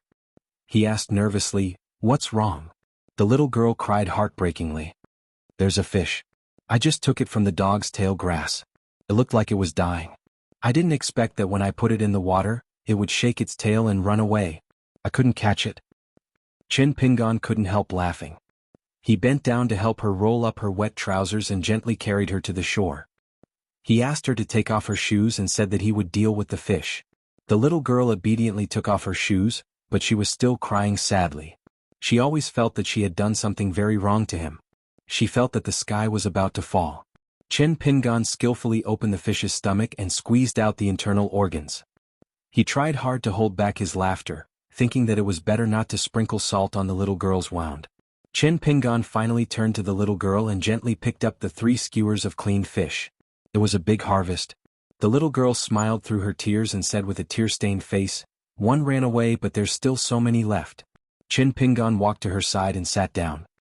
He handed the 3 skewers of fish to her and rubbed her head. "Yes, so if you encounter this kind of thing in the future, don't be so sad." The little girl raised the 3 skewers of fish high in front of her eyes and said happily, "Okay." Chen Pingan said softly, "In the future I'll make a few pairs of straw shoes for you. I promise you won't rub your feet." The little girl's eyes lit up. "Can I?" Chen Pingan lowered his head and helped her wring the water on her trousers. "It's very simple." The little girl sighed. "You know everything, but I don't know anything." Chen Pingan smiled and said, "In the future you can teach me how to read and write. I don't know many words now, only about 500. When Li Baoping heard this, she immediately nodded and said, "It's a deal." The two of them sat side by side and looked at the slowly flowing stream. Li Baoping asked casually, "Do you know what this stream is called?" "Dragon Whisker Stream." "How do you know this stream is called Dragon Whisker Stream?" "When I went into the mountains last time I brought 2 maps. Master Huan said that they were maps of the situation of our Longquan County. The map was labeled as Dragon Whisker Stream, but when it flowed from the southeast to the south, the red line on the map gradually became thicker, and then it was renamed Tiefu River. If that's the case, then let me tell you. Our Dali Imperial Court has 6 departments. Among them, the Department of Rights has 3 officials: Heaven, Earth, and Man. The Earth official is responsible for drawing these maps, but there will also be geomasters from Kintianjian to help lead the way. They walk through the mountains and rivers together. It's equivalent to measuring a dynasty's territory step by step with their feet and drawing it inch by inch on a map. Chen Pingan, do you think those Earth official and geomasters are powerful? What? Do you want to be an Earth official of the Department of Rights or a geomaster from Kintianjian when you grow up? Chen Pingan, don't you know? Women can't be officials. And it's not just our Dali that's like this. It seems like the whole world is like this. People like me and Shichuanjia can study, but I've never heard of a woman becoming a teacher or being called a teacher. I see. By the way, Chen Pingan, you said that the jade hairpin on your head was given to Mr. Qi by Mr. Qi's husband, and then Mr. Qi gave it to you. That's right. Chen Pingan, then from today onwards, I'll call you young martial uncle. What? After you become my young martial uncle, if one day I make you unhappy and you decide to abandon me, you'll definitely ask yourself, I, Chen Pingan, am Li Baoping's young martial uncle. Of course I have to go through thick and thin with such a good girl. Can you not call me young martial uncle? Don't worry, I won't abandon you either. No. Then I won't make you little bamboo boxes and straw sandals. It's okay, I'm not afraid. I'll call you young martial uncle. How can there be a young martial uncle in the world who won't make me little bamboo boxes and straw sandals?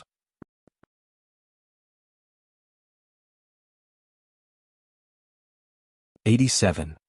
If Chen Pingan was alone, even if he had to carry a heavy load, it wouldn't be difficult for him to walk 100 li in a day. One had to know that during this period of time he would have to cross streams and climb cliffs. Therefore this time Chen Pingan brought the girl in the red cotton-padded jacket and walked very easily. When he had nothing to do, he began to practice his stance walking. Because he had Li Baoping by his side, he didn't have to use his full strength and mental strength. Instead, it was relatively natural. In order to take care of Li Baoping, he even deliberately slowed down his stance walking speed and reduced the distance between his steps. This made Chen Pingan, who had finally found the knack of it, feel as if he had been beaten back to his original state and became awkward again.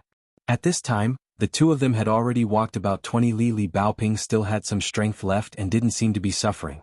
The girl only reached out her hand to wipe the sweat on her forehead and asked, "Young martial uncle, are you practicing boxing?" Chen Pingan stopped his stance walking and nodded, "Yes." Li Baoping asked again, "Then do you know where the source of this fist art, the foundation of this fist art, is located?" Chen Pingan was confused. "What do you mean?" I only know that there are many acupoints in the human body.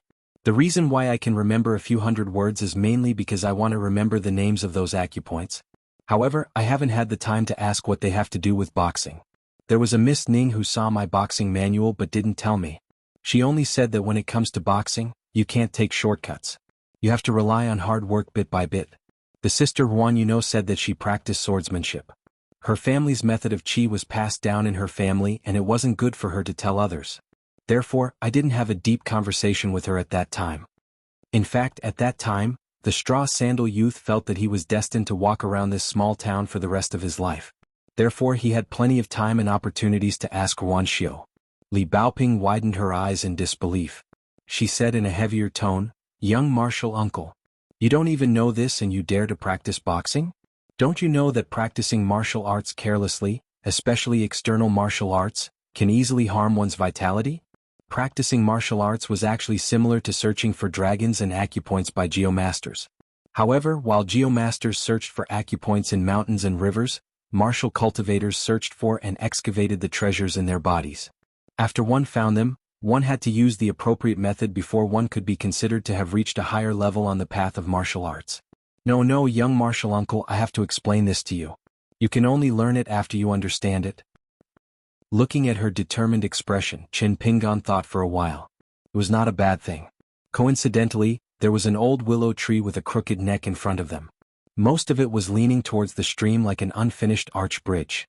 He pulled Li Baoping to lean against the tree trunk to rest. The little girl was impatient and insisted on sitting. Qin Pingan had no choice but to carry her to the tree trunk and stand aside to prevent her from falling. She casually sat behind the tree like a little teacher who was teaching for the first time in a school. She was in high spirits. She coughed, intending to have a good talk with this little martial uncle to prevent him from going astray. If he really damaged his body, wouldn't she be filled with regret and die of heartache? Li Baoping said with a straight face, "The reason why I know a little about practicing martial arts is because I have a maidservant sister called Zhu Lu in my family. Since she was young, the old ancestor saw that she had a talent for practicing martial arts. I was also very close to her. Sister Zhu Lu was also a taciturn person who only liked to tell me what was in her heart, so I know what practicing martial arts is all about. Unfortunately, when I was 6 years old, I secretly followed behind Sister Zhu Lu and walked on that thing called earth ox stake. It was very fun. The tallest stake was almost as high as the roof. But once I slipped and accidentally fell down. In fact, I was really fine. Sister Zhu Lu was still implicated by me and was severely punished by the old ancestor.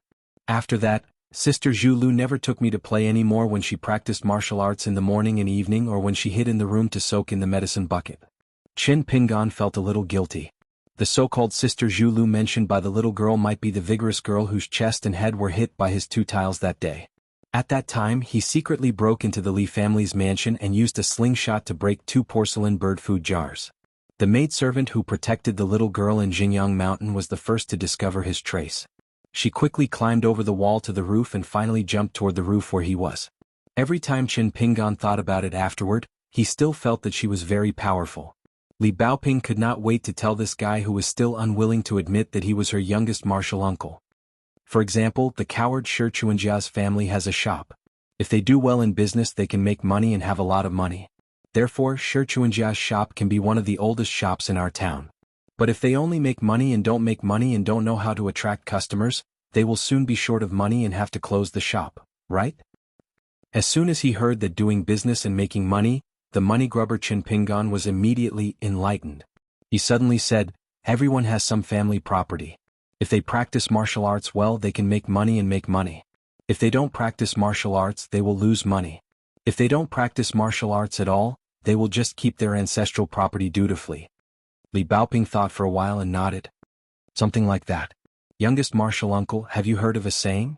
It's called practicing martial arts to attract evil, especially those external martial artists who claim to finish their apprenticeship in 3 years and kill people when they go out.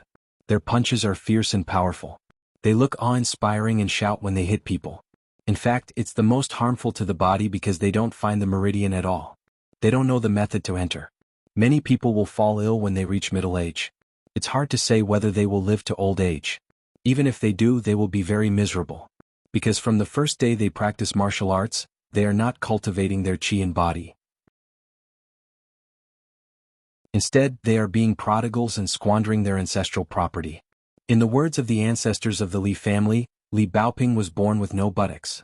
When the girl in the red cotton-padded jacket was excited and wanted to stand up from the old willow, she was stopped by her youngest martial uncle's gaze.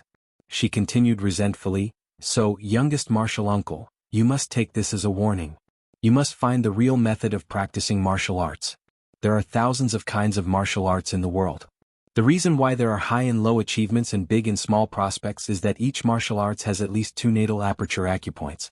If you can find them, then you can find the best way to nourish the most aperture acupoints along the way. It's like the spring wind and rain that nourishes everything. Even if the martial arts manual's rank is not high, as long as it's the right way, it can still strengthen the body and prolong life. However, if you take a wrong path, the better the martial arts manual, the easier it is to ruin things." Qin Pingan was lost in thought. He could feel the existence of that qi. It was like there was a small fire dragon in his body that had no home to return to. It was wandering around in a big furnace. Previously, this fire dragon was a bit like a headless fly bumping around randomly. After hitting a wall, it would turn around. Now, its range of activity was getting bigger and bigger. However, it would eventually return to the vicinity of the qi residence in his abdomen and wander around. It was like a child that had gone out to play. After being tired, it wanted to go home. This mysterious qi flow did not bring any discomfort or pain to Qin Pingan. Instead, it gave the youth a warm feeling like he was sunbathing in the winter. Qin Pingan's perception of the 5 viscera and 6 bowels of the body had been extremely sensitive since he was young. Therefore, he was able to quickly detect where the problem was. When Kai Qinxian said that he would not live long in the mud bottle alley, she might have thought that he was just joking. In fact, Qin Pingan had confirmed that her statement was correct on the spot. Since he could not detect anything wrong, Qin Pingan let the qi flow do whatever it wanted. Deep in his heart, there was a trace of curiosity. He wanted to see which acupoint it would choose as its residence. Li Baoping swung his legs and crossed his arms. It's said that the foundation of practicing martial arts is to disperse qi. It's very domineering. It's completely different from qi cultivators' cultivation of qi. The more the better, the better. Practicing martial arts is different. When you find the initial qi, it's like you have to fight your way through all the obstacles. You have to eliminate all the qi that was originally residing in your acupoints and qi dwelling and change it into the initial qi. Finally, you can move your entire body in one go with just a thought. In the blink of an eye, the airflow can move up to hundreds of miles away. The 9th realm can even move up to thousands of miles away. You can mobilize your entire body's potential in an instant. A general can command thousands of soldiers and horses like his own arm. You can imagine how powerful it is. It's not any worse than qi cultivators flying in the air. Li Baoping said, "Sister Zhu Lu said that martial arts masters can fly over roofs and vault over walls. They can even travel with the wind like qi cultivators. In the future, once they reach the peak of Great Grandmaster, killing those arrogant qi cultivators will be as easy as twisting a chicken's neck. They can kill people with a snap of their fingers." Qin Pingan smiled and asked, "If martial arts is really so powerful, of course it is a good thing. But why does it have to be measured by how easy it is to kill people?" Li Baoping was stunned. She shook her head honestly and said, "I have never thought about that. It was Sister Zhu Lu who said so." When she said these words, Sister Zhu Lu yearned for it very much, just like how I dream of catching a fish every day. The young lady thought for a while and said, "But thinking about it carefully, according to what Sister Zhu Lu said, it seems that martial arts practitioners and cultivators are born to be at odds. The latter likes to look down on the former, thinking that martial arts is a lowly profession and that they are pitiful people who have no aptitude and can't cultivate. Therefore, they see them as inferior people and scold the martial arts practitioners as the watchdogs of the secular dynasties. The former, on the other hand, feels that those cultivators are all proud and arrogant. They are not good people. Why do martial artists have to go through all kinds of hardships in Jianghu? Those qi trainers are obviously just a small group of people, but they occupy countless famous mountains and blessed places. They are so proud of themselves, calling themselves immortals on the mountain and cultivating immortality with magic. They are respected and worshipped by the mortals and martial artists at the foot of the mountain. It is a matter of course."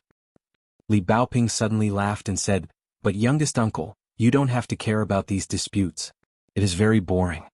Li Baoping suddenly wanted to say something but stopped on second thought. She seemed to have remembered something, but she was a little embarrassed to say it and felt a little guilty. Finally, she decided to be honest. She really didn't want to deceive her youngest uncle.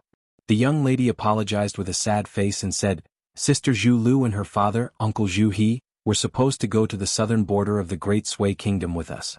But I was afraid that youngest uncle didn't like them, so I lied to them to wait for us at the east gate of the town. If Uncle Zhu He was here, he would be able to teach junior martial uncle martial arts because Sister Zhu Lu had been practicing martial arts with her father since she was a child. The ancestor had told me in private that although Zhu He's talent in martial arts was limited, he was an expert in teaching martial arts. He could be called a wise teacher. Even if he was thrown into one of those rich and powerful mansions in Dali's capital, he could still be a distinguished guest. Now Uncle Zhu He is gone and so is Sister Zhu Lu. Qin Pingan quickly comforted her and said, It's okay. Although I don't have a master, I only have a boxing manual. Now I can't even recognize all the words in the manual, so I don't dare to practice blindly. I only practice walking and standing stances, but I have already confirmed that they can nourish the body and won't hurt the body. As for how to practice them well, I guess I have to wait until I can understand the manual. There is no hurry. I practice martial arts not for any realm but for survival. I don't think so much.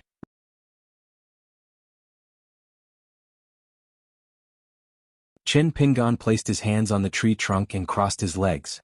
He swayed leisurely like a little girl. The youth narrowed his eyes and laughed softly. It was the second time I went into the mountains to pick medicine alone. At the time I was only 4 years old, not even 5. When I went out, I wanted to pick the most medicine to go home, so I purposely picked the biggest basket. Then I died of exhaustion before I could walk out of the small town. When I could see the mountain after walking out of the small town, it was still a sunny day. My shoulders were in pain from the basket's rope and my back was even worse. Actually, the pain back then was fine and I wasn't particularly afraid. What made me feel despair was that the mountain looked so far away, as if I would never be able to reach it in my lifetime. Plus, it wasn't long before I left the mountain for the first time, so the blisters on the soles of my feet rebelled very quickly. Then little martial uncle clenched his teeth and cried as he walked. At the same time, he secretly asked himself, I haven't reached the foot of the mountain yet. Why don't I just go home? Anyway, I'm still young, the basket is so big and the mountain path is so far away. Li Baoping listened attentively. She asked softly, Little martial uncle, did you give up in the end? The youth smiled and shook his head. No. At that time, I suddenly thought that no matter what, it would be fine as long as I reached the foot of the mountain and turned back. Then, I really walked to the foot of the mountain. When I sat on the ground and cried, I thought again, why don't I go up the mountain, pick some medicine and then go home? Then I started to climb the mountain again. After climbing and climbing, I saw those herbs, and my whole body seemed to be suddenly filled with energy. It was a very strange thing. Li Baoping exclaimed and praised, Little martial uncle, you must have picked a basket full of herbs before going home, right? When the little girl said this, her face was full of pride. Qin Pingan shook his head. No, I didn't. When the sun was about to set, I went down the mountain before the herbs could cover the bottom of the basket. Firstly, it wasn't easy to find herbs. It was very difficult. I was so small, and carrying a big basket on my back was actually harder than picking herbs. Secondly, I was really tired. Thirdly, I thought that if I didn't leave now, I would have to stay on the mountain alone after dark. Of course, I was very scared at that time. But what I was most afraid of was... Li Baoping waited for a long time, but he didn't continue. She asked curiously, what was little martial uncle afraid of the most? Nothing. The youth shook his head and said softly, Later, I wasn't afraid anymore.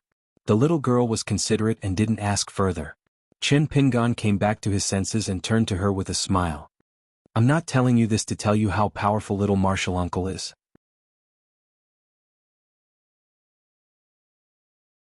Qin Pingan and Li Baoping had just left the old willow tree and resumed their journey when they saw someone appear at the end of their field of vision. Qin Pingan first put down the basket on his back, then had Li Baoping stand behind him. If they were on the east side of town, Qin Pingan wouldn't be surprised if they met anyone, even if they were immortals, demons, or ghosts. However, Qin Pingan didn't dare to be careless no matter who they met on this route to the south where even the roads would disappear.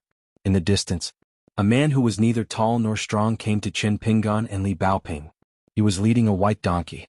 He wore a bamboo hat on his head, a cloth bag slanted over his shoulder, and his legs were wrapped in cloth. He held a bamboo cane in his hand, and a bamboo sheath long saber hanging from his waist. The man stopped 5 or 6 steps away and didn't continue to approach. He took off his bamboo hat, revealing an ordinary face. He smiled and said, You're Qin Pingan, right? Hello, I'm Alliance, good as in Liang. Finally, the man added, I'm a swordsman.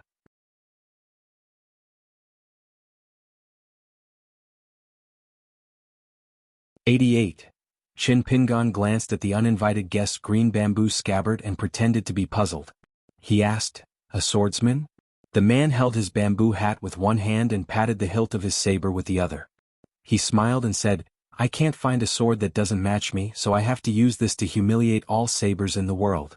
Hearing this familiar tone, Chin Pingan was relieved. He felt that Lu Baqiao should be able to be good friends with this man. Behind Chin Pingan and Li Baoping, the father and daughter walked slowly side by side. The girl Zhu Lu did not take it seriously.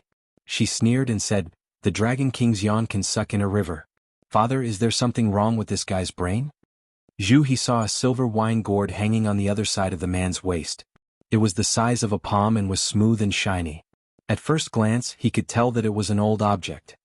He whispered to his daughter, although I can't detect anything strange about his qi, it's just a little longer than ordinary people's, but we still have to be careful.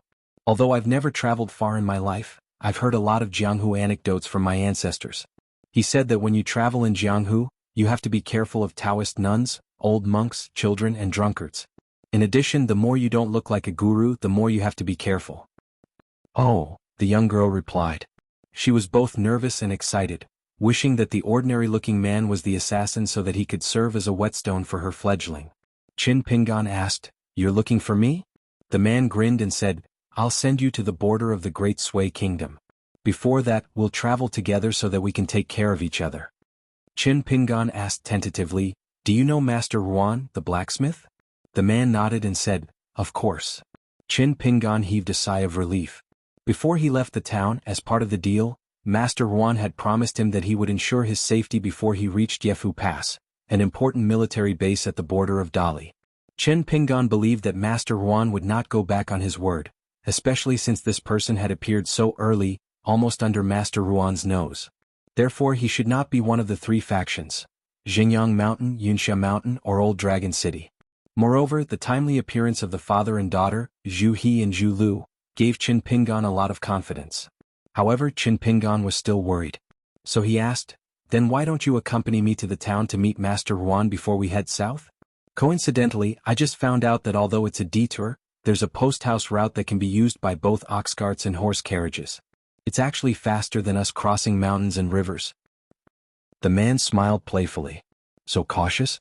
You don't have the forthrightness of a Jianghu man at all. Chin Pingan did not turn his head.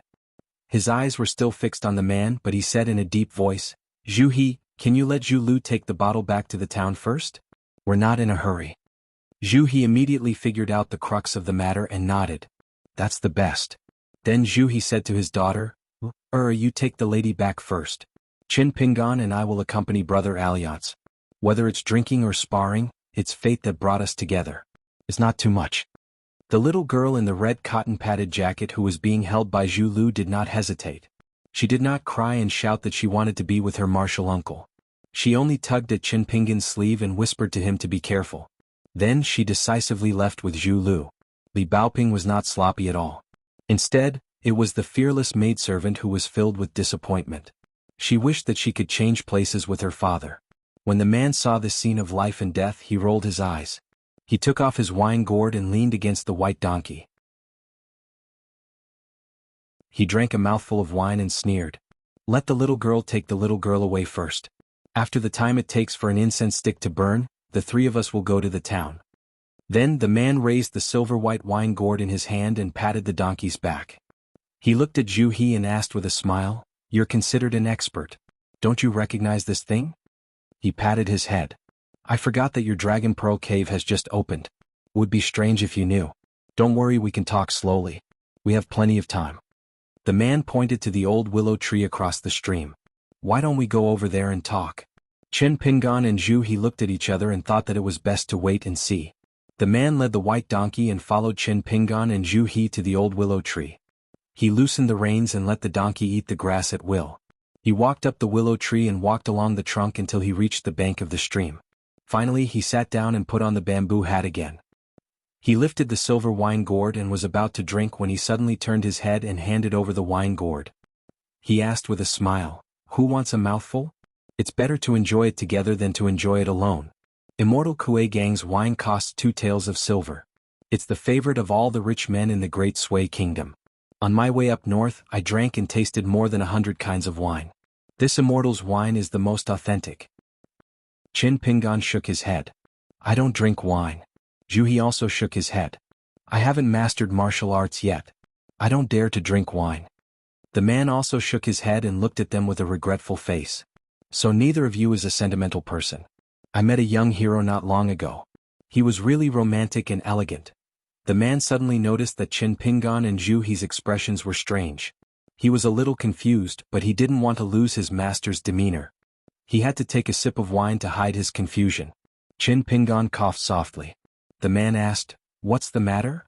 Qin Pingan stretched out his finger and pointed at the outermost part of the old willow tree with a crooked neck.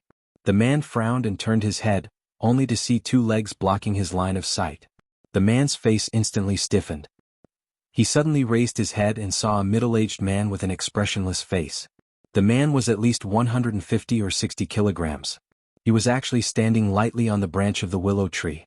This person's sudden appearance and disappearance scared the man in the bamboo hat so much that he lost his balance and fell into the stream. He was in an extremely sorry state. The man was the military saint Ruan Cheng. As old Yang said, he had no interest in the happenings within 1,000 miles of the mountains and rivers.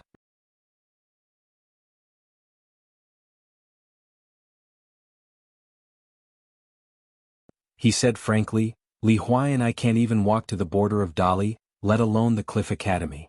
Qin Pingan nodded and pressed his hand on Li Baoping's head to stop her from talking. He then asked, "Then Shi Chuanjia and Dong Shuijing, are you sure they won't come?" Lin Shuyi explained, "Someone from the shop will take Shi Chuanjia to the capital. Dong Shuijing heard that the village school will be opened again in the future. He will take your temporary job at the blacksmith shop." Qin Pingan looked at Li Baoping, Li Huai and Lin Shuyi. He smiled and said, "Then let's go together." Alliance brought the white donkey back from the stream. When he saw Li Huai and Lin Shuyi, he said reluctantly, "It's okay to bring a cute little girl, but what about you 2 brats?" Li Huai scolded, "Who are you?" Alliance replied without changing his expression, "I'm your long-lost father, your biological father." Li Huai stared at this strange man as if he was struck by lightning. The man felt his hair stand on end. Did this little bastard's parents really have an unspeakable story? Li Huai quickly changed his dull expression. He twitched the corner of his mouth and looked at the man in the bamboo hat with disdain. He muttered, "You want to fight with me?" The man was deflated. He clicked his tongue and said, "Oh, there are many little bastards in shallow water." Li Huai put his hands behind his head and muttered, "I don't want to listen to the bastards chanting." Qin Pingan asked for no reason, "Alliance, why do you speak our village dialect?" The man smiled and said, "You can ask Ruan Fei." Qin Pingan looked at him and suddenly smiled. "Forget it." The man pointed at Qin Pingan and lectured, "It's not good to be so thoughtful at such a young age." Alliance, who claimed to be a swordsman but carried a saber and his white donkey. Qin Pingan and Li Baoping each had a basket on their back. Li Huai and Lin Shuyi were empty-handed. Zhu He and Zhu Lu were walking at the back. The 7 people with great disparity in status were heading south together. Because this alliance came from the same place as Master Ruan, the journey was not difficult. Moreover, following the Tiefu River to the south, they would soon see the Dali Post Road that was being built day and night. However, Alliance was still willing to listen to Qin Pingan's advice. Li Huai ran over to ask the man in the bamboo hat during a break. He was not afraid of strangers at all. He put his hands on his hips and asked, "Hey, Alliance, is your donkey male or female?" The man did not dislike this child, but he was a little annoyed. "It's none of your business. Why don't you let me ride it? I can't even bear to ride it myself. What right do you have? Do you really think you're my son? If you give me the donkey, I'll let my mother remarry. How about it? Of course, if my mother doesn't agree, don't blame me. This donkey will still be mine. *CKU and your mother." Alliance, I'm not scolding you, but you have to change your temper in the future. Li Huai put his hands behind his back, shook his head and sighed as he left. He left behind a bamboo hat man who had his horizons broadened. By the stream, 2 people walked toward the blacksmith shop. One was Ruan Jia, the other was an old man with white hair and a red face. The latter was the old ancestor that the maid Zhu Lu mentioned, the true backbone of the Li family, one of the 4 major families of the small town. Li Baoping was such a treasure, and the Li family had high hopes for her. Of course, they would not only let the father and daughter be her personal retainers. If Master Yuan had not shown up today, the old ancestor of the Li family who had achieved qi refining would have escorted them all the way to Yefu Pass. The old man smiled bitterly and said, "Master Yuan, is this the helper you invited from the Wind Snow Temple? He looks really—" Yuan Jia said bluntly, "He doesn't look like a master at all."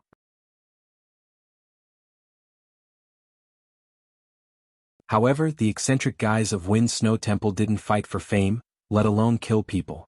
Therefore, even if they were beaten badly by the cultivators of Wind Snow Temple, they didn't have to worry about their dirty linen being exposed. Regarding the flying sword, the old man was confused. "Master Yuan, there are also several good quality flying swords for messenger in my house."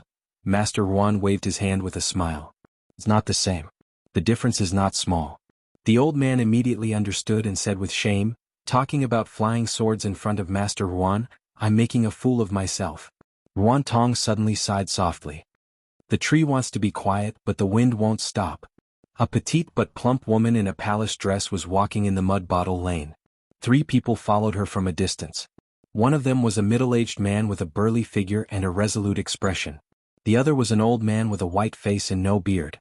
He seemed to have poor eyesight because he always squinted his eyes. A young woman was holding a long sword. The string of golden sword tassels just happened to curl up on her plump chest. The woman finally stopped at the gate of Song Jisen's courtyard and said with a smile, "Only Cui Dong would steal the Spring Festival couplets."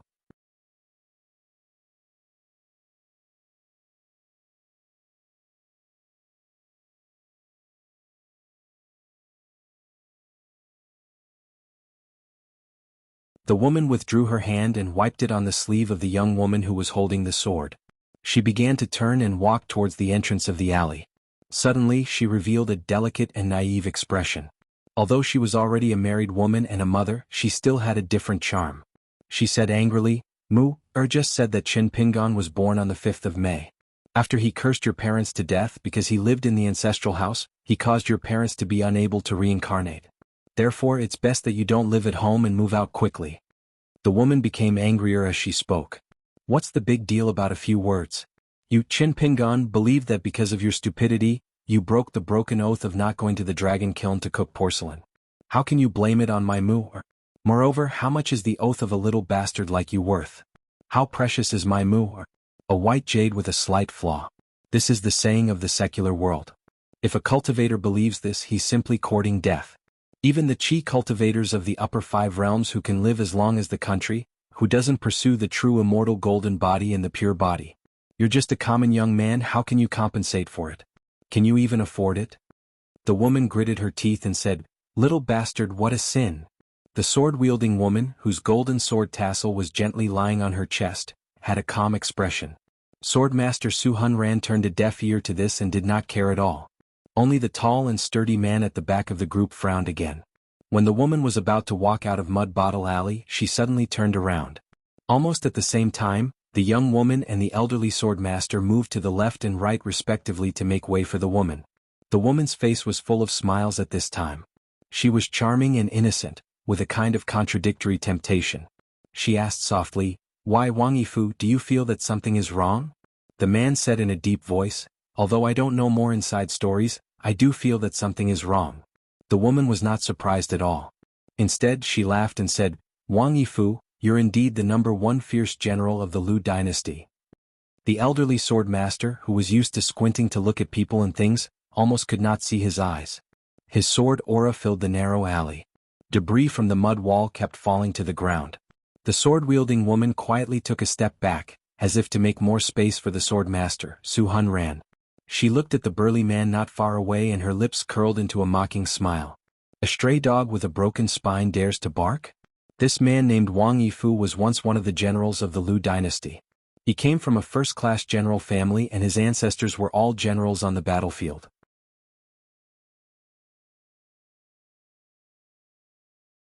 Unlike his colleagues from the Ministry of Rights who lived in Peach Leaf Alley, Song Yuzhang lived alone in Dragon Rider Alley. It was a house whose owner had just moved out. Song Yuzhang opened the door and sat at the table. There was a wine pot, a plate of salted peanuts and a big bowl of white wine next to it. This former supervisor had been in this town for 15 years. He was familiar with the taste of everything he ate and drank. When he saw a burly man appear out of thin air in the courtyard, Sir Song, who had just picked up the bowl of wine, smiled. "You're finally here." He raised the white bowl high and asked, "Can you wait for me to finish this bowl of wine?" The uninvited guest hesitated for a moment, then nodded. Song Yuzhang seemed to be afraid that the guest would wait too long. He drank half the bowl of wine in one gulp. His face was red as he asked, "Can you help me pass a message to that young man called Song Jisin? He should be called Song Mu in the future." The middle-aged man's eyes had a hint of pleading. "Can you tell him that the guy called Song Yuzhang has always wanted to ask him for a spring festival couplet?" The burly man shook his head decisively this time. "No." Song Yuzhang took a deep breath and slowly closed his eyes. His face was full of relief. He said softly, "When I was young I liked to read travel books. I saw the old dragon city at the southernmost tip of the eastern bottle continent. It was a magnificent sight. Then let's treat this bowl of Dali wine as the tide of the South Sea." Wang Yifu strode forward and twisted the neck of the Dali Ministry of Rights official with one hand. After killing the man, Wang Yifu felt no joy in his heart. He gently let the man lie on the table as if he was drunk. As a man of a fallen country and a general of a defeated army, Wang Yifu poured himself a bowl of wine and drank silently. Finally, he said to the dead man on the other side of the table, "It turns out that scholars also have big heads."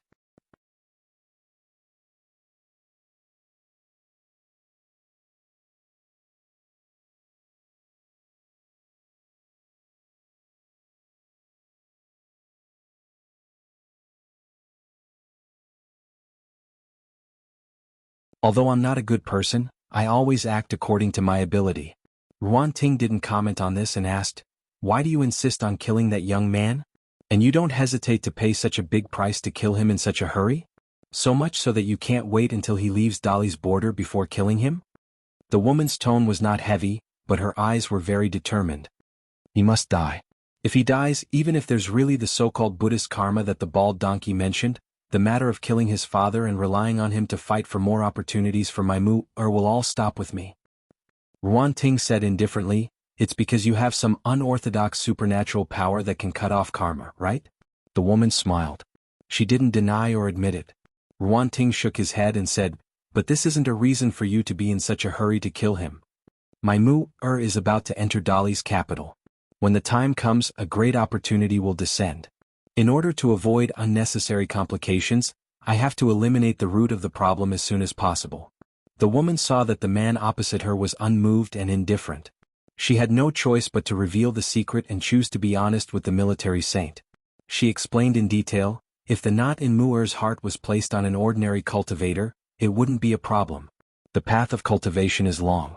Even if he can't get rid of it by himself before breaking through the middle 5 states, Dali has plenty of methods to get rid of it by force. At most, he'll leave behind a sky demon's heart of unpredictable size. When he enters the upper 5 states, it will become extremely dangerous. But now that the opportunity in the capital waits for no one, there's no room for carelessness. In addition to that useless Cui Dong, the imperial tutor of Cui Da, who was known for his flawless plans, actually lost. Obviously, in the end, he didn't succeed in destroying that young man's clear state of mind. I had no choice but to settle for the next best thing. I used Qin Pingan's head to forcefully change Mu-er's state of mind. When the woman said this, she said helplessly, "It's not that I didn't think of deceiving Mu-er, saying that Qin Pingan became a vulgar commoner in Cui Dong's examination. I could even arrange all the details flawlessly and present them to him one by one. But I can't bear the risk. Once Mu-er knows the truth in the future, his talent is too good now. Once he obtains that opportunity, it will become a great hidden danger. It's very likely that his Taoist heart will collapse in an instant." At this moment, it was about to rain heavily. The curtain of rain was like iron. Ruan Jie ignored the torrential rain outside and asked, "What knot in your heart is so troublesome?" "That old bastard surnamed Yao tricked me and told that young man the truth. His parents couldn't have been hurt by Yang Qi just because he was born on the 5th of the 5th month, so he couldn't be reincarnated as a human. So the young man who violated his mother's oath was dumbfounded. He ran back to the small town from the dragon kiln like a madman. After that, the young man who was so sad and indignant that he wanted to kill someone, Teacher Ruan, do you know what he did? He didn't go to find Mu-er, nor did he go home.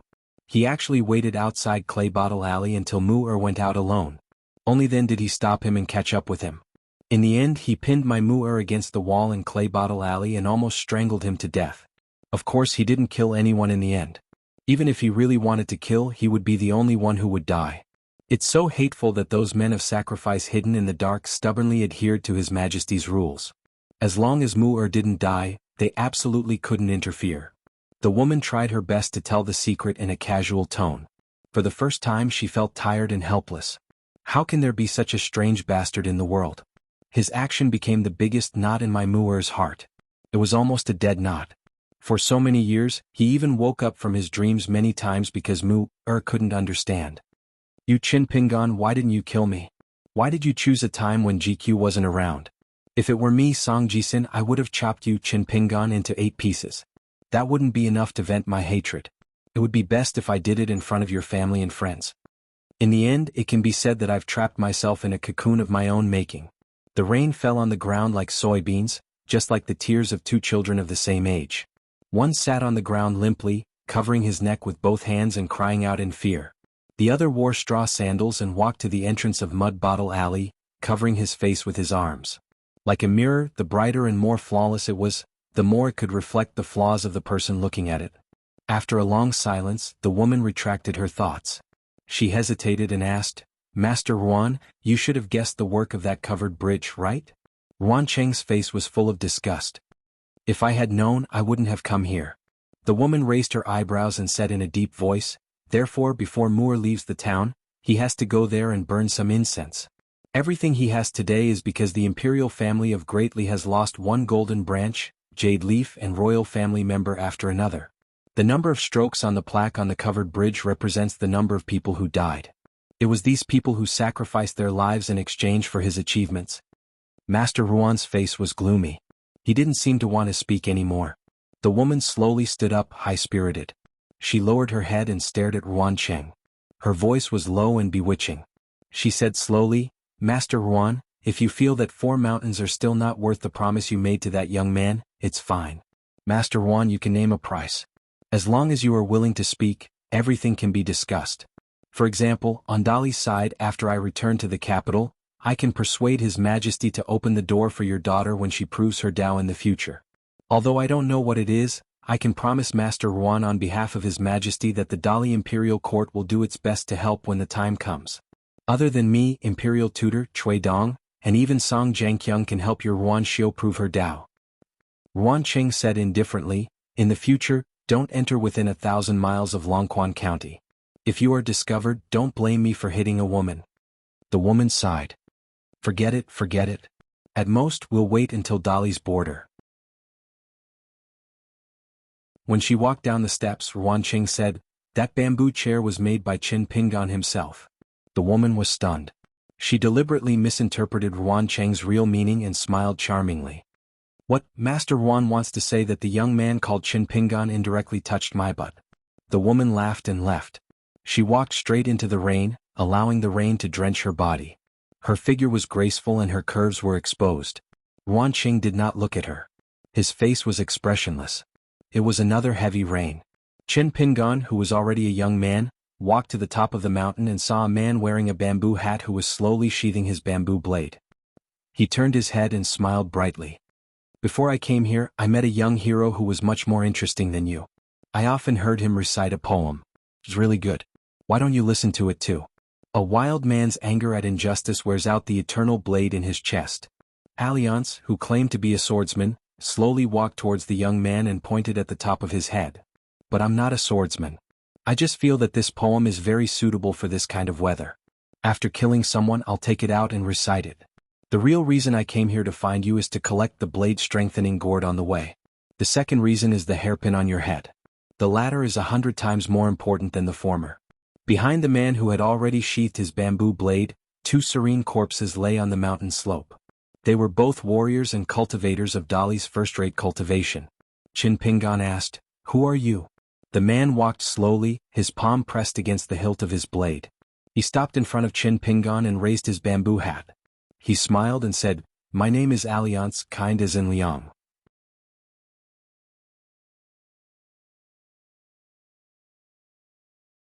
91.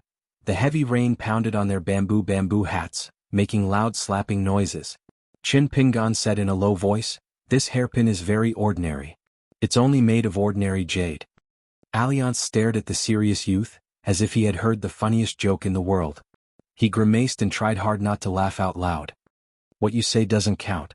Chin Pingan's forehead was sweating, but it was quickly washed away by the rain that splashed on his face. He looked at the man and asked, "Then what do you want?" Alliance asked with a smile, "Do you think you're going to die?"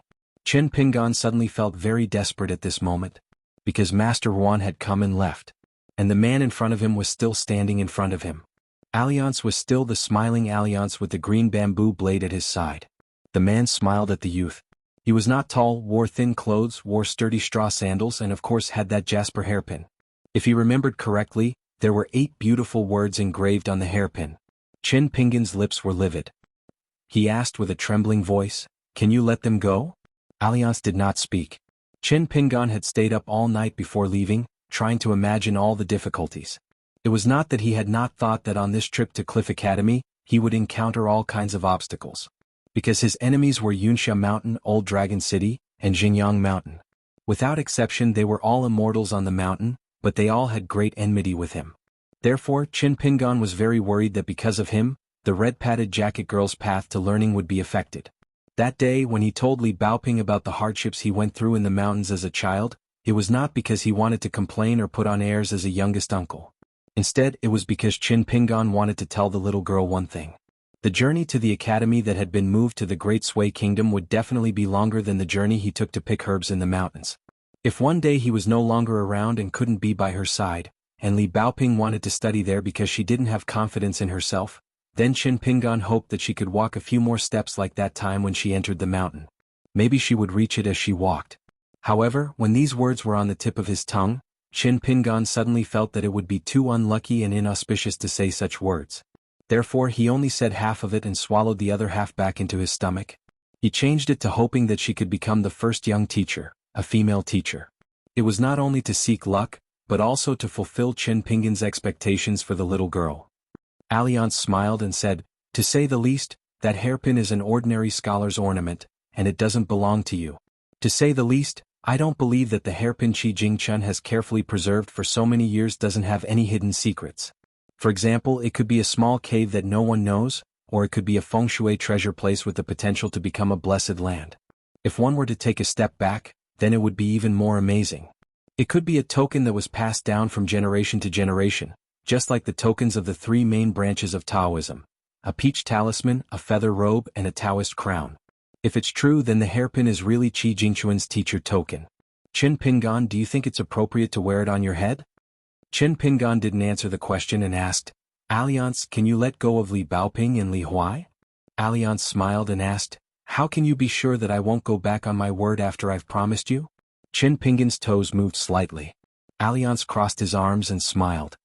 "Young hero, don't be impulsive. We're trying to reason with each other. It's not too late to make a move when you can't reason with them." Chin Pingan was silent, his face pale. Alliance looked at the teenager from head to toe. "You do look a little like him." Alliance stopped joking and stretched out his hand. "Give me the hairpin and I won't kill them." Chin Pingan's fingers trembled. Alliance said slowly, "This is Qi Jingchun's teacher's relic, so it can be considered as Qi Jingchun's relic." Chin Pingan raised his arm and reached for the top of his head. Alliance smiled and said, "I won't kill you if you break the hairpin with your own hands. I don't lie." Chin Pingan suddenly stopped. He took a deep breath and took a step back as if he was preparing to fight. Alliance asked, "You think that I'll let go of Li Baoping and the others if you die anyway? So even if you die, you want to try and see if you can protect this hairpin with your own ability?" Chin Pingan didn't say a word. He took 2 heavy steps and rushed in front of Alliance and punched. The next moment, Chin Pingan suddenly realized that Alliance was no longer in front of him. Chin Pingan stiffly turned around. Sure enough, the man in the bamboo hat was standing there, but there was an extra hairpin in his hand. Alliance sighed. He didn't seem to be interested in the hairpin at all. He stretched out his hand and handed it to the youth. "Take it back." Chin Pingan cautiously took a few steps forward and took the jasper hairpin from him. In an instant the youth felt his head sink. It turned out that the man in the bamboo hat gently pressed his hand on his head. The two stood side by side, but they were facing opposite directions. The man who had always been sloppy sighed and said, Chin Pingan, don't do stupid things in the future. There's no dead object in the world that's more important than a person's life. You must live. Even if you can't live well, you must live. There's no greater reason than this in the world. The man in the bamboo hat patted Chin Pingan's head. He looked up at the dark sky and said with a smile, You have to know that no matter how valuable or meaningful this hairpin is, since Qi Jingchun is willing to give it to you, he must believe in you. So, when you have to make a choice between life and death, you must choose to live and not die. To die heroically, to die passionately, to die leisurely, but to die is to die. The man in the bamboo hat withdrew his hand. Qi Jingchun is very disappointed in this world. That's his business. You Chin Pingan, are you? Don't learn from him. You haven't really seen the good and bad of this world. It's a matter for scholars to worry about 1,000 years before they reach 100. Alliance am not a scholar. You, Chin Pingan, are not one for the time being, so. In the end, the man didn't say the original content after so. He just said softly, Chin Pingan, believe in my judgment. You can go far in the future, even further than Qi Jingchun. The youth asked softly, why? The man gently stroked the bamboo blade's hilt and said with a smile, because I'm Alliance. The two of them finally walked down the mountaintop in silence. Chin Pingan asked, the two people on the hillside?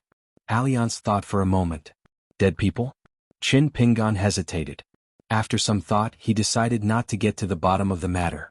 He changed the topic and asked, why didn't you take the hairpin? The corner of Alliance's mouth twitched as he lamented, after I got the hairpin, I realized that the worst-case scenario was 10,000 steps back from what I imagined. It was even worse. It was tens of thousands of steps back. It's really just a crappy hairpin.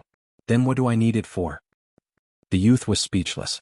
Alliance shook his head and said, real scholars are poor. You will understand in the future. I should have thought of it long ago. According to that old man Dao Lin's temper and Qi Jingchun's personality, it's normal for them to pass down such an ordinary hairpin.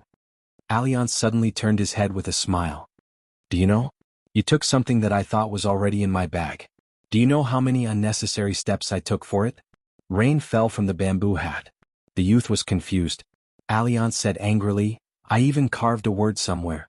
But in the end, when I came running here, it turned out to be such a miserable scene. So you should thank me for not killing you. Alliance said to himself, if you don't have the ability to carve 2 or 3 words there in the future, see if I won't cut you. Chin Pingan said helplessly, Alliance, can you say something I can understand? Sure. Alliance laughed and said, my name is Alliance, good as in Liang. Chin Pingan finished his sentence for him. I'm a swordsman. At this moment, Alliance's mouth curled up. He slapped the youth on the shoulder and said, then it's settled. Chin Pingan was even more puzzled. Alliance had already changed the topic. Even if you accompany a friend for 1,000 miles, you still have to part. I'll send you to the border of Dali and leave. I believe that by then you kids will be able to travel to study freely and there won't be any foul things for the time being. So after that you'll have to pray for yourself. Whether you can take them to the Great Sui Kingdom's Cliff Academy, and whether you can return to Longquan County of Dali alive, all depends on your own ability. Chin Pingan suddenly said, thank you. From the first time they met until now, the youth began to completely trust this man who called himself Alliance. Alliance shook his head and said, it's okay. I'm just making up for what I owe. It has nothing to do with you. Many years ago, there was once a young scholar surnamed Qi. After he was tired of studying, he said that he wanted to travel Jianghu with him. At that time, the swordsman named Alliance didn't agree. The man felt that if he had a little more patience at that time, the youth wouldn't have come to this point today. Alliance finally said, Chin Pingan, do you know? The youth said, what? Alliance said earnestly, in the future, you have to respect a peerless master like me from the bottom of your heart. The youth asked curiously, can you beat Zhu He? Alliance felt a headache coming on. He felt that this guy was even more annoying than Qi Jingchun back then.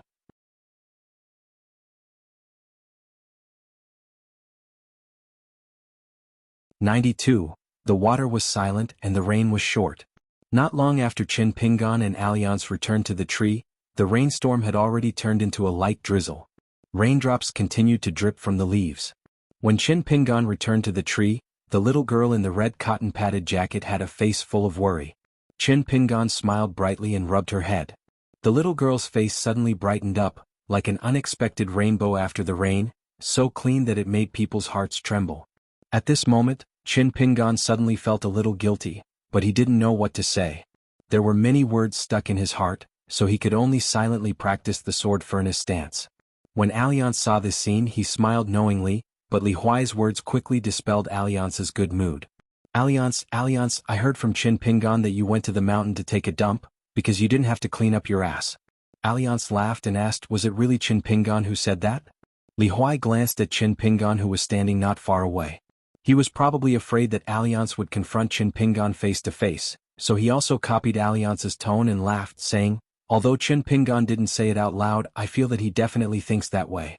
Of course, I feel that Alliance is not that kind of person. I even specially explained it to Sister Zhu Lu and patted my chest to guarantee that you, Alliance, are not that kind of person. Alliance gently pulled Li Huai's ear, lowered his head and asked with a smile. Li Huai said bitterly, Alliance, it's all Qin Pingan's fault. He's too much. Do you want me to scold him for you? Alliance twisted the little bastard's ear with all his might. Do you think that I, Alliance, am so gullible? Li Huai screamed, but unfortunately, no one was willing to pay attention to him. Li Huai immediately changed his tune. Alliance, I have an older sister called Alliance. Her name is a bit unpleasant to hear, but she is very beautiful. I definitely won't lie to you about this. Lin Shui and Dong Shuijing, those two perverts, both secretly like my sister. Dong Shuijing would come to our house to eat whenever he had nothing to do. Every time he sees my sister, even though she is already an adult, he still blushes. Alliance, I think you are much better than Dong Shuijing. You are handsome and have a good temper. You can afford to ride a donkey and drink wine. Do you want me to introduce you to my sister in the future? Alliance quickly released Li Huai's ear and gently placed his hands on Li Huai's shoulder. He pressed down and smiled, let's squat down and talk slowly. Qin Pingan walked to Zhu He and Zhu Lu and asked, Uncle Zhu He, can we talk for a while? The man grinned and said, I have been waiting for you to say this for a long time. Then let's walk around casually. The rain is already very light anyway. The two of them walked side by side out of the nameless tree. Before Qin Pingan asked, Zhu He introduced himself and his background. Qin Pingan, so many strange things have happened in the small town. Since you were able to survive the attack of the mountain-moving ape of Xinjiang Mountain and become an ally with that foreign girl, I guess you already know a lot of things. Then I won't hide anything. After all, the safety of the young lady is the most important. Both of us are the children of the Li family. We have been doing chores for generations in order to earn a living in the Li family. Although it sounds very pitiful, it is actually not as bad as you think.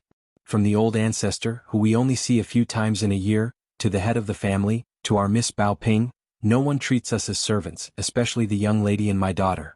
In fact, their relationship is no worse than that of sisters in ordinary families. At this point, the middle-aged man turned his head to look at his daughter who was standing under the tree and looking away.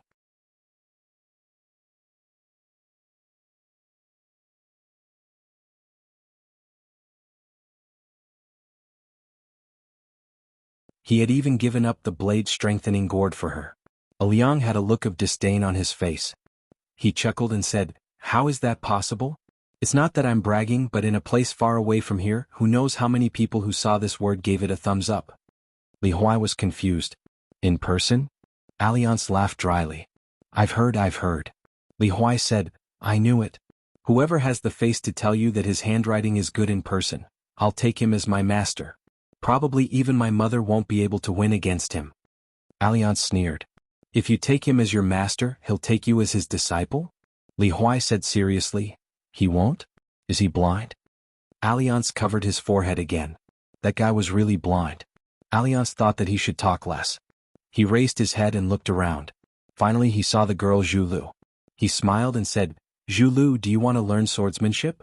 I'm interested in using my sword now. Not far away, Zhu Lu was worried about her Mississippi. The girl in the red cotton-padded jacket rested her cheeks on her hands. She looked in the direction where her youngest uncle had left and frowned. After hearing Alliance's words, the girl said angrily, Go away. Alliance's eyes were innocent and blank. It just rained heavily. Look, I'm soaked. The girl realized her mistake, but she still sneered. Sloppy, ignorant, and incompetent. You're not a good person. Alliance said angrily, Little Bao Ping, Li Huai, Lin Shui, am I not a good person? Li Huai hit him when he was down. You only look like a good person. but if you're willing to give me a wine gourd then you're a good person. Lin Shui said coldly, don't trick me into drinking in the future. Teacher has said before that scholars write hundreds of poems when drinking but they're all fake. Only the girl in the red cotton-padded jacket secretly smiled at Alliance. Alliance felt warm in his heart. He gave her a thumbs up and ignored the other two's sarcasm. Alliance's Jianghu was not for nothing after all. When Qin Pingan and Zhu He returned, the group went on their way again. When the Dragon Tail Stream, which was originally in the southeast, turned to the south and became the new Chefu River in the Dali County annals, the river suddenly surged and the water level rose. The river was wide and deep, far surpassing the previous stream. Under Qin Pingan's suggestion, they took a short break and cooked some rice here. After lunch they continued on their way. Li Huai stood by the river and clicked his tongue with his hands on his hips. Alliance, have you seen such a big river before? Liang, who was riding the white donkey, looked at the junction of the stream and the river, then looked behind him. In the end, he smiled at Li Huai and said, the number of great rivers I've seen is more than the number of rice you've eaten. Li Huai was unhappy. Alliance, do you feel uncomfortable if you don't brag for a day?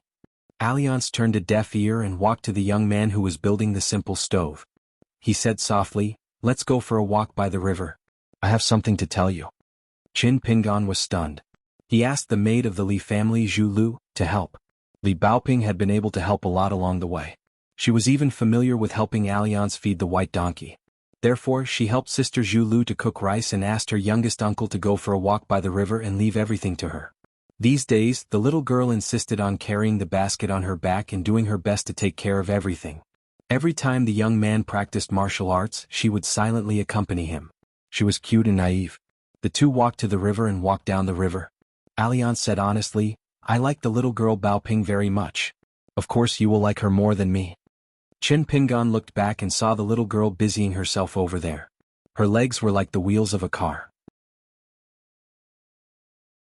Compared to Lin Shui, who always did what he said, and Li Huai, who never did anything, Li Baoping was full of vitality even though she was still young. Just looking at her was like looking at a beautiful spring. Qin Pingan nodded. Alliance said again, but you keep feeling that something is wrong, right? Qin Pingan nodded. Since the last time we talked about martial arts, she said a lot in one breath. But after that, it seems that she doesn't like to talk much. Alliance asked, did you say something to her?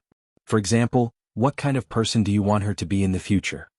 Qin Pingan suddenly turned his head. His face was full of shock. Alliance probably didn't want to inadvertently hurt others with his words. It was rare for him to be careful with his words. He stopped and squatted by the river and gently threw stones. After the young man squatted beside him, Alliance said softly, deep feelings don't live long and extreme wisdom leads to injury. Normal people are not qualified to apply these two sayings, but Li Baoping is different. Although she is still young, the first one is of course something that has no shadow, but the second one is already applicable to her. You have Qin Pingan as your support, so your unintentional words and actions will be deeply embedded in the little girl's heart. Words are very strange.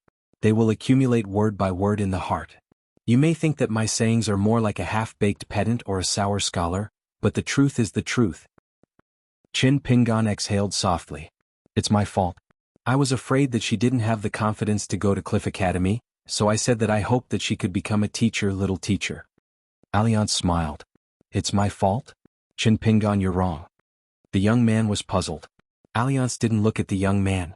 Languid, he looked at the calm surface of the river. You just didn't do better. It's not that you did wrong. The young man was even more puzzled. The two sayings were different, but weren't the results the same? Alliance finally turned his head. He seemed to have seen through the young man's thoughts.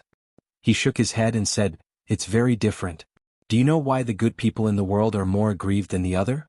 For example, Qi Jingchun. The Mr. Qi, you know, he could have done things more happily, but in the end he was just so cowardly and aggrieved. When you look around, it seems that those bad people are living more freely and happily than the other. For example, the two enemies you mentioned to me before, the mountain guardian ape of Xinjiang Mountain and young Castellan Fu of Old Dragon City, will indeed live very comfortably after they return to their own territories. One of them has a high status and enjoys respect while lying on the roll of merits. The other is ambitious and aims to go to the north. Alliance looked at the young man who was deep in thought. He smiled and said, that's why being a good person is very tiring.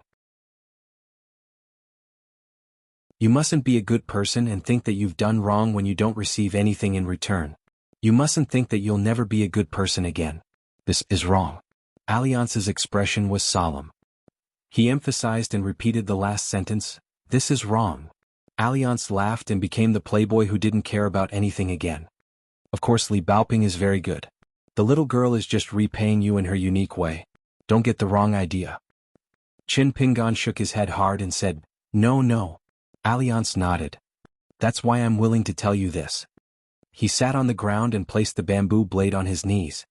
You have to know that I rarely reason with people. My reason? Alliance paused for a moment and patted the green bamboo blade on his knees. In the past it was the sword. Now it's the blade. Even if it wasn't raining or the sun wasn't high, Alliance would still wear the inconspicuous bamboo hat.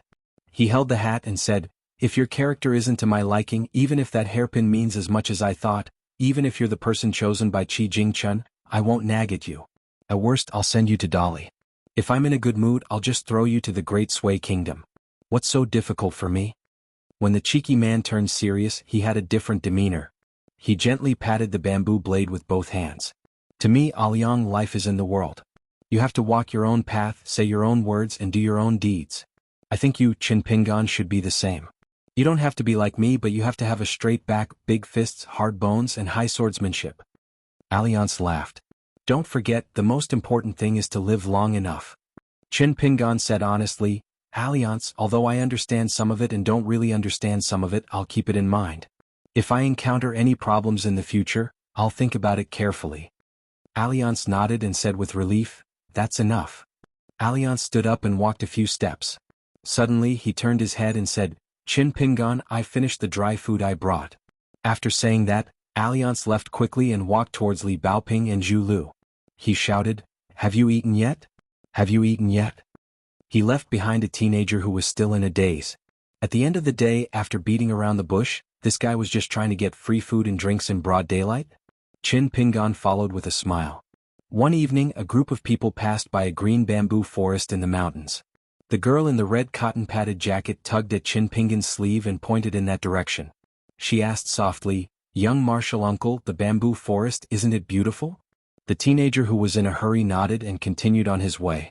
They were about to see the post road that Alliance mentioned, the official road of the Dali Imperial Court. The girl was silent. She shook the basket on her back and still followed the teenager closely. At night, they slept in the narrow leather tent set up by Zhu Lu. The girl thought of something and pouted. She felt wronged and finally told herself that her young martial uncle was already very good. Then she fell into a deep sleep.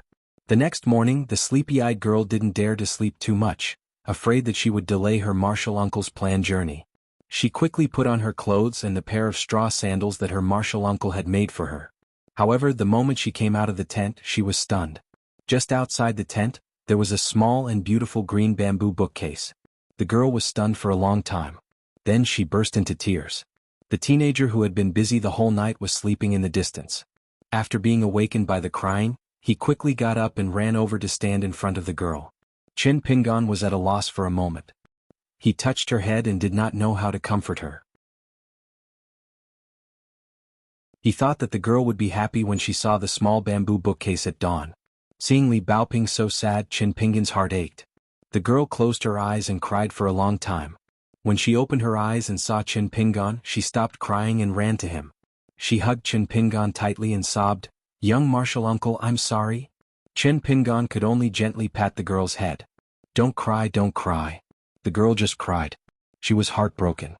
Qin Pingan said softly, "You don't like the small bamboo bookcase? Did little martial uncle not do a good job? It's okay, it's okay. Next time you can change it. I've only seen this small bookcase once. In the future, when I go to a crowded place outside and see a nice bookcase again, you can tell me."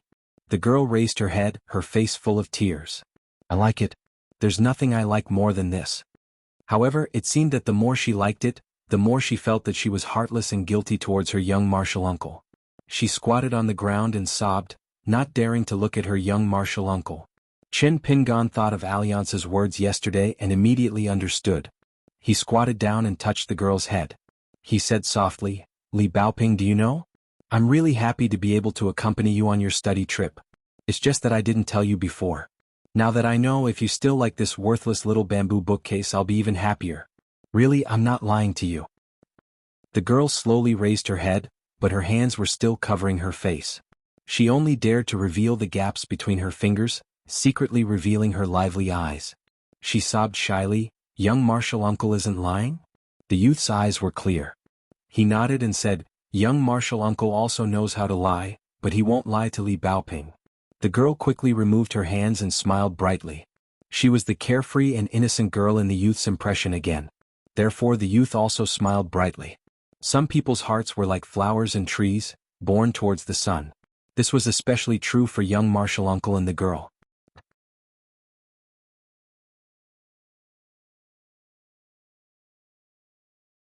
'93. More than 20 people stood scattered on a hillside with a height of more than 100 feet. They wore different clothes, but their faces and eyes seemed to be carved from the same mold. A burly man knelt on one knee and was carefully examining the two stiff corpses. He opened the eyelids of one of the corpses with his fingers, revealing the eyeballs that were like ice cracks and porcelain pieces. A short woman, who had changed into a common woman's cotton clothes, slowly walked up the hillside, followed by a woman holding a sword and a white-faced old man. She did not approach the two corpses. She covered her nose and asked in a thick nasal voice, "Wang Yifu, what do you say?" Wang Yifu sighed and said, "Both of them were killed by a master with one strike. Their bodies were not hurt, but their meridians were broken and their internal organs were rotten." The woman's face was gloomy and uncertain. "Such powerful Wu Dao masters have appeared in our Li dynasty. Moreover, there are two of them. Our vassal king has always been in charge of monitoring the border. Could it be that this time he didn't catch any clues? It can't be that he deliberately let the fish escape the net, right?" Wang Yifu was a little hesitant. "Empress, if I'm not wrong, it was done by one person." The woman suddenly narrowed her eyes and said in an overbearing manner, "What did you say?" Wang Yifu pointed to the two people's necks and saw a thin red line. The line between the two corpses is closely connected.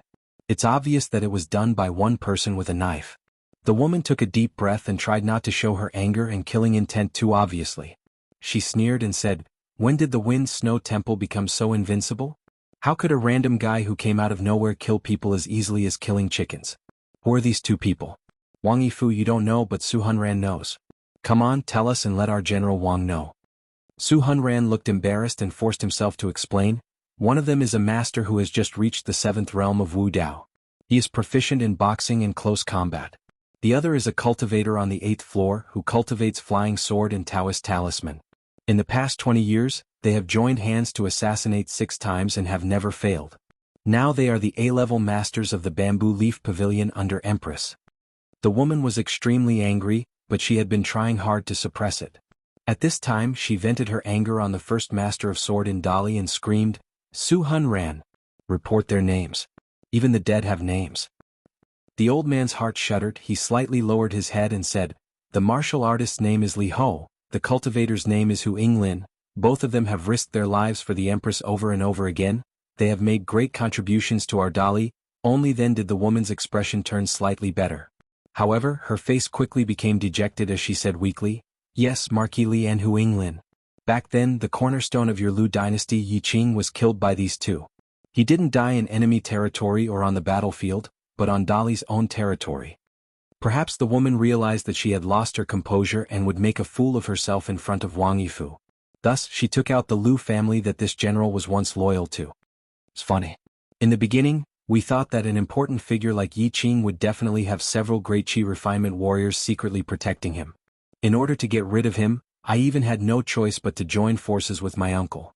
Who would have thought that from infiltrating the borders, sneaking in to kill people, and then retreating after accomplishing their mission, the Lu dynasty did not react at all.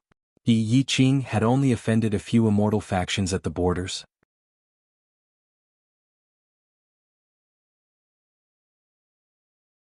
It can't be that the people of Wind Snow Temple don't even care about your majesty and Master Ruan's face, right? Wang Yifu asked. The detailed identity of the man with the saber still hasn't been found out. The woman holding the sword shook her head and said, "There hasn't been a result yet. It's not good for us to ask Master Ruan about this kind of thing, and it's also not good for us to find the military cultivators of Wind Snow Temple. We can only rely on Dali's own spy agency to find clues." And it's not convenient for your majesty to intervene in the spy affairs of the border? Speaking of this, the young woman stopped talking and stopped talking. This involved the undercurrent of the highest level of Dali's government. Wang Yifu asked, "Is it possible that the retainer of the Li family named Zhu He is actually hiding his strength?" The woman sneered and said, "That guy is only a martial artist of the fifth realm. He's not worth mentioning. The Li family doesn't have the guts to make trouble under my nose."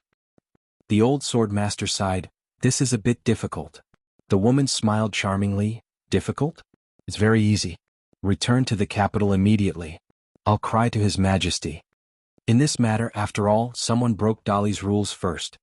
His Majesty was willing to stand up for her. Li Baoping had a brand new small suitcase, so she had to move the things in the basket. The two of them took this opportunity to find a secluded place far away from Li Huai and the others during their break. They secretly counted their belongings to prevent loss or damage. Chen Pingan also took off his own basket. It was an old locust wood sword. They guessed that it was a gift from Mr. Qi because Chen Pingan had inexplicably worn a jade hairpin on his head at that time. Chen Pingan and Li Baoping both thought that Mr. Qi must have done it on purpose. Chen Pingan usually placed the locust wood sword in the basket on his back. Only in the dead of night, when he took it out and placed it on his knees, the young man's state of mind would be peaceful and peaceful. A yellow snake gallstone, when placed under the sunlight, would reflect traces of beautiful golden veins. The other 12 small and exquisite snake gallstones had faded their original bright colors, but their texture was still exquisite and exquisite. Li Baoping loved these little things. Holding the yellow snake gallstone in her hand, she said, "Junior uncle, don't sell this one. Even if you want to sell the other 12 stones in the future, you must find buyers who know their value. Otherwise we will definitely suffer a great loss." Chen Pingan smiled and said, "Of course." There was also a 1-foot-long black rectangular stone in the basket. It looked very much like the dragon beheading platform, but Chen Pingan was not sure. He remembered that Miss Ning said that if he wanted to separate the dragon beheading platform to be the best whetstone in the world, not only did he need a sword immortal to do it, but he also needed to lose a very valuable weapon. Of course, for the young man's current state, very powerful or precious weapons and objects could be directly linked to their value. For example, for the young girl who had returned to her previous life, the combat capability of her opponent could be directly linked to the number of Chen Pingan. Chen Pingan knew that it was definitely not given to him by Master Ruan. Was it given to him by Mr. Qi together with the pagoda wood sword and the whetstone? Or was it that white-robed celestial woman who had used some sort of magical technique? Or was it Miss Ruan's personal belongings? Chen Pingan felt a headache coming on. Miss Ruan had left 1 gold ingot, 2 silver ingots, and a bag of ordinary copper coins in Li Baoping's basket. Once, when Li Baoping accidentally opened the money bag, Chen Pingan was shocked to find that there was a gold copper coin in it. Ruan Xiao must have secretly left this coin behind to win the bet. This gave Chen Pingan a big fright and he was sweating profusely. If he had been careless and didn't find out the truth, and then accidentally spent this copper coin as an ordinary copper coin, Chen Pingan wanted to slap himself in the face when he thought of the consequences. Chen Pingan tidied up all the items, big and small, one by one. He was like a woman who was used to calculating carefully and taking care of a small family. Every time Li Baoping saw this scene, she wanted to laugh. She thought that her youngest martial uncle was too good at living. How outstanding would the girl be in the future to be worthy of her youngest martial uncle? The girl felt that it was hard to find, so she was a little sad. After being discovered by Li Baoping, he looked at the small box at her feet and said to Chen Pingan, "Chen Pingan, if you make me a small bamboo box that's bigger and prettier than Li Baoping's, I'll call you youngest martial uncle. How about that?" Chen Pingan looked at him and didn't say anything. Li Huai was a little anxious and decided to take a step back. "Then I'll make it as big as Li Baoping's small box. Is that okay?" Chen Pingan inadvertently found that Li Huai's boots were tattered and exposed his toes. He said, "I'll make you 2 pairs of straw sandals later." Li Huai was furious. He stomped his feet and said, "I don't care about those straw sandals. I want a box. A box to hold the books of the saints. I, Li Huai, am also Mr. Qi's disciple." Chen Pingan frowned. "Go away." Li Huai was stunned. He carefully looked at Chen Pingan's face. After they looked at each other, Li Huai suddenly felt a little scared and guilty. This fearless child didn't talk back for the first time. He left angrily. After running a few steps, he turned around and said confidently, "Don't forget the straw sandals. I want 2 pairs. You can wear them alternately." Qin Pingan nodded. After Li Huai ran away, the little girl said with admiration, "Junior uncle, you're so awesome. You don't know that I can only convince Li Huai by beating him up. I can't argue with him. Even if Mr. Qi tries to reason with him, Li Huai doesn't like to listen." Qin Pingan reached out and rubbed the little girl's head. He carried the basket on his back. "Get ready to go. We'll see the Dali Post Road in 2 days."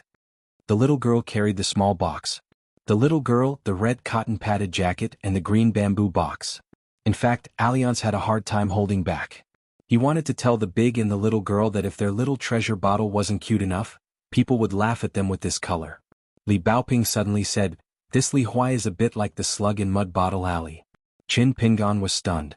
It seemed that he had never compared the two words together. After thinking carefully, he shook his head and said, "They don't look alike. If you have a chance to meet Gu Ken in the future, you'll understand." The little girl said, "Oh."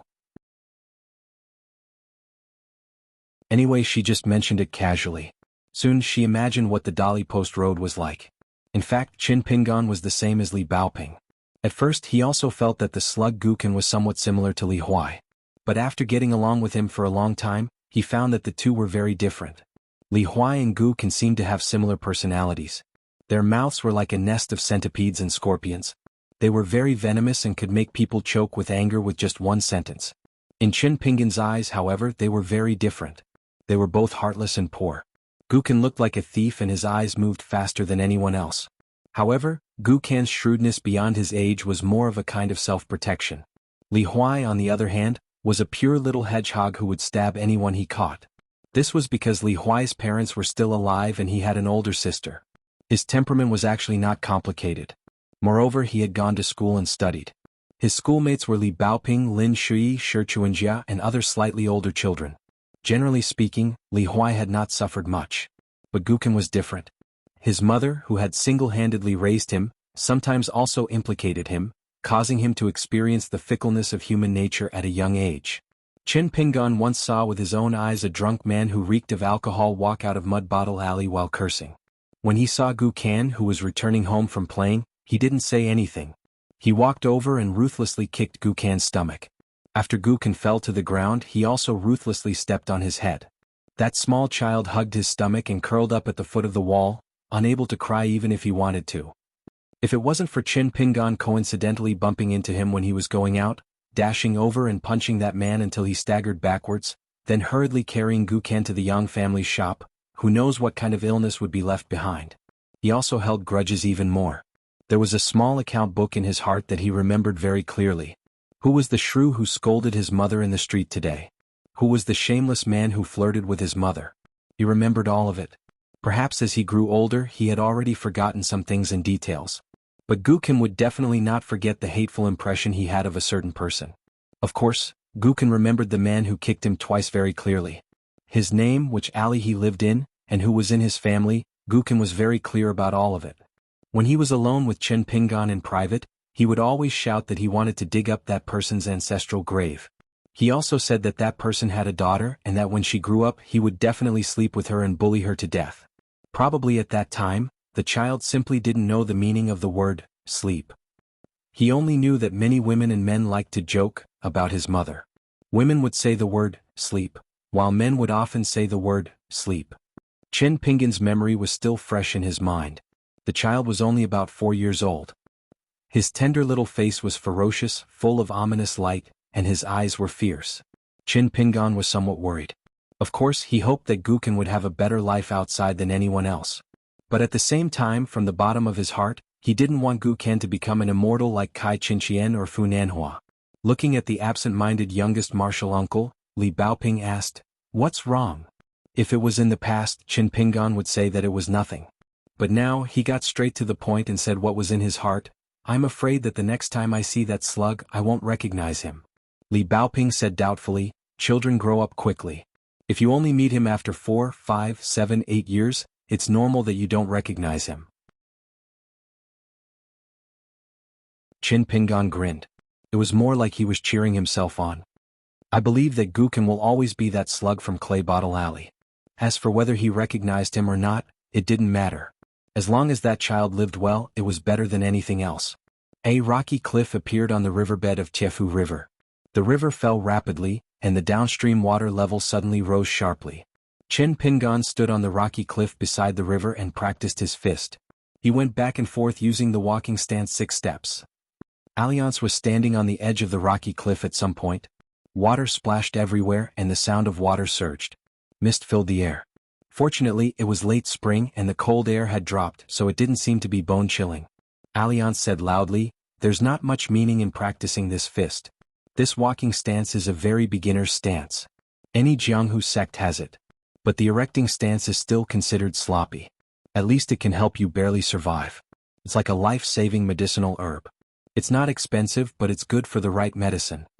When the youth heard this, he smiled but didn't say anything. This was because Old Man Yao had said that when practicing the fist, one must not be discouraged. Alliance nodded. But an interesting person can do an interesting thing. If you practice the fist like this, it won't be a big problem. The path of martial arts is a real diamond that drips with water. It depends on the grinding of time. Qin Pingan finished practicing the fist. He wiped the sweat from his forehead and asked, "Alliance, you're not that immortal stage Wei Jin, are you?" Alliance smiled. "Of course not. He recites poetry in a set. His alcohol tolerance is extremely poor. Once he gets drunk, he likes to cry and snot. He's even worse than Li Huai. How can I be that kind of person?" Qin Pingan was stunned. He didn't expect Alliance to be so direct. "Then the donkey and wine gourd?" Alliance rolled his eyes. "Naturally they're Wei Jin's. I'm not as poor and particular as him. I like to drink, but I really can't ride a donkey to see the mountains and rivers. It's so slow that it makes me anxious." Qin Pingan carefully asked, "He's not dead, is he?" Alliance smiled playfully. "Why would I kill him? To kill him and steal his treasures?" Qin Pingan looked at Alliance and shook his head. "I believe you won't kill him." Alliance picked up the wine gourd that was supposed to be used to nurture the sword and drank a mouthful of wine. "This small gourd was given to me by him. I taught him a high-level swordsmanship. That kid was enlightened and finally broke through the bottleneck, so he went into seclusion. As a reward, he gave the gourd to me. Don't think that I took advantage of him. He made a big profit. I'm just helping to take care of this donkey." It was very difficult to break the 10 arms of the military sword cultivators of the Wind Snow Temple. However, Alliance didn't want to explain this to Qin Pingan too clearly. The road had to be taken step by step. Qin Pingan felt a little strange and asked, "Why didn't Master Juan recognize you?" Alliance found a place to sit down and shook the small silver-white gourd. The natal sword chi in the gourd is still intact, which means that the owner is still alive and his soul and body are intact. Your eastern vase continent is a small place. I don't think there are too many terrifying masters here. Not only can they kill Wei Jin in an instant, but they can also be so fast that even Wei Jin's natal flying sword can't contact them in time. Qin Pingan said in surprise, "A small place? Some people say that there are thousands of dynasties in our eastern vase continent. We haven't even reached the border of Dali yet." Alliance turned his head and threw the wine gourd to the teenager standing beside him. "You also know that we're walking. Come on, have a drink. If a man can't drink, he'll have walked in vain." "I don't drink." Zhu He said that people who practice martial arts can't drink. Qin Pingan carefully took the wine gourd and sat beside Alliance. He handed it back to him, but Alliance didn't take it. Qin Pingan could only hold it carefully in his arms. He looked at the river and sighed softly. "That's true. I've seen immortals flying around on swords.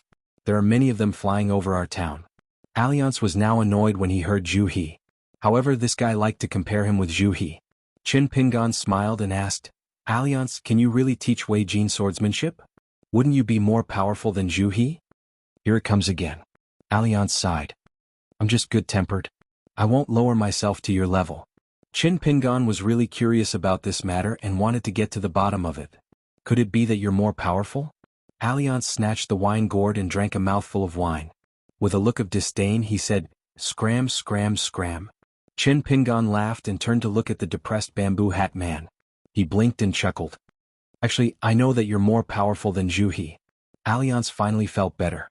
Qin Pingan immediately added in a sincere tone, "I think that 2 Zhu He's might not be able to beat you." Alliance said helplessly, "If you really want to flatter me, can't you be more sincere? At least remove the word might." Qin Pingan was silent.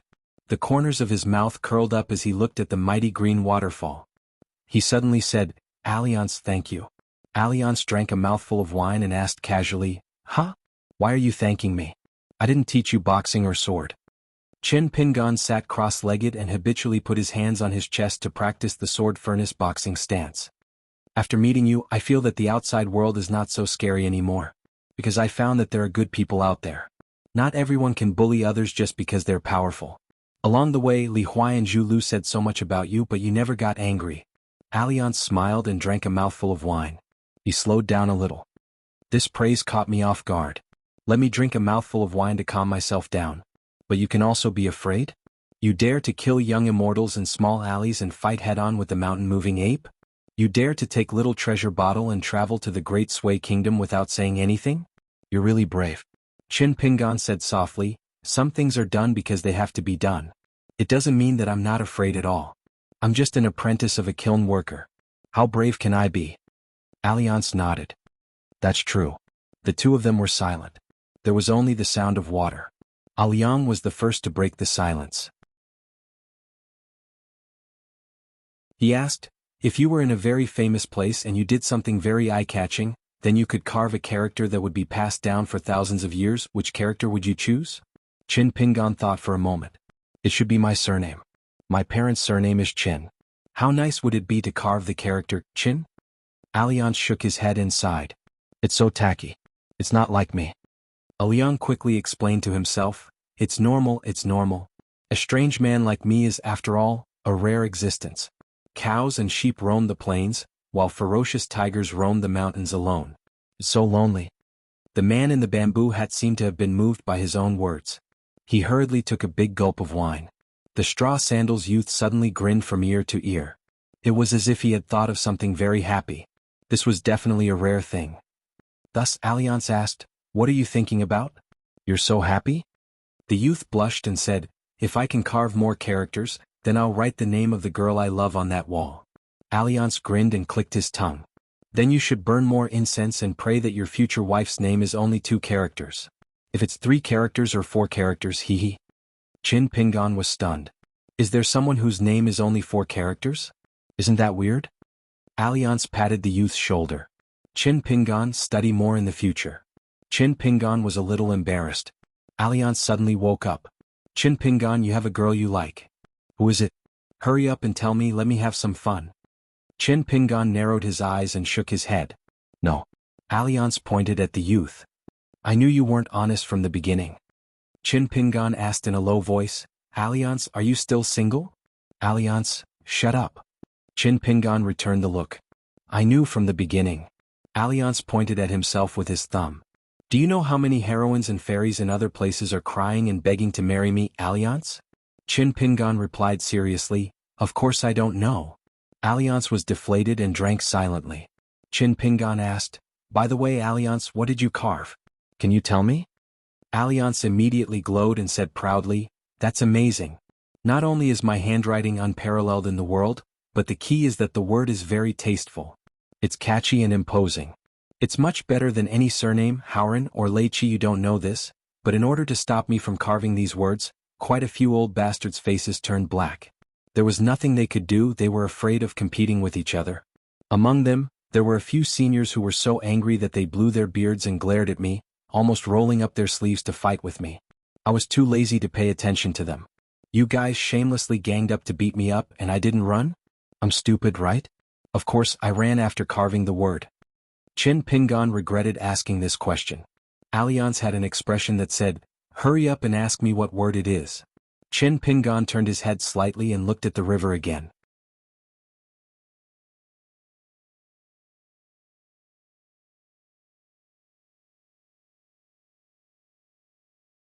"94.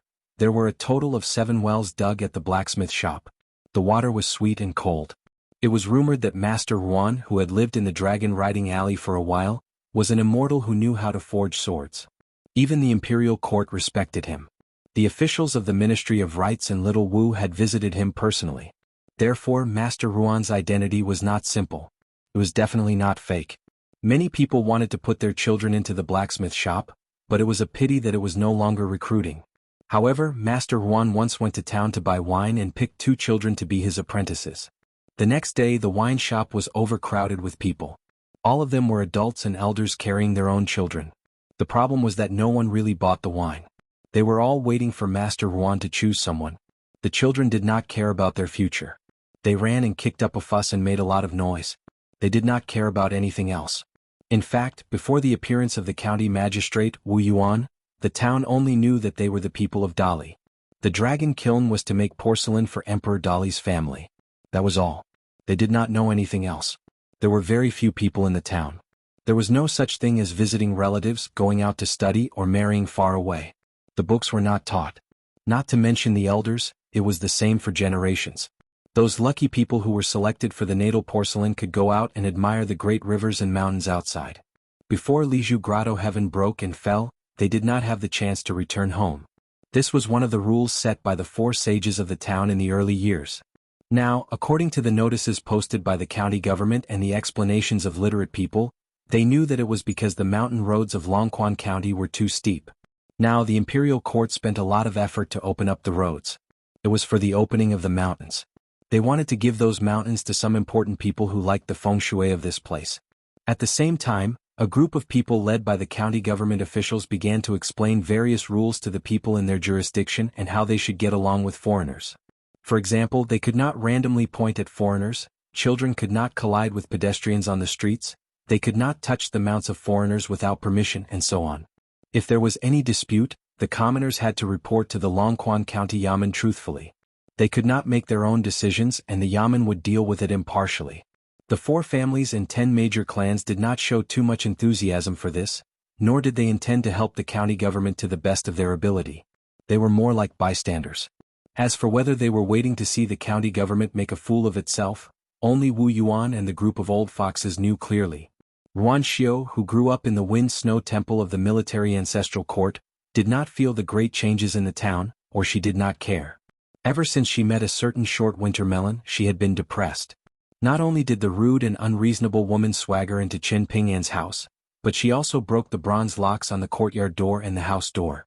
When she went to clean the 2 houses, she happened to bump into the group of people who went to change the locks. Ruan Xiao was so angry that her eyebrows were raised and she went up to reason with them. Those people seemed to know her identity and respectfully apologized. However, as for who the culprit behind the scenes was, they put on a shameless attitude that said, even if Miss Ruan beat them to death, they would not dare to say anything. Ruan Xiao wanted them to hand over the old lock and the new key.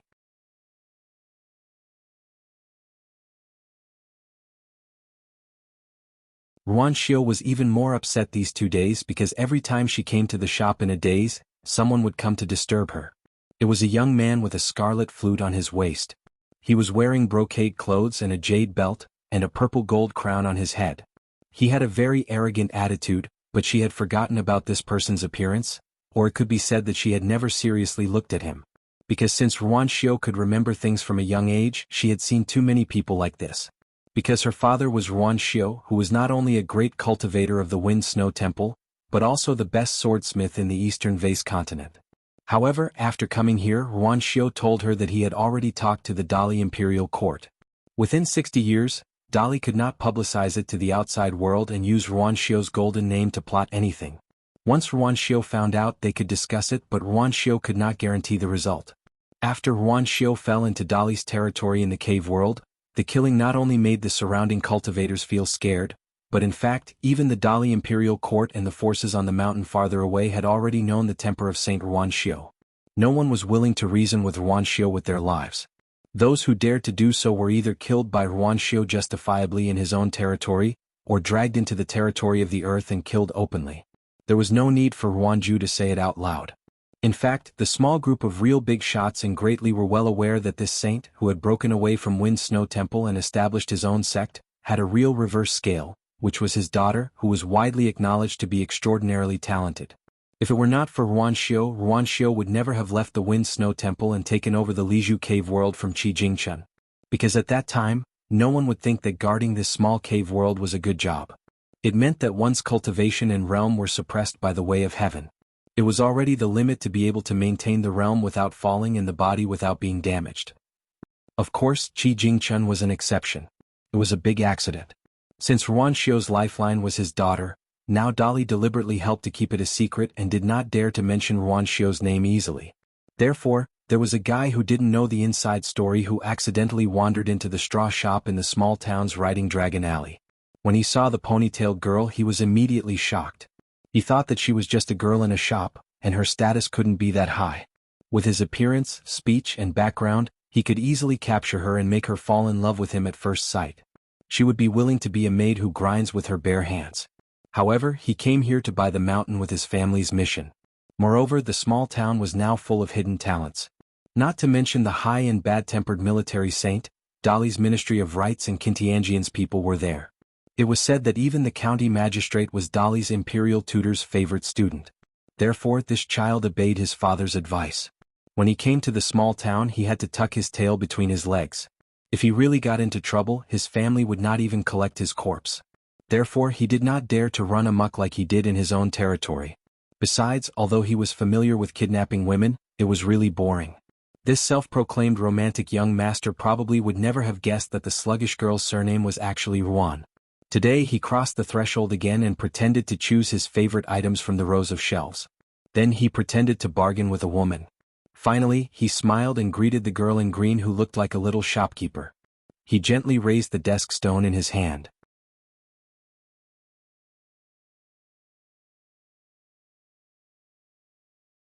He watched as the girl pressed the young master's forehead with one hand. In the end, his entire head and back were completely embedded into the wall. The young master instantly lost consciousness. Blood flowed out of his orifices. A huge spider web appeared on the wall behind him. The girl said to the man who had fainted, "Listen to advice in the future. Do you understand? Or not?" The girl raised her leg high and kicked out fiercely. The already pitiful young master's body caved in together with the wall. It was a tragic sight. The girl retracted her leg and turned to walk to the shop. She said to the tall retainer who did not dare to move at all, "Take him away. Remember to fix the wall." The retainer who was at the fifth realm swallowed his saliva. He did not even dare to say a word. He was only a bodyguard on the surface.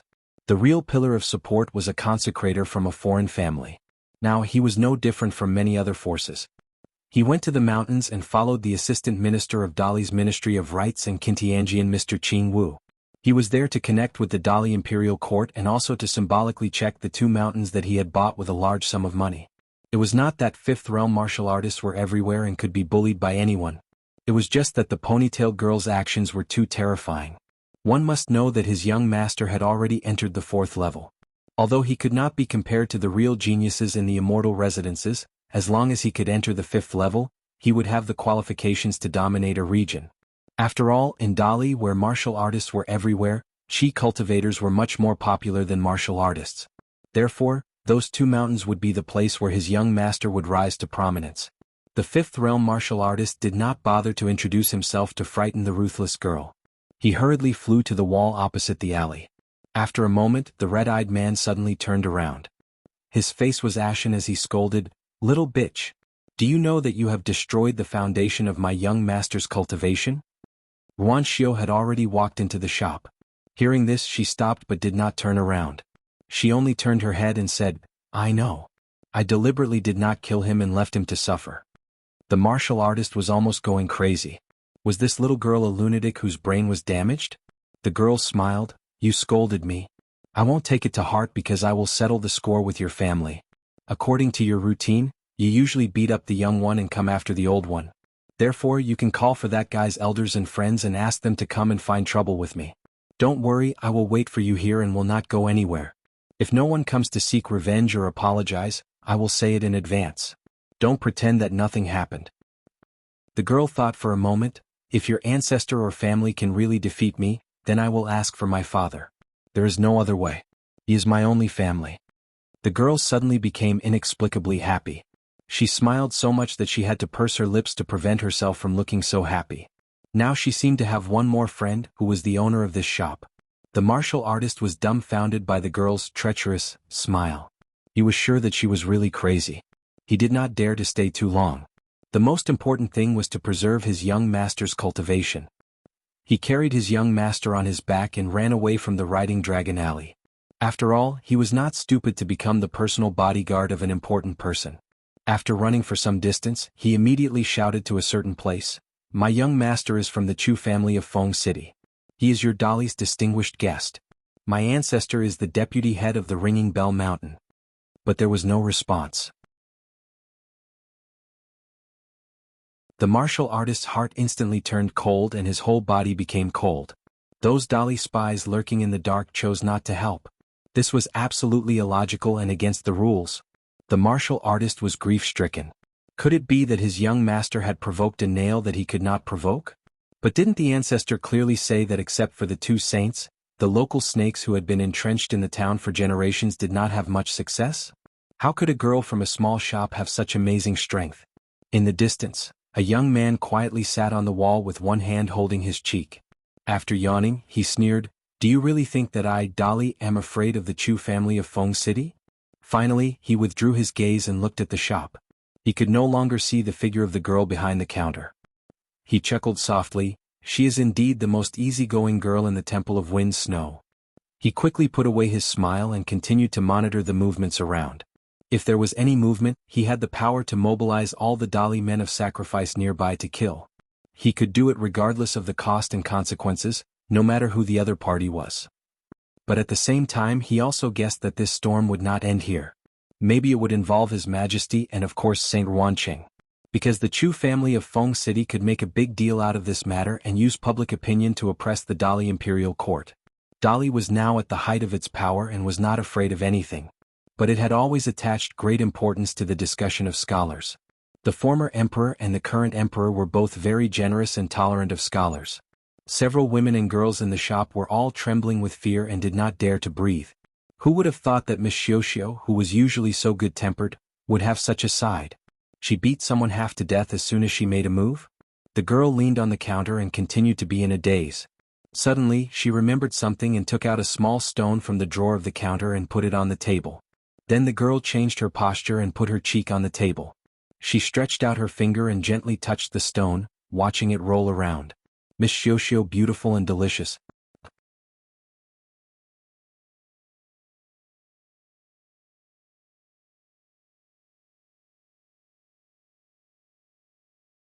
The old man with a sword on his back asked, "Master Ruan, did something happen?" Ruan Ting smiled and waved his hand, "I'm just curious. If I remember correctly, Wei Jin is only 40 years old, but he has already sat firmly on the 10th floor. The immortal stage really needs someone to stand up and take up the responsibility of great ancestor Lu." The five of them walked together on the secluded mountain road. The old man with a sword on his back had the highest seniority in cultivation, while the other three should address Wei Jin as Senior Uncle Wei. The old man walked side by side with Master Ruan. Among the 6 branches of the Wind Snow Temple, the immortal stage was the weakest. It was almost reduced to a bleak scene of a secular dynasty with only one descendant for several generations. It happened that the immortal stage had made the greatest contribution to the Wind Snow Temple in the past 300 years. Therefore, the green pool where Master Ruan used to be and the big trench where the old sword cultivator was were all sincerely kind and expectant of the immortal stage. Even if the 6 mountains of the Wind Snow Temple had disputes, if the strict and orderly immortal stage completely disappeared, no matter which branch of the Wind Snow Temple, it was destined not to be a good thing. After hearing this, the old man stroked his beard and smiled, "Senior Uncle Wei is a genius. He is elusive and has won a great reputation in Jianghu. Maybe the next time we meet, he will be the youngest great cultivator to reach the 5th floor in our eastern vase continent." Ruan Tong said softly, "A tall tree attracts the wind. The more this is the case, the more we should be careful." The old sword master turned his head and looked at Master Ruan's dignified expression. He suddenly understood and said in a deep voice, "When this matter is over and we return to the Wind Snow Temple, I will advise the sect master to try to call Senior Uncle Wei back to the sect. No matter what, it's better for Senior Uncle Wei to wait until he successfully reaches the 5th floor before he travels in Jianghu." Ruan Tong nodded and said, "This is an old man's view. It's reasonable. I believe that Wei Jin has been in Jianghu for many years and has seen the sinister people's hearts. He can understand the sect's painstaking efforts." The old man wanted to say something but stopped on second thought. Ruan Tong shook his head and said, "In the end, whether Wei Jin is willing to return to the Wind Snow Temple to cultivate or not is his own decision." Ruan Tong suddenly looked at the town and cupped his fists, saying, "Something happened to my Xiuxiu. I have to go and have a look. I can't go with you." The old man with the sword on his back raised his eyebrows and was full of murderous intent. "Master Ruan, if it's not convenient for you to do it, just let me know and leave it to me." Who dares to bully our Xiuxiu? Is he tired of living? Ruan Tong smiled knowingly and said, "It's just a small matter." Ruan Tong's figure rose from the ground and disappeared in the blink of an eye. The other 3 people in the Wind Snow Temple were a little surprised. They did not know when the old man doted on Ruan Xiu so much. It should be known that the old man had been traveling with his sword for more than 10 years and had never stayed on the mountain. Naturally, he was not very familiar with the little girl. He was far less familiar with her than the 3 of them. On the other hand, great ancestor Qin of the Dagong Valley indeed had a whole new level of respect for the little girl. The old sword master's face was calm as he walked forward slowly. However, the private words of great ancestor Qin of his lineage kept appearing in his mind. The Wind Snow Temple is too small to accommodate Ruan Xiu. At the straw shop, Ruan Tong walked into the shop and hesitated for a moment. He did not directly speak to his daughter in the language of the Eastern Bottle Continent. Although the women and girls in the small town had only learned some simple language to communicate with foreigners for the sake of the shop's business, there might be accidents. Ruan Tong tapped the counter gently with his finger. The girl looked up blankly and asked doubtfully, "Father, why are you here? Aren't you not going to forge today?" Ruan Tong said softly, "Come out and talk." The father and daughter left the shop and walked in the dragon-riding alley where there were few people. After Ruan Tong appeared, the group of Dali's spies and men of sacrifice quietly retreated. This was a silent tribute to a military saint. Ruan Tong nodded his head to himself. He knew that there was a reason why the Li dynasty was able to have its current strength. Ruan Xiu was a little annoyed and asked, "Did the Chu family of Feng City complain to you? Let me make it clear in advance. Before I took action, I had warned that person many times." Ruan Tong smiled and said, "Even if the Chu family of Feng City had more courage, they would not dare to bother you with this kind of trivial matter. Maybe someone will come to apologize with a big gift soon." Ruan Xiu muttered, "That guy is disgusting just looking at him. He is the same as that short winter melon. He is full of karma. The only difference is the thickness. After this kind of person enters the middle 5th floor, I don't know how many people he will harm. If I was not worried about causing trouble for you, I would have killed him at that time to avoid future sins." Ruan Tong took a deep breath. Sweat seeped out of his forehead. Fortunately, he had driven his Yin spirit out of his body. His aura had shrouded the entire dragon-riding alley. No one could detect the movement here. Otherwise, if Ruan Xiu's words fell into the ears of someone with ulterior motives, it would cause endless trouble. There were hundreds of schools of qi cultivators in the world. Among the hundreds of schools of thought, the school of Yin Yang was the best at detecting people's fate and karma. However, these abilities were almost all acquired through cultivation. The supernatural powers were often done with the flow. It was like spinning silk from a cocoon. It was very careful. The school of Buddhism was even more secretive about this and could only avoid it. Only the school of military was the most unscrupulous. They dared to kill anyone and could kill anyone. However, these were just superficial illusions. However, his daughter was different, very different. She could see through people's hearts since she was young. She could see their 7 emotions and 6 desires as well as karma. As her cultivation increased, she could even directly cut off karma. Once she killed someone, the consequences were even more unimaginable. This was not something that could be explained by the natural body of Fire God. Ruan Tong only knew that in his daughter's eyes, the color of the world was different from that of others. For this reason, Ruan Tong had searched through the collection of classics in the Wind Snow Temple. Only an ancient saying that had been lost for a long time could barely explain the reason. The natural deity came into being. Therefore, Ruan Tong had taken the initiative to ask to be banished to Liju Cave Heaven. He wanted to win 60 years of time for Ruan Xiu before she really grew up.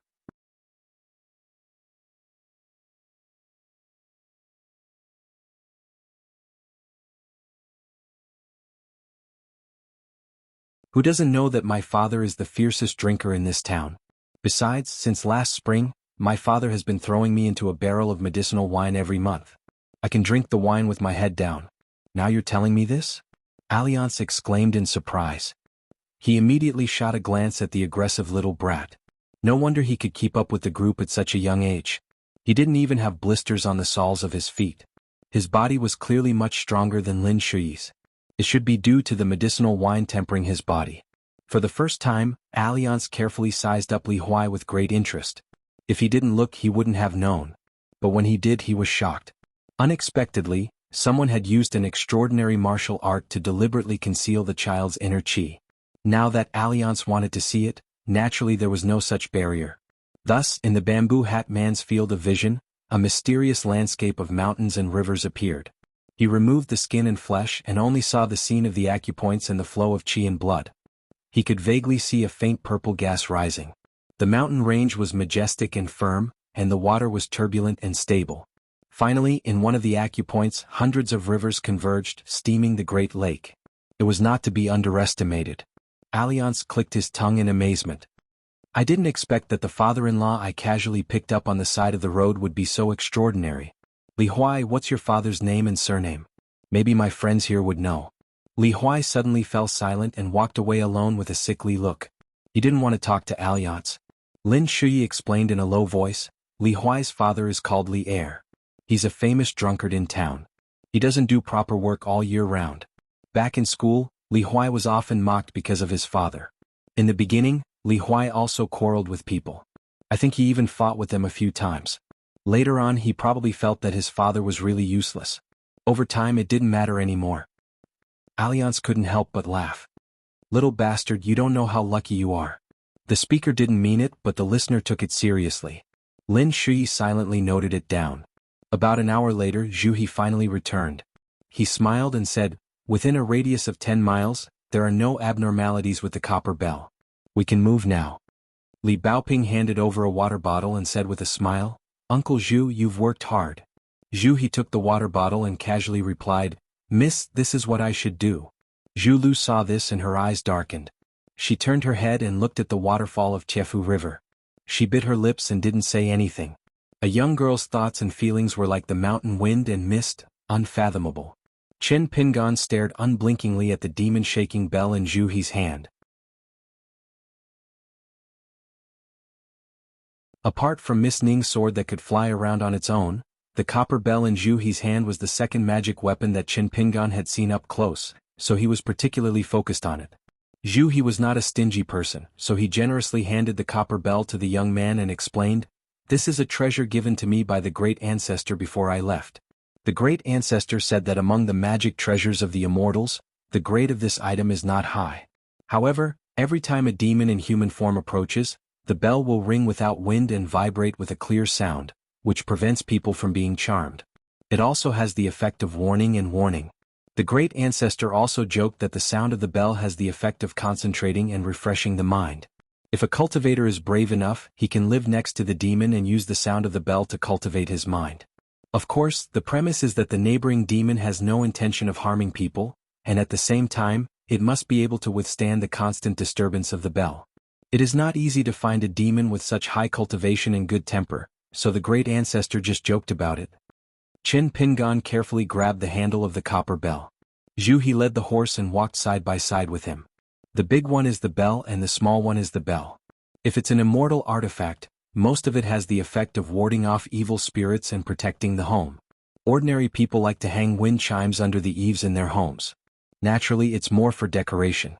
If it's specially invited from a temple or a Taoist temple, it should be able to block evil spirits and store good fortune with the scriptures of a virtuous person. Zhu He saw the young man gently shaking the copper bell. Zhu He laughed and said, If there are no demons near, the two bells inside won't be easily shaken, so there won't be any sound. Otherwise, wouldn't it be a great sin to make the owner suspicious all day? Chen Pingan also figured out the key point. Just as he was about to return the precious demon-shaking bell to Zhu he saw his sleeve being tugged. The little girl in the red cotton-padded jacket had an expectant look on her face. Seeing Zhu He nod with a smile, she handed it over to Li Baoping. She grabbed the copper bell with both hands and turned it over, carefully studying it. From time to time, she stretched out her hand and pulled the bell inside with all her might. Chen Pingan was flustered and constantly reminded her to be careful not to break it. Chen Pingan stared at the little girl and asked curiously, Uncle Zhu, don't those demons on the river harm people? Does our dolly have a lot of such strange existences? Zhu He was not a person who spoke without thinking. He only chose what he heard from his ancestor and said, Our eastern vase continent is vast. There are more than a dozen huge dynasties with a population of more than 10 million households. There are also countless famous mountains and rivers. Under all kinds of wonderful circumstances, Those demons luckily took human form and set foot on the road of cultivation. It's not common, but it's also not that rare. Our ancestor said that it's different from our small town. In the outside world, as long as the people of the eastern vase continent are not too remote and isolated, they've heard of it. Although not everyone has seen it with their own eyes, they've often heard a lot of unofficial histories and stories of immortals. As a result, many people in the marketplace believe that in the remote ancient temples deep in the mountains, there are often coquettish little fox girls who are poor scholars waiting to enter the capital to take the imperial examination.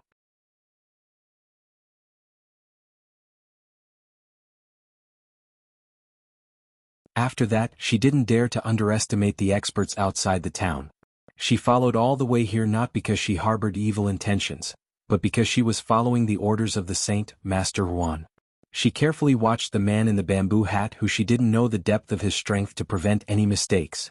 She had been carefully and conscientiously observing these days and nights. She didn't dare to slack off at all. It was the little girl whose bracelet turned into a fire dragon that scared the woman a lot, especially the great immortal old Yang who let her steal the position of River Lady. After he revealed the secret of heaven, she was even more afraid that one day she would become the little girl's opportunity to prove her Taoism. She was scared to the bone. After becoming River Lady, she experienced all kinds of wonderful supernatural powers. For example, she could rejuvenate herself every day. For example, she felt comfortable when she swam in the water. For example, every time it rained, she could see the scenery of the town through the underground water or the rain curtain of the patio. Also, these days of hard work in collecting things at the bottom of the river, she found several good things and put them all in her bag. One of them was a jade ring which she wore on her finger. She took it out and admired it when she had time, just like the woman in the marketplace who wore gold jewelry. She was complacent. The more superior she was to the common people, the more she was afraid of old Yang and the little girl surnamed Ruan in the depths of her bones. Because these two people seemed to be able to destroy everything she had now. She reined in her messy thoughts and looked around. Now that the Pearl Cave was connected to the Great Li dynasty, it was full of spiritual aura and had become a good place for cultivation, just like the 72 blessed lands. As a result, many birds and beasts had started to flock to this place, especially those mountain monsters with spiritual wisdom. They relied on their instincts and hoped to be the first to occupy a place with good feng shui. It was the duty of the mountain god and river god to take care of the feng shui of a place. She had now taken in a few koi fish with dragon whiskers as her followers in the Dragon Whisker Creek. Usually when she went out, many spiritual creatures of the water tribe acted as her retinue and escort, which made her very satisfied. Therefore, even though she couldn't swim into Chefu River for the time being, she had to guard the waterfall pass and try to collect some money to pass through. Regarding this matter, Old Man Yang nodded in agreement, so she was particularly confident and justified in flaunting her prowess here. However, deep in her heart, the woman who was cautious by nature was still a little uneasy. She was afraid that a sneeze from the river crossing outside could drown her, the little river lady in the Dragon Whisker Creek. Finally they came. The long-haired woman was no longer an old woman when she died.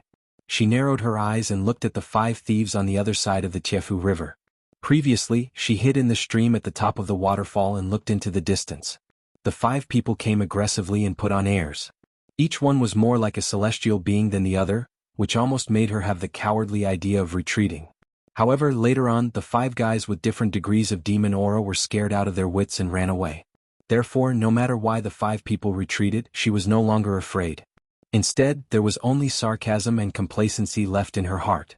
Now, not only was she working for the Saint Ruan Lauscher and using water to increase the yin qi for his sword, she was also a character who could survive after being stepped under the foot of Miss Xiuxiu's fire dragon. Was this not something to be proud of? Thinking of this, she was much calmer.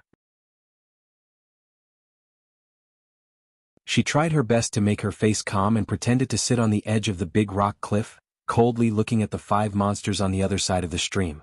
There was a white-haired old man wearing a straw raincoat, like an old scholar who liked to travel in the mortal world. There was a plump woman in gorgeous clothes with a pair of charming peach blossom eyes. There was a young child holding a purple bamboo cane with deep eyebrows and eyes. There was also a pair of young boys and girls with the strongest demonic aura. They looked timid and hid behind the old man in the straw raincoat, not daring to look at people directly. Demons and ghosts avoided people when they met people and bowed to gods when they met gods. It was said that this was an unwritten rule passed down from the ancient times. But now the immortals, and gods, other than those golden clay statues that were worshipped, were all lifeless. It was hard to see their real bodies. But the children in the streets knew that there were many immortals living on the mountain. However, even if they were not the high and mighty 5 mountain gods in the eyes of the mountain ghosts, unless their cultivation level was much higher than the other parties, even if it was just a small river granny or a small mountain, they were still unapproachable and untouchable officials and nobles that could not be offended. We were wild cultivators in the mountains and forests at the border of Dali. We passed by the treasure land and wanted to pay our respects to you, my lord river god. The old man in the straw raincoat bowed respectfully and got up with a solemn face. Since ancient times, the famous mountains have been waiting for saints. We came from a bad background, so of course, we don't dare to call ourselves saints. We only admire them from the bottom of our hearts. Now that the cave is open, we just want to cultivate honestly under the feet of the saints. In the future, when we succeed in the Tao, we will definitely help this world. I hope that you, my lord river god, can visit us today.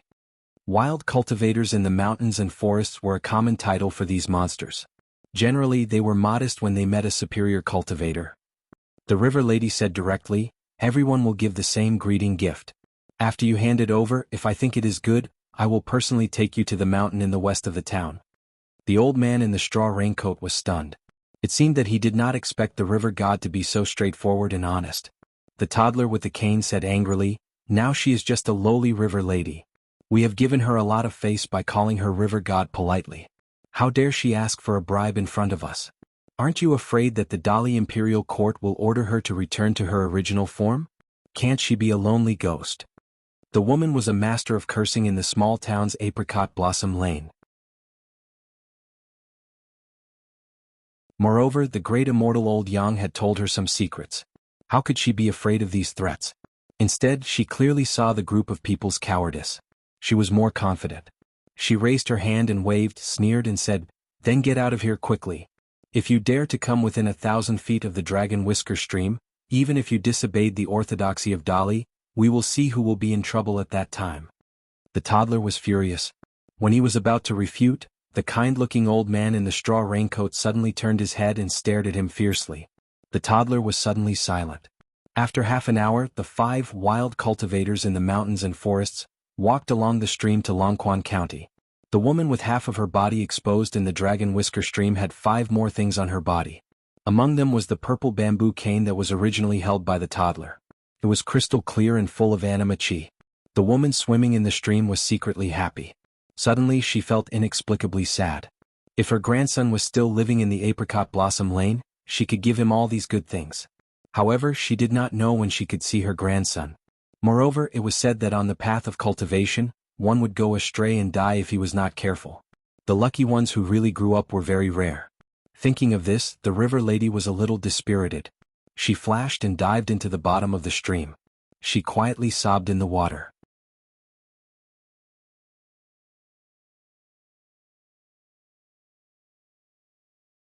"97. There is one more chapter in the evening. The group slowly traveled south along Longshu Creek and Tiefu River. They could travel more than 60 li a day. Li Baoping and Li Huai were both children with extraordinary leg strength. Although Lin Shui had worn out 2 pairs of straw sandals, he was still a child of a rich family. However, he was unwilling to admit defeat in front of the 2 children with the surname Li. He forced himself to endure. In addition, Qin Pingan taught him the traditional method of applying herbal medicine to his feet. In the end, he gritted his teeth and endured it. The group had a white donkey and a horse to help carry the load, so the journey was not too difficult. Qin Pingan admired Li Baoping and the other 2 children from the bottom of his heart. Therefore, the 2 words study abroad and the title scholar became more and more important in the straw sandal youth's heart. Longquan County was subordinate to Dali's Yongjia County.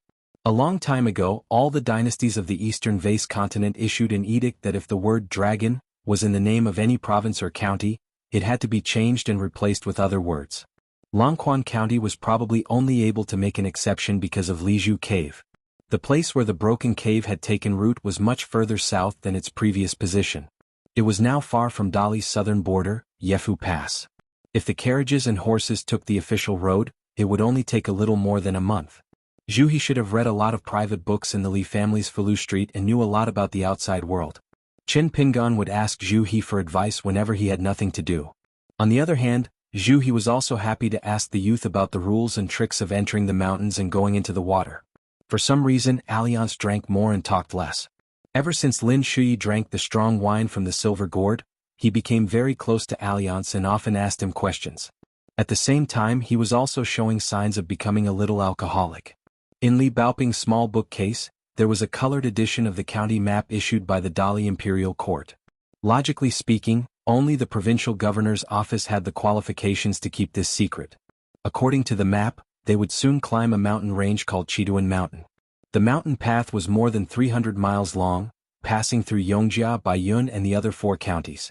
The group rested for a while at the foot of the mountain. Li Huai looked at the small path that was not as wide as the Dragon Rider Alley and was dumbstruck. After the shock, he turned his head and cursed, "Alliance! Is this the posthouse road you mentioned, the Guanma Avenue specially built by the Dali Imperial Court? How can a broken road as thin as chicken intestines be considered an official road?" The posthouse road, commonly known as the Guanma Avenue, connected all the counties in the territory of a dynasty. The posthouse road was like the meridians of the human body. Once it was blocked, the qi and blood would not be able to flow. If it was a country, it would be a government order that would not work.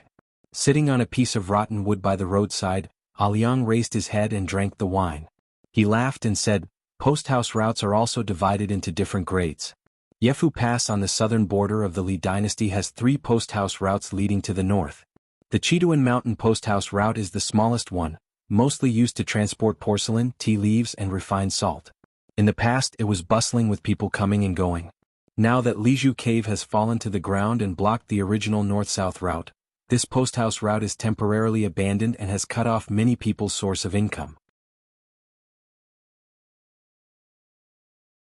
Many goods have been stagnated at a waterway wharf at the southern foot of the Chiduan mountain range, called Red Candle Town.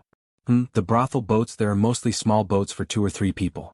When night falls, the boats are brightly lit and the girls on the boats are very pretty. They sit at the bow or the stern of the boat, deliberately showing their white thighs to you. You can order a pot of wine and a plate of peanuts at the wine shops on both sides of the river. The maidservant Zhu Lu quickly bent down and covered her ears to prevent her ears from being dirted by the lecherous words of this lecher.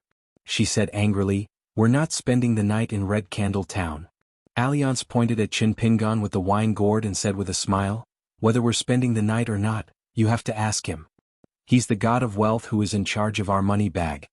Zhu Lu's eyes were sharp and murderous, as if she would dare to kill Qin Pingan if he dared to nod his head. Qin Pingan thought for a while and said with a serious face, "We definitely have to stay in the town to replenish some necessities. As for whether we're going to spend the night there, it depends on the price of the inns there. We have a lot of people. If the price is not fair, we can only forget about it." Zhu Lu's face was gloomy and aggressive. "If it's cheap, we have to stay in that dirty place with fireworks and cosmetics?" Qin Pingan, "Have you ever thought that my Miss and Lin Shui can be considered half Confucian disciples and students of Cliff Academy? How can we live next to those immoral women? Even if we can't see those disgusting scenes, we'll still hear some unbearable obscenities." Qin Pingan braced himself and replied, "We'll talk about it when we reach the town." Zhu Lu was furious, but Zhu He stopped his daughter. "Just follow Pingan's words. Don't jump to conclusions. We'll see when we get there. It's not like we have to spend the night in Red Candle Town." Zhu Lu pointed at Qin Pingan and said angrily, "Fortunately you're not a scholar. Otherwise those sage books would be shamed because of you." Qin Pingan had been learning to read from Li Baoping and Zhu He along the way. Looking at the righteous Zhu Lu, the youth suddenly felt defeated. The culprit, Alliance, was rejoicing in his misfortune. Zhu Lu glanced at the jasper hairpin on the youth's head and felt that it was an eyesore. She sneered, "A monkey wearing a hat." Zhu He shouted, "Zhu Lu." Li Baoping and Lin Shui frowned at the same time. Alliance languid drank a mouthful of wine. No matter how good the wine was, it didn't have much taste. But when he thought of the new apricot spring in Red Candle Town, he looked forward to it. He was thinking about how to swindle some money from Qin Pingan to satisfy his craving. Qin Pingan wanted to say something but hesitated. In the end, he didn't open his mouth and silently led them up the mountain. But before entering the mountain, the straw sandals youth bowed 3 times as usual.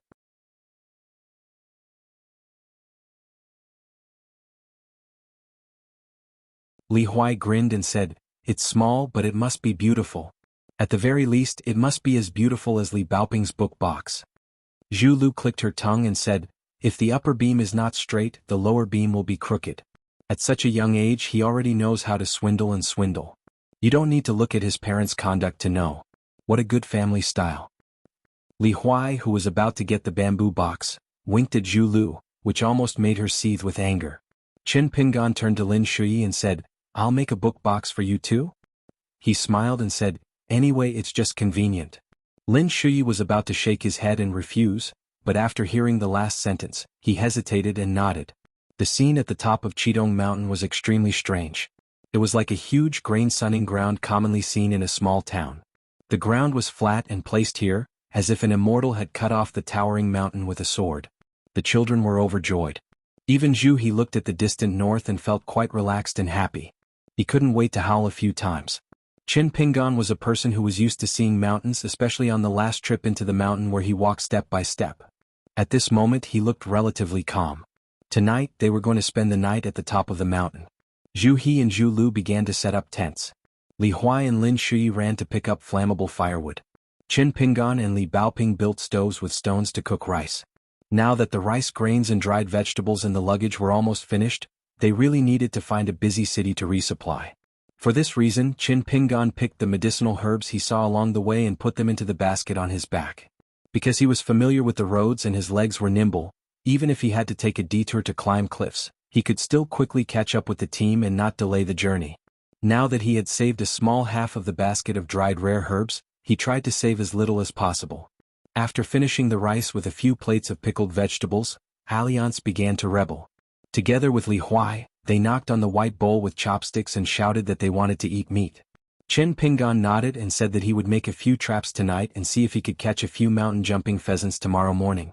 Snakes had their own snake paths and rats had their own rat paths. Qin Pingan was no stranger to this. As long as he observed carefully, he could easily find the paths of some mountain beasts looking for food and drinking water. Moreover, the small traps made of trees and stones were not complicated. Practice makes perfect. At dusk, the sky was filled with rosy clouds. After the young man left the plateau alone to try his luck, it didn't take long for colorful clouds to gather and disperse around the mountain peak. The speed was extremely fast, like a naughty child changing his face. However, no one felt that the mountain wind was swift and fierce. At the same time, the originally dignified and refreshing scenery of the mountains and rivers gave people a gloomy feeling like they were covered in fog. This made Zhu He's heart immediately heavy. He tried not to disturb the three students who were reciting books together, nor did he greet his daughter who was sitting alone on the cliff in a daze. Zhu He thought for a while and went to a place where there was no one. He took out a yellowed ancient book and turned to the middle page of the book, Mountain Opening.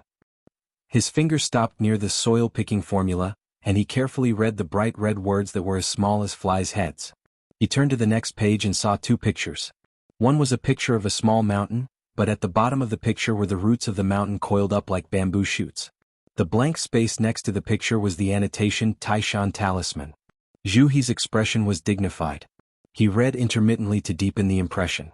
Take a piece of soil from the east and south of the mountain. Twisting the word yu is the best, but twisting the word shan is also okay. Fun Li Jing Shan God Talisman. Step on the word Kuei Gang. With a breath you can borrow a mountain from the mountain god or the earth. Zhu He closed the ancient book and carefully put it back to his chest. He then took out a piece of yellow paper from a pile of yellow talisman in his sleeve and began to follow the book's instructions to grab a handful of soil from the east and south of the stone platform. He twisted out an ancient character yu, which meant you. Zhu He was about to burn the yellow talisman given by the ancestor of the Li family when he was suddenly shocked. It turned out that Alliance had squatted beside him without him noticing. The latter held a wine pot and said with a smile, "The mountain entering book in your hand is made of ordinary material. The writer's talisman drawing technique is pretty good. However, in the art of talisman, you can't make a single mistake. The material of the paper is as important as the root bone of a person, so it can't bear the weight of the word you. Therefore, I advise you to just write the word you, lest you fail to invite the god and annoy the mountain god." After all, it was the first time Zhu He came into contact with the legendary spirit of the mountain. He was a little nervous and said softly, "Senior Alliance, is there really a mountain god or a mountain god on this Chiduan mountain? Then why is there such a heavy aura?" Alliance leisurely drank a mouthful of wine and sneered, Who told you that a mountain god or a mountain god must be a good-natured person? Zhu He's face was full of astonishment. Otherwise. Alliance chuckled and said, I just said it casually. God knows if the owner of this place has a good or bad temper when he treats his guests. Zhu He suddenly came to his senses and said, Oh no, Qin Pingan is not alone at the top of the mountain. Alliance nodded. Zhu He said anxiously, Senior Alliance, why don't you go and find Qin Pingan? I'll continue to complete this earth-forming mountain formula. How about it? I Zhu He am only a 5th-level martial artist. I'm confident that I still have the strength to fight against secular experts. However, I really don't have the confidence to deal with those strange things. Alliance stood up with a smile and swaggered away, leaving behind a sentence lightly, Then you be careful. You're tuning in to the Sword Dance in the Vast Sky YouTube channel. Don't forget to subscribe and join us on this journey to catch the most captivating stories.